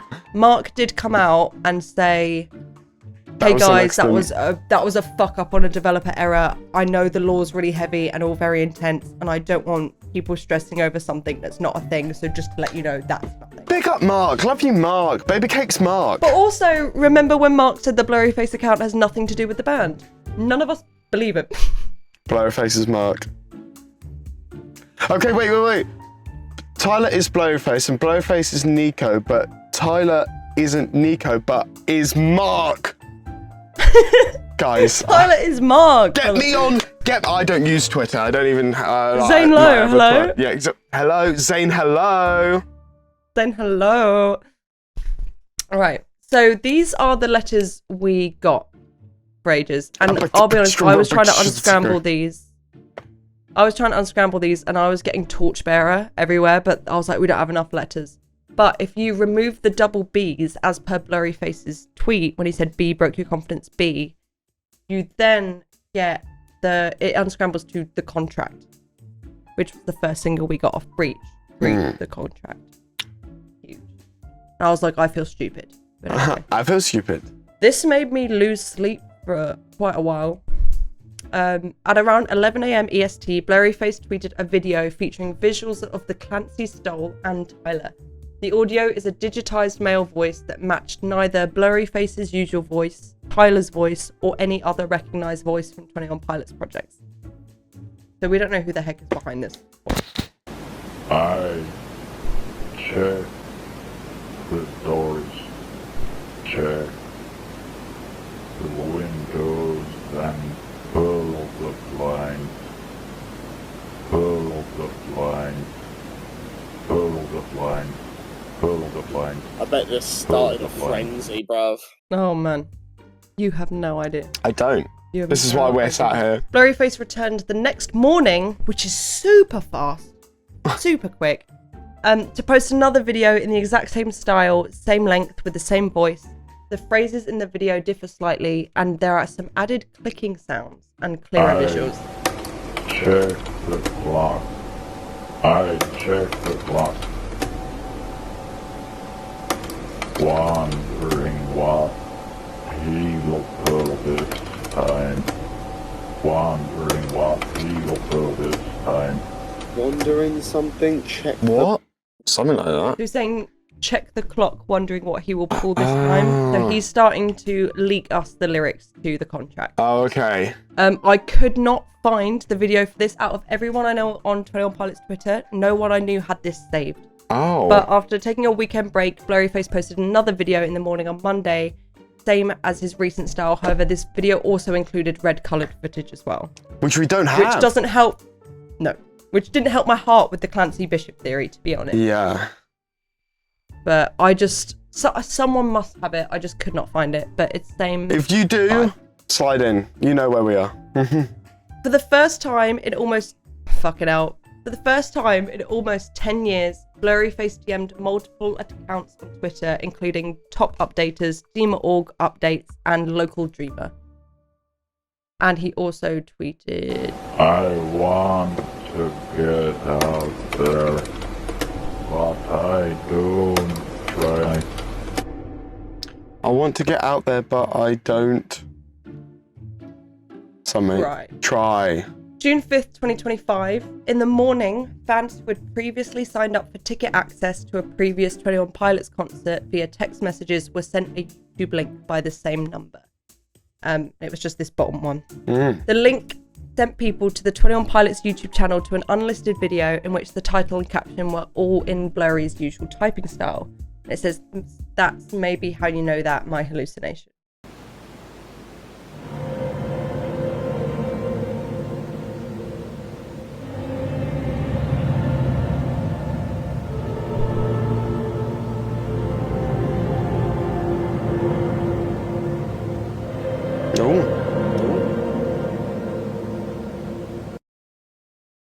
Interesting. The band's Twitter account tweeted and then instantly deleted a video that matched the exact same style of the recent Blurryface videos. It was the same length and had all the same features, and fans speculated that this video may have accidentally been posted on the wrong account. Oh. And it was meant to go on the Blurryface account. Or maybe it was Blurryface taking over the account, but usually he doesn't post like media. No. Yeah. But now I plead. Just take the deal. I promise you. And in that, motherfucker literally used footage of the London Night 2 show where Tyler did not take the jacket. No, yeah. I noticed that. Fuming. What the fuck do you mean he was there? Ooh. Panic arises. Rosie was like, I was June there, I 9th. could have stopped it. Oh, don't. The band tweeted another video, this time the same as they've been doing these countdown style videos, but the caption read Thursday in all capital letters, alluding to some sort of Blurryface present still. A few minutes later, Blurryface followed this with a video on his own account, and this video diverged from his recent postings and was vertical, completely black, and had various stems from the contract spliced together. He deleted quickly as per usual. As per.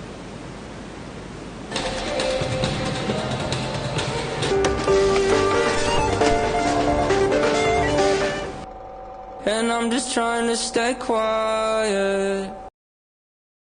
Ooh. Bitcher, you fuck. He was loud as shit. He was tweeting everywhere.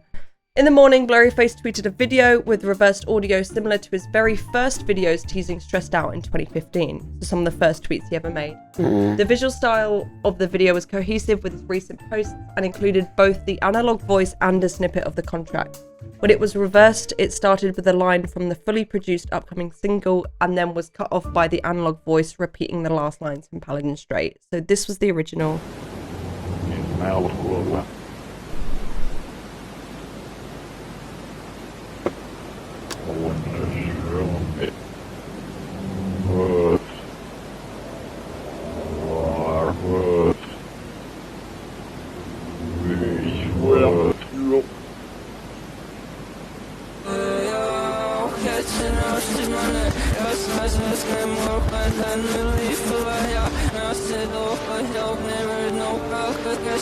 So funny, that bishop kind of just looks like Darth Vader, like when he has to take his mask off. Well, this whole lore storyline is basically the plot of Star Wars. Oh. Pretty much. Okay. And then this was it reversed.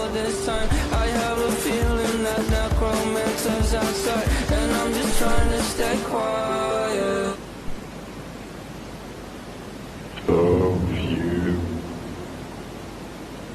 So proud. So emotional.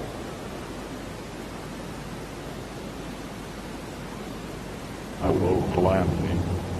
Oh, I didn't like that hello Ugh. Clancy at the end. That was grim. I've been that necromancers. I was like, oh yeah, fine. And then we get the contract. What's my reaction to the contract? Oh my god, are we that? Oh, with that up to date. Damn. We're this close. Yep. The music video Crazy. for the contract picks up immediately after the cliffhanger of Paladin Strait. Nico has Clancy in a chokehold, tightening his grip when Clancy's eyes flash an unnatural red. Which we know is Tyler being Blurryface from Blurryface era. Because Tyler In is the next moment, Blurryface, but Blurryface Nico, Blurryface but and Nico Blurryface isn't Nico Tyler. are the Tylers. Yeah, okay. In the next moment, he wakes up in a liminal space, an eerie, undefined void where the boundaries of reality feel distorted. Have you watched the video for the contract? I watched your reaction. Crap. Oh, sure. Fine. Same thing. Thank you. Same. Yeah, obviously, this is our channel, dude. Near the end, Tyler, as Clancy, turns directly to Josh and says, I promised you a contract. Both of them begin to disintegrate, their forms breaking apart into nothing.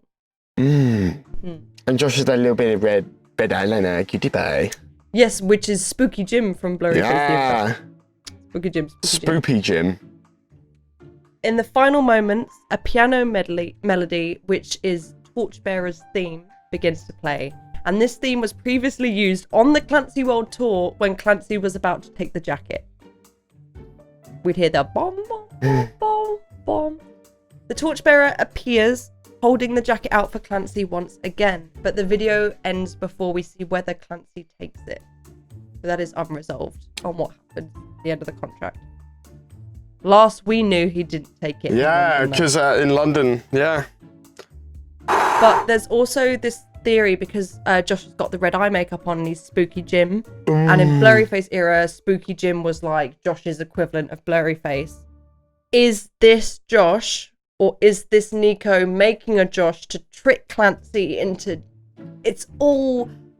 Okay, so, but Josh is Spooky Jim, but Spooky Jim is Josh is Josh, but Nico, Josh and... isn't Torchbearer. But then Spooky Jim is not Torchbearer. Mark is the reason. Mark's the creative director. Okay. And we love him. And Jenna is Tyler's wife. I knew that. And Debbie Ryan is Radio Rebel. And I met Debbie Ryan at London Night 2. Were you like?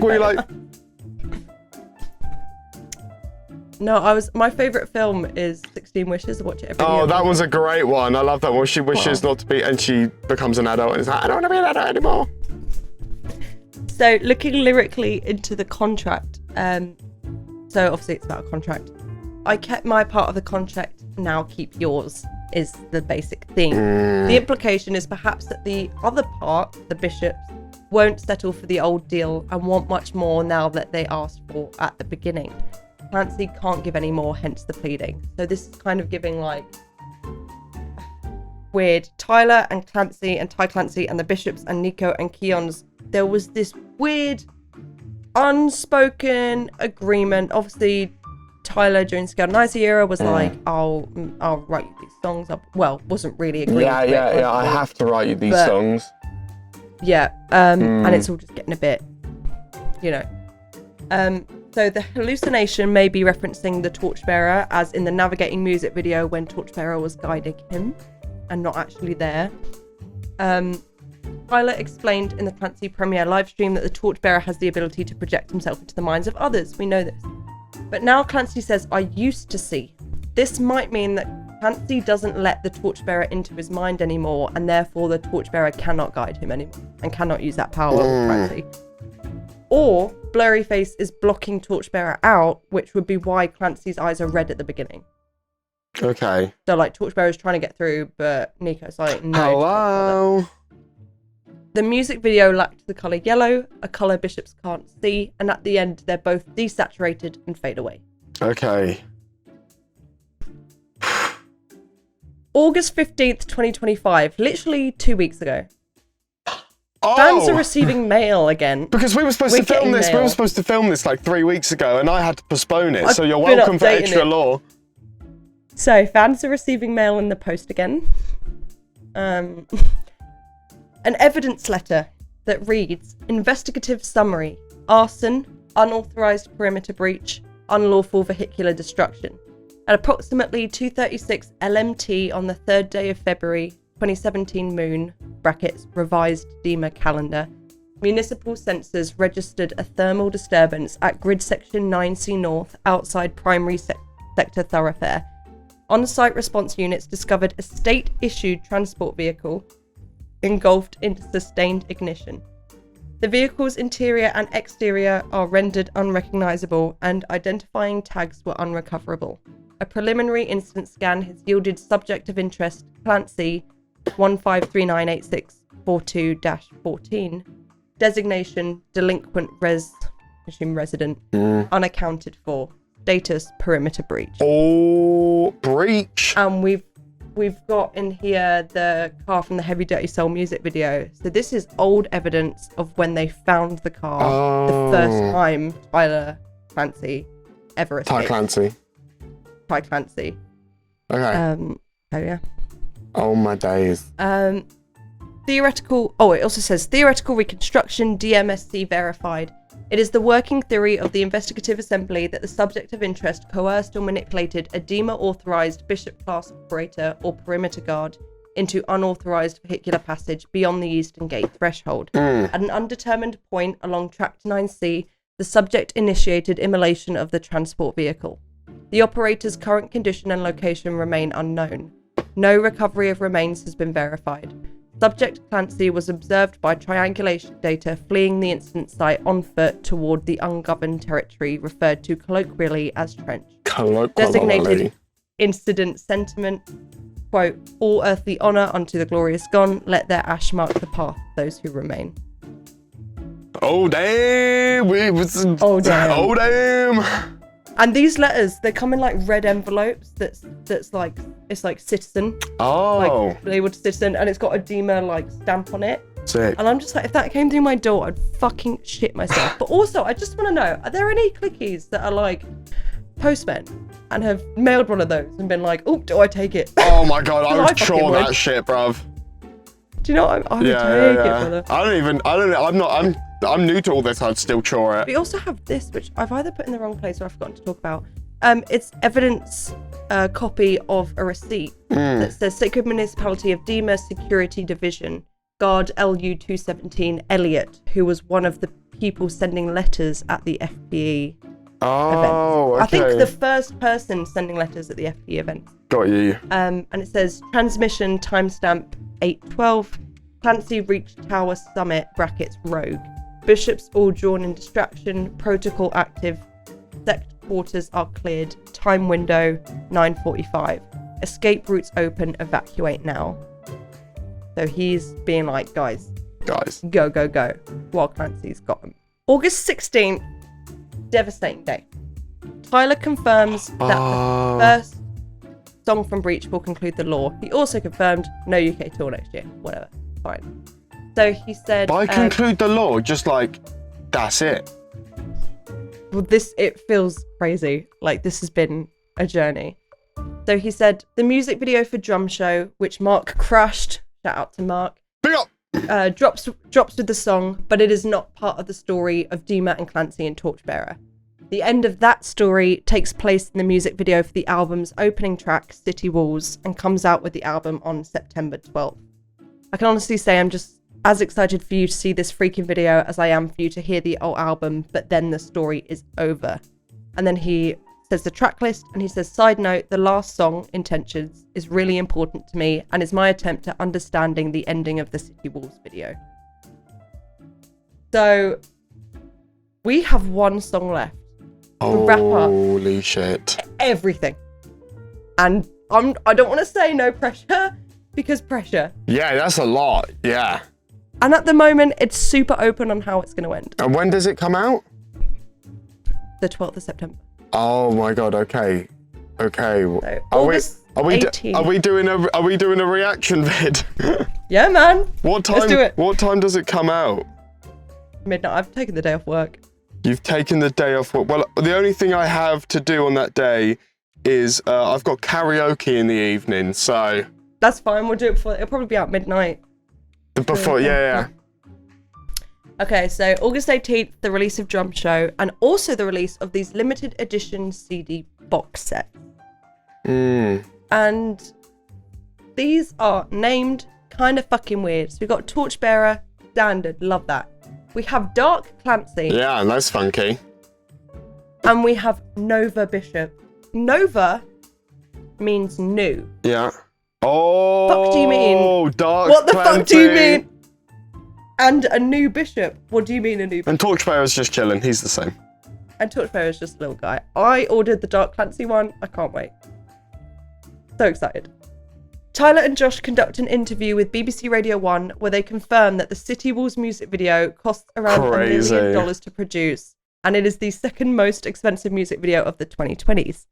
Tyler also said that this music video will be referencing old music videos. Yeah. So and I'm quite relieved. That's a stupid amount of money spent on a video, but also if you're wrapping everything up in one. Yeah, if track, you're like, yeah. So that's going to be crazy. Oh, my media. No. This video is posted to social media. It's basically a video of Torchbearer and some Probably was banditos deleted. behind him that walk on.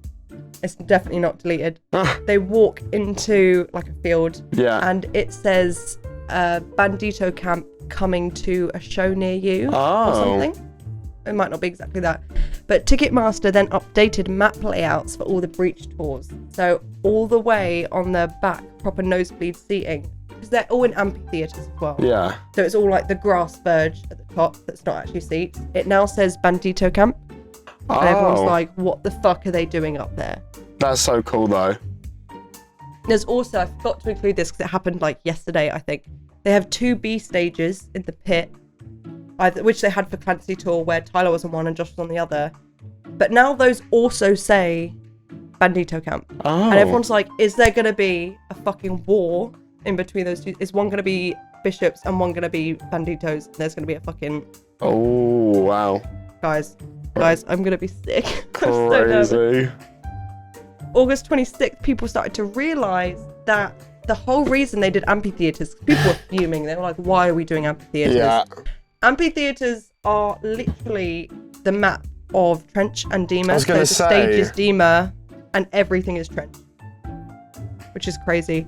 And the camp, where the camp is the breach in the wall on the actual Dema map. So we're the neon gravestones. Yeah, man. We are the neon gravestones. Crazy shit. So that's insane. So now, Oh, okay. what's next? Oh my god. Okay, I've got my tinfoil hat on. Are you ready? You for some look theories? so fucking dumb. Fuck you. I wrote this before we knew that it was all going to be just in City Walls. I kind of assumed it would be in the whole album. So, Yeah, we're like, what's going to happen in Crazy. City Walls? What's the ending to the story? So here are some theories. August 2nd, 2025, Tyler posted this picture on his story. Okay. And in it, Josh's hair is no longer red, as it has been. And he's also got red drumsticks and black drums. And we haven't had this since the Heavy Dirty Soul music video. It all comes back to that fucking music video. So remember in one of the letters where Clancy said it's all a cycle, and literally they're giving us a cycle and it's all coming back round to the beginning of the law. How do you break the cycle? We don't know. I was in a band called Break the Cycle when I was 14. Clancy would have loved you. Yeah, man.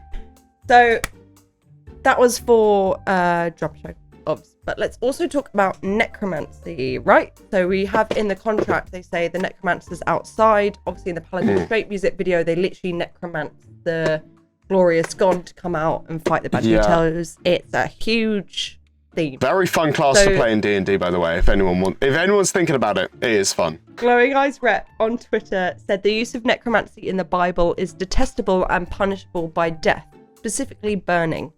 Anyone who dwells in dark magic is considered unclean. Corpse bearers are the only ones allowed to touch bodies that are considered unclean, as they are now dwelling in dark energy as well. So a couple things. Punishable to death by burning, when that's literally how we see Dema burn in the live show and in the Clancy album, and they provided these sources. Leviticus 26. If a person turns to mediums and necromancers, pouring after them, I will set my face against that person and will cut him off from his people. Oh my god. And he burned his son as an offering and used fortune telling and omens and dealt with mediums and with necromancers. He did much evil in the sight of the Lord, provoking him to anger. A man or a woman who is a medium or a necromancer shall surely be put to death. They shall be stoned with stones. Their blood shall be upon them. They will be stones with stones. And also, after this time, the dead body cannot be touched by anybody except special corpse bearers who live apart from the rest of society, spiritually and physically. The dead body is most unclean at this time. So corpse bearers sounding a lot like torch bearers. Yeah. Living apart from the rest of society. Do you mean entrenched, living apart from corpse Dema? bearers, more like torch bearers. Let's go. Spiritually and physically. You mean like when he's physically there and then when he's using his guiding power and he's not physically there? Dude. Dude. My brain hurts. Do you think this is bullshit? My brain hurts. Just carry on. So then Spyglass Gem said, hey, so this is why Josh's drums are black now and he cut his red hair. He is the corpse bearer and has touched Clancy, unclean as Clancy can seize. Because of that, he is dwelling in dark energy. We just got a fresh set, dude. Fresh set. So here's another theory. There are multiple Clancys. Like Banksy. Sure. Do you not know that theory? I'm going to make a PowerPoint on that. Okay, bro. I am not. Fuck that. So, the multiple Clancy theory is a popular fan interpretation suggesting that Clancy isn't just one person, but a title or identity taken on by multiple individuals who've escaped or are trying to escape Dema. Oh, okay. So we know we had original Clancy, and we know we've got Ty Clancy who's done it. But are there more? More Clancys. Is original Clancy original Clancy? Oh. So some letters on the original Dema.org info site seem to have different writing styles, tones, handwriting, and emotional states, leading fans to speculate that they were written by different people under the same name. Fans theorize that Clancy is a code name used by banditos to protect the identity of real escapees. If the bishops intercept a message, they can't know which individual it's from, making it a layer of protection within the resistance. Okay, with you. And these are all like just potential, these are just fan theory shit. Like. This is just like, this could be BS, but there's good theories behind it. Some interpret it metaphorically, and that there's a Clancy in every generation always trying to get out of Dema. Tyler may have become the new Clancy once he escaped, just like someone else was Clancy before him. Okay. Sorry, I didn't mean to roll my eyes there. Okay. Just as Nico is a role/title for a bishop, specifically the one titled to Blurryface, Clancy could be a symbolic role, the conscious mind waking up, questioning, and running. Oh my god, back. Clancy And then we've becomes got a this bishop. theory which we're all a bit sold on. Yeah, no, I think Right. I'm sold on this theory as well. I'm sold on this theory. So the Clancy is going to become a bishop theory suggests that Clancy, rather than fully escaping Dema, is becoming manipulated into becoming one of the very bishops he's trying to resist. Clancy's letters reveal a surprising amount of insider knowledge about the city's structure, the rituals, even the bishops themselves. Some fans believe this shows he's closer to them than he admits, so we've got an unreliable narrator. Possibly being drawn deeper in under the illusion. The illusion. This theory ties into the darker theme that resistance itself can be co-opted. If Dema can't kill Clancy, and they don't want to kill Clancy because Clancy can be perceived as a live vessel instead of dead, it may elevate him, making him feel powerful, giving him authority until he becomes the next enforcer. He could be the 10th bishop or replace Keon's guide. Some of the letters feel increasingly ambiguous and untrustworthy, as if Clancy himself is starting to lose clarity. Fans read this as evidence he's being pulled back in and may not even realise what he's becoming. Oh, they're going to wrap this up, dude. How are they wrapping this up? So, another theory, Torchbearer is Clancy. I'm not sure about this theory. Hold on. So, this tweet caught my attention one day. What if Torchbearer was the first Clancy? The OG Clancy. Not necessarily Clancy now. So, Torchbearer is a previous Clancy, and they believe that Clancy is a title, not a name, and it's a lineage. So, strap in. Thank you, Kamadi, for the thread. If anyone's watched My Hero Academia, this is just one for all. Trust me. If people are watching this video, they've definitely seen My Hero Academia, and this is just what that I is. need to watch that. It's fucking sick. It's the best anime I've seen. Like, it's so good. Like, my partner got me into it, and it's so sick. First episode, I tried to watch years ago, and then I'm like itching for every piece of content. So good. The story This is us is with awesome. 21 Pilots. Yeah, but there's not like all this crazy shit. It's just a fucking story. So, Maddie gave us these threads as a theory. So they said, I've thought for a very long time that Clancy was a title, not a name. It offers explanation to the confusing perspective shifts in Clancy's letters, how Clancy recalls having distorted memories and vision, etc. Right, multiple Clancy theory. In the contract music video, we see all of the previous Clancys. So all of the people with the red eyes that are like in lines, that could be every single one in the past. We know that only Clancy's eyes turn red when he's seized, and red eyes are the physical indication of Clancy, someone who can be seized while alive. So we've got all these bodies with the red eyes, but only Clancy can have red eyes. Okay. And the same as Tyler in the videos, right? This means the figure with the red eyes are, without a doubt, previous Clancy's. I don't know about the without a doubt, but I like your confidence, Maddie. Go for it, girl. However, when Clancy seizes the dead body, his eyes turn yellow, as do the corpses. Rip Keon's my beloved. His eyes only turn red when he's being seized. I love that everyone loves Keon. It's like, Rip, my baby girl, Keon's. Love him. He was a nice dude. Well, the entire room is filled with previous Clancys, including Torchbearer in his Clancy form. Spooky Jim. Note the eyeshadow. Thank you, Debbie. Mimicking the red eyes. I love that. Thanks, Debbie. Thank you, Debbie. Before Torchbearer offers Clancy the jacket in the music video, Clancy points to Torchbearer and says, I promised you a contract. To me, this means Clancy either promised to complete the Clancy cycle or destroy it. And then I love Yaoi Doomerism. So I think you meant destroy it. Love you, Maddie. Great. Love that. Good for you. At the end of the music video, all Clancys begin to disintegrate. The lineage of the Clancys could have been defined by the martyrization, defeat, regardless of the outcome.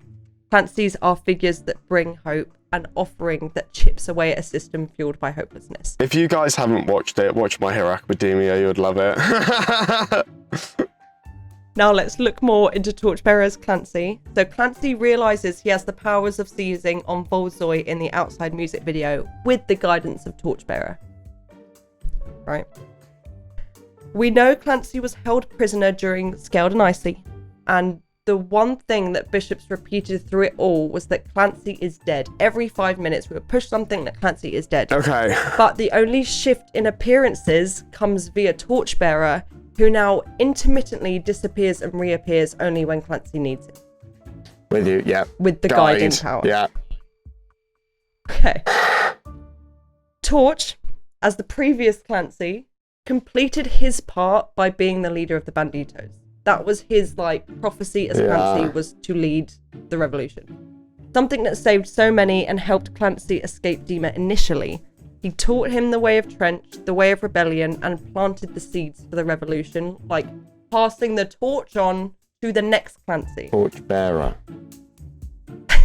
Torchbearer. When Torch and Clancy were captured by Dema, Torch voluntarily revoked his title, knowing the lineage would continue to Clancy. The Bishops didn't lie. Clancy is dead. Directly after they escape Dema in the Scaled and Icy era is when Torchbearer begins to guide, leading into the Clancy era. Side note, the escape very well could have been orchestrated by Torchbearer and Keons, yeah, I think it was, which supports the theory that Keons was Torchbearer's bishop when Torchbearer lived in Dema. Okay. So there's no guarantee that all of the Banditos escaped Dema. There is a chance some of them were just born and raised entrenched. Anyway. But we think Torchbearer was born in Dema, escaped, became Clancy, did his thing, worked hard, became the leader of the Banditos, and then was like, someone else got to be Clancy because I've done enough. And then, anyways, I digress. Anyways. Throughout it all, Torch continues to guide, intermittently at Voldsoy, where it was mostly up to Clancy to realise his power, and then steadily and continuously when war preparations begun, where Torchbearer officially passes on the mantle. Okay, he's passing that shit on. Keep in mind, a jacket is something you can put on and take off. In all of the shows, Clancy took the jacket to help the cause, becoming Clancy temporarily. And sometimes he hesitates, but he still wears it, other than the last show. So London Night 2 show, we had no Clancy. Other times he rejects it completely, and his confidence is not unwavering. So he's not as big in his boots as the letters are suggesting he is. It'd be so funny if they, like, during the show, he just forgot that he wasn't supposed to take it and was just like, oh yeah, oh fuck. But the whole law's ruined. Yeah, gotta change the law. Now, in the contract music video, we don't see if Clancy takes the jacket or not. All we see is this, and the Clancy's disintegrating. Clancy has two choices: take the jacket, fight back against Nico, and complete the Clancy cycle, as Torchbearer had. Or reject the jacket, succumb to Nico, and destroy the Clancy cycle by becoming a bishop. Clancy is dead. Clancy is actually dead. No more Clancys, no matter how many. And I have a bad feeling, despite Torchbearer giving all of himself to offer the resolute guidance Clancy needed, it wasn't enough. That theory. Now, this is my theory, because I feel like a smart girl. Okay. I think the 10 years worth of lore is just the story of their self-titled album, 21 Pilots. Yeah, I'm aware of this album. So. This is the one with, yeah, I've heard a lot of the songs, yeah. Taking the album cover. Familiar? I'm familiar with the album cover, yeah. It's like a man on his bed looking up at his broken ceiling fan. All the colourful goo coming out. Also, sorry, there's like colour and grey and oh my god, what does that remind me of? Dema and Trench. Anyway, so implicit demand for proof. We've got some lyrics in here that are just giving lore. So I know you could set fire this day. Dema's burning down. Strike me down, I'm calling your lightning. The bishops use lightning to bring the glorious gone out of the graves in the Paladin Straight music video. Down from your dark hiding place, the bishops actually live at the top of the towers. And go ahead and show me your face, i.e. either Blurryface or Nico with the fucking mask on and whatever. And why won't you let us use your name? So he goes by both Nico in the lore, but he is Blurryface. Blurryface is his name. Yeah. Why won't he let them call him Blurryface? Why does he have to be called Nico? Okay. Also, alternatively, why doesn't Tyler let people call him Tyler? Why is he Clancy? Fall away. This is a bit like of a stretch, but my skin will start to break up and fall apart, much like the skin of bishops. Clancy is bishop theory. He's like, this is going to be me soon. It also says take aim to obtain a new name in a newer place. So his new name he took on was Clancy, in his new place Trench. And my name became a new destiny to the grave. So he knows that becoming Clancy is basically just like a death. Yeah. He's like, I'm going to be Clancy. I'm going to help all these people get out. It will kill me. Martyrism at its finest. Friend, please. I feel for you, but when did you believe you were alone? We've got Torchbearer's guiding powers. He's like, whatever. Damn. So and, it's just I mean, hella law. just this. Remove your hands from over your eyes. Clancy does this a lot. He covers his face and the stole over his eyes when he didn't take the jacket. Fish. Thus. Trapdoor. Now this one. He wakes up early today. Fine. Throws on a mask. Like Clancy does. Nobody knows what his real name is because he's always referred to as Clancy in the letters, never Tyler. And now he just uses a name he saw on a grave when Clancy is dead. Hello? Is anybody listening? Has Rosie cooked? Has Rosie cooked? I think I've cooked. Trapdoor, he thinks that Faith might be dead. Nothing kills a man faster than his own head. Literally, if Ty Clancy dies in this lore, we need to remember that Tyler literally made all this shit up. He does not need to die in this lore if he doesn't want to. Anyway. And then we've got a Kara Tortured Death off the album. We literally started the lore with a burning car, met Torchbearer, and then Clancy died.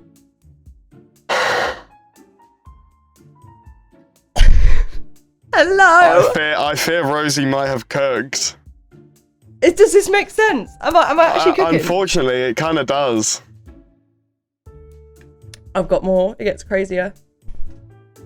Okay, but in A Car Tortured Death, the lyrics, I saw him, torch in hand. He laid it out what he had planned. And then I said, I'll take the grave. Please just send them all my way. And we know based on the letters between the Dema citizens in the FP events of the Clancy tour, that this entire plan on the Paladin Straight music video was Torchbearer's plan. They're like, Clancy's doing a great job. Torchbearer's plan has gone to plan. So, hello? Rosies. Rosies. Taxi cab. I want to strip myself of breath. A breathless beast of death I've made for you. He is getting choked a lot. Who isn't? Whoa. And then, this, I fear... So we've got the album cover, man looking up at his ceiling fan. So this is probably what he's seeing. Like if you were that man right now on that album cover, this is what you're seeing. And this kind of looks a bit like this. The map of Dema. Right, okay, well, Brother! No. You had me until this point. Does this not look like a fan to you? No, I get what you're saying, but this is a stretch. Everything else I really with enjoyed. everything else, no, it is a stretch. If I bought you this on its own, I'd be like, laugh at me. But with everything else, maybe. No? Maybe. Oh, whatever, man. I thought you'd be really excited by that. I liked everything else but that last bit. New theory, Torchbearer isn't real. Okay. So, Torchbearer is a figment of Clancy's imagination, and this theory suggests it's not a real person or rebel leader, but a mental projection created by Tyler or Clancy as a coping mechanism or a symbol of hope. So, AO3 users are shaking in their fucking boots, let me tell you why. There is a very famous, quite crap fanfiction from back in the day called The Forest Fic. Don't know if you're familiar. I am. So, in this work, Tyler's only solace while struggling with his mental health is his friend Josh. However, Josh is just a figment of his imagination, or so we're led to believe. Spoiler alert, in case you're, I don't know, reading The Forest Fic in 2025. The story ends with setting fire to their treehouse with him still inside of it. And it's essentially the biggest fanfiction within the fandom and has been quoted both ironically and unironically. Fucking C major lips, mocha eyes, everything is blue black for me, BS. It's like copy pasta on Twitter. Right. But what are the parallels? So this is insane. Right, this will sound insane. But it's a weird coinkydink. The lore is a metaphor for Tyler's mental health. And Torchbearer has the power of guiding, where he does not have to be physically present, and Clancy's end goal is to set fire to Dema. Just like Tyler's end goal was to set fire to said treehouse. We also had in the Blurryface 10-year promo, this video, Happy 10 Years to Blurryface, of Tyler, old footage of Tyler lying on the floor. But, well no, there's loads of stuff, it's clips of Tyler or whatever.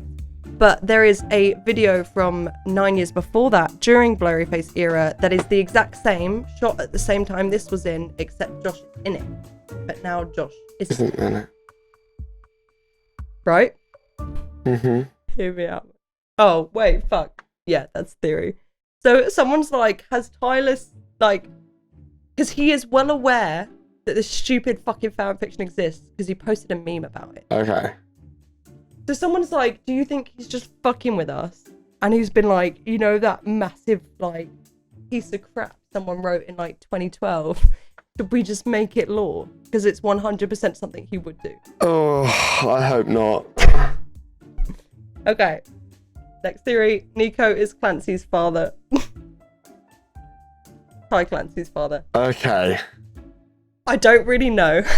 I just know it's a theory. I asked in the group chat, I said, guys, can somebody please explain the Nico is Clancy's father theory? And someone said, I think it's just because Clancy says he's the prodigal son in the Overcompensate. And because he can seize people, some people seem to think that Nico is his dad. So because Clancy's the only one that can seize, maybe it's like a DNA thing. Okay. And a prodigal son means a man or boy who has left his family in order to do something that the family disapprove of and has now returned home feeling sorry for what he's done. Which is kind of the story of Clancy. Yeah. That's kind of all we've got. I don't know why people are obsessed with this. But apparently it's... So... Right. The Clancy origin story. Where did the original Clancy come from? We don't know enough. So we're going back to... I know, brother. We're going back to Blurryface music videos. Because there's parallels. So, the beginning, fairly local, introduces us to a grungier, more atmospheric aesthetic to the band and introduces us to Blurryface for the first time. There was a period of time when the Clique compared scenes from Overcompensate to Fairly Local, especially through Clancy's gestures and the likeness of both backdrops. In this video, Blurryface's voice is constantly switching on and off, and the lyrics suggest two polarizing characters. My theory is that the video shows the creation of Dema, starting with this building, and the split of Blurryface's character into Clancy and Nico. Blurryface builds the world of Dema, starting with the Fairly Local music video. What proof do we have?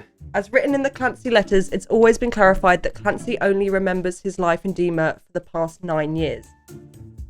Coincidentally, it's also been around 9 years since Fairly Local and the Blurryface album was released. In the I Am Clancy video, Clancy states that he was a citizen of an old city, only to interrupt himself and say, everybody says that it's old, but there's just no proof. Why mention this in the first place? This most likely suggests that Clancy and Dema were created not long ago, but during the Blurryface era, maybe by Blurryface himself. What if every time we've heard the line, I created this world to feel some control, destroy it if I want, which is a reoccurring lyric throughout their songs, was Blurryface reminding the audience that he made Dema as a way to feel some control. I'm not saying that Blurryface is a god who created all of Trench, but more decided to create Dema after his personality split between Clancy and Nico.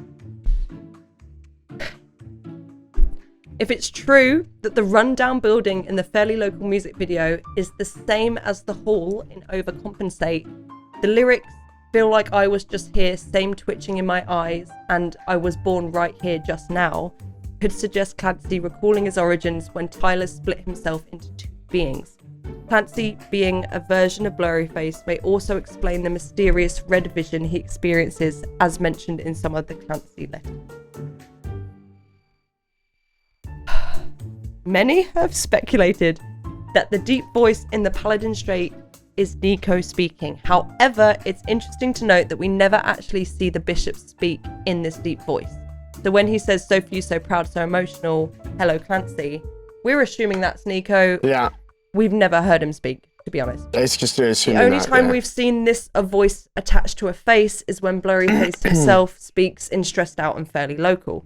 This observation, along with the words so few, so proud, so emotional, being used as the last words of Paladin, further emphasise the relevance of Fairly Local to the lore and suggests that the voice speaking in Paladin has to be Blurryface, not Nico. Blurryface is Nico. But Nico isn't Tyler. Nico isn't. Oh, under the premise then, who is Nico? In the I Am Clancy video, Clancy mentions that Nico calls himself Blurryface. Tyler and Josh could have chosen to discard the old name Blurryface and update the lore to only call him Nico. However, when asked to describe the plot of Dema in radio interviews, Tyler always mentions Blurryface as the primary antagonist, not Nico. In the overcompensate behind the scenes video, Tyler also mentions that he is excited to get back into the colour red again because that was the goal this whole time with the story. So he like went to yellow for trench, went to pink for Scale Nice, and he was like, guys, I don't like it. I need to... Tyler, consistent emphasis on Blurryface as Nico, proposes an interesting theory. What if Blurryface has been controlling Nico all along through seizing? And he isn't actually Blurryface being. Okay, with you. Okay. I think. Under the premise that Blurryface created Dema, it's possible that Blurryface made and has been puppeting the bishops this whole time through Nico. It's almost poetic to compare Clancy seizing Keons in the Outside music video to Blurryface controlling Nico, like there's a parallel, because Tyler is Blurryface. And if Blurryface is Nico, but Tyler is not Nico, then Tyler is not Nico because Blurryface is just controlling Nico and Tyler is just controlling Keon. And that's the parallel. Okay. Clancy could only seize him for a short amount of time, but Blurryface has been controlling Nico, and by extension, the rest of the bishops, for as long as Dema has been established. It's important to note that Clancy is a weaker copy of Blurryface, as mentioned in these lyrics of Morph, where Clancy recounts being taunted by Nico. In Routines in the Night, another song of Clancy, we see Blurryface once again in a slightly lore-ish setting. So it's not like lore, like French or Dema, but it's giving dressed in the same white outfit and painted black hands in fairly local. Here, Blurryface tours the viewers around different parts of his mind. In one room, we see yellow flowers, which is similar to the yellow flowers in Jumpsuit and the Nico and the Niners music video. And in another room, we see a rack of cloaks, which could further suggest that Blurryface is indeed the bishops in disguise all along. Of course! Of course! Interestingly, every time Tyler wears white and/or has red eyes, he is Blurryface. Conversely, when he wears black and seizes people with yellow eyes, he represents Clancy. This would also support the lyric, the few, the proud and the emotional, bulletproof in black like a funeral, the world around us is burning but we're so cold, the few, the proud and the emotional. This could represent Blurryface taunting Clancy because of his famous dark jumpsuit. The world around us is burning and we're so cold could also be a reference to the Banditos hypothetically burning down Dema in Paladin Strait. Heathens is part of the lore, new theory. Which, I mean, there are many theories about this song. What are we? Some kind of Suicide Squad? It was when I went to the cinema to watch Suicide Squad. Just for the song. To hear the 21 Pilots song, and it was in the fucking credits. Yeah, end credits, yeah. I was made a fool out. Anyway. With assistance from... Carry on.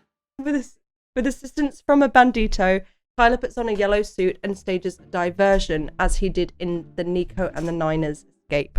There is a theory that Heathens took place beside Heavy Dirty Soul, due to Tyler having a cut on his nose, which is the same cut seen on his nose in Jumpsuit, Levitate, and Nico and the Niners, making it correspond to Dema. If the Heathens video was another diversion, who did escape? Because at the end of the video, Tyler is kept in the prison with the guards taking power again. Theories are that this is the diversion that paired up with Clancy's first escape from Dema. So Tyler's in prison, Clancy is also in prison. Tyler starts a concert, they escape, Clancy escapes, Tyler escapes after that. Okay. And then Heavy Dirty Soul and Jumpsuit. Oh! The end! Oh! Oh! My God! Oh. Jesus Christ, I need a wee so bad. So, Breach comes out September 12th. How do you think they're ending the lore with City Walls? I don't know. How do you think? You know everything you know. Use your theory brain. What do you think's gonna happen? I think Mark's gonna come out and go, guys, good run. I quit. I think Mark's gonna quit. I hope not. I love you, Mark. I think Mark's gonna quit. That's how the law's gonna end. They've been friends for forever. Yeah, and he's gone, this is too much, boys.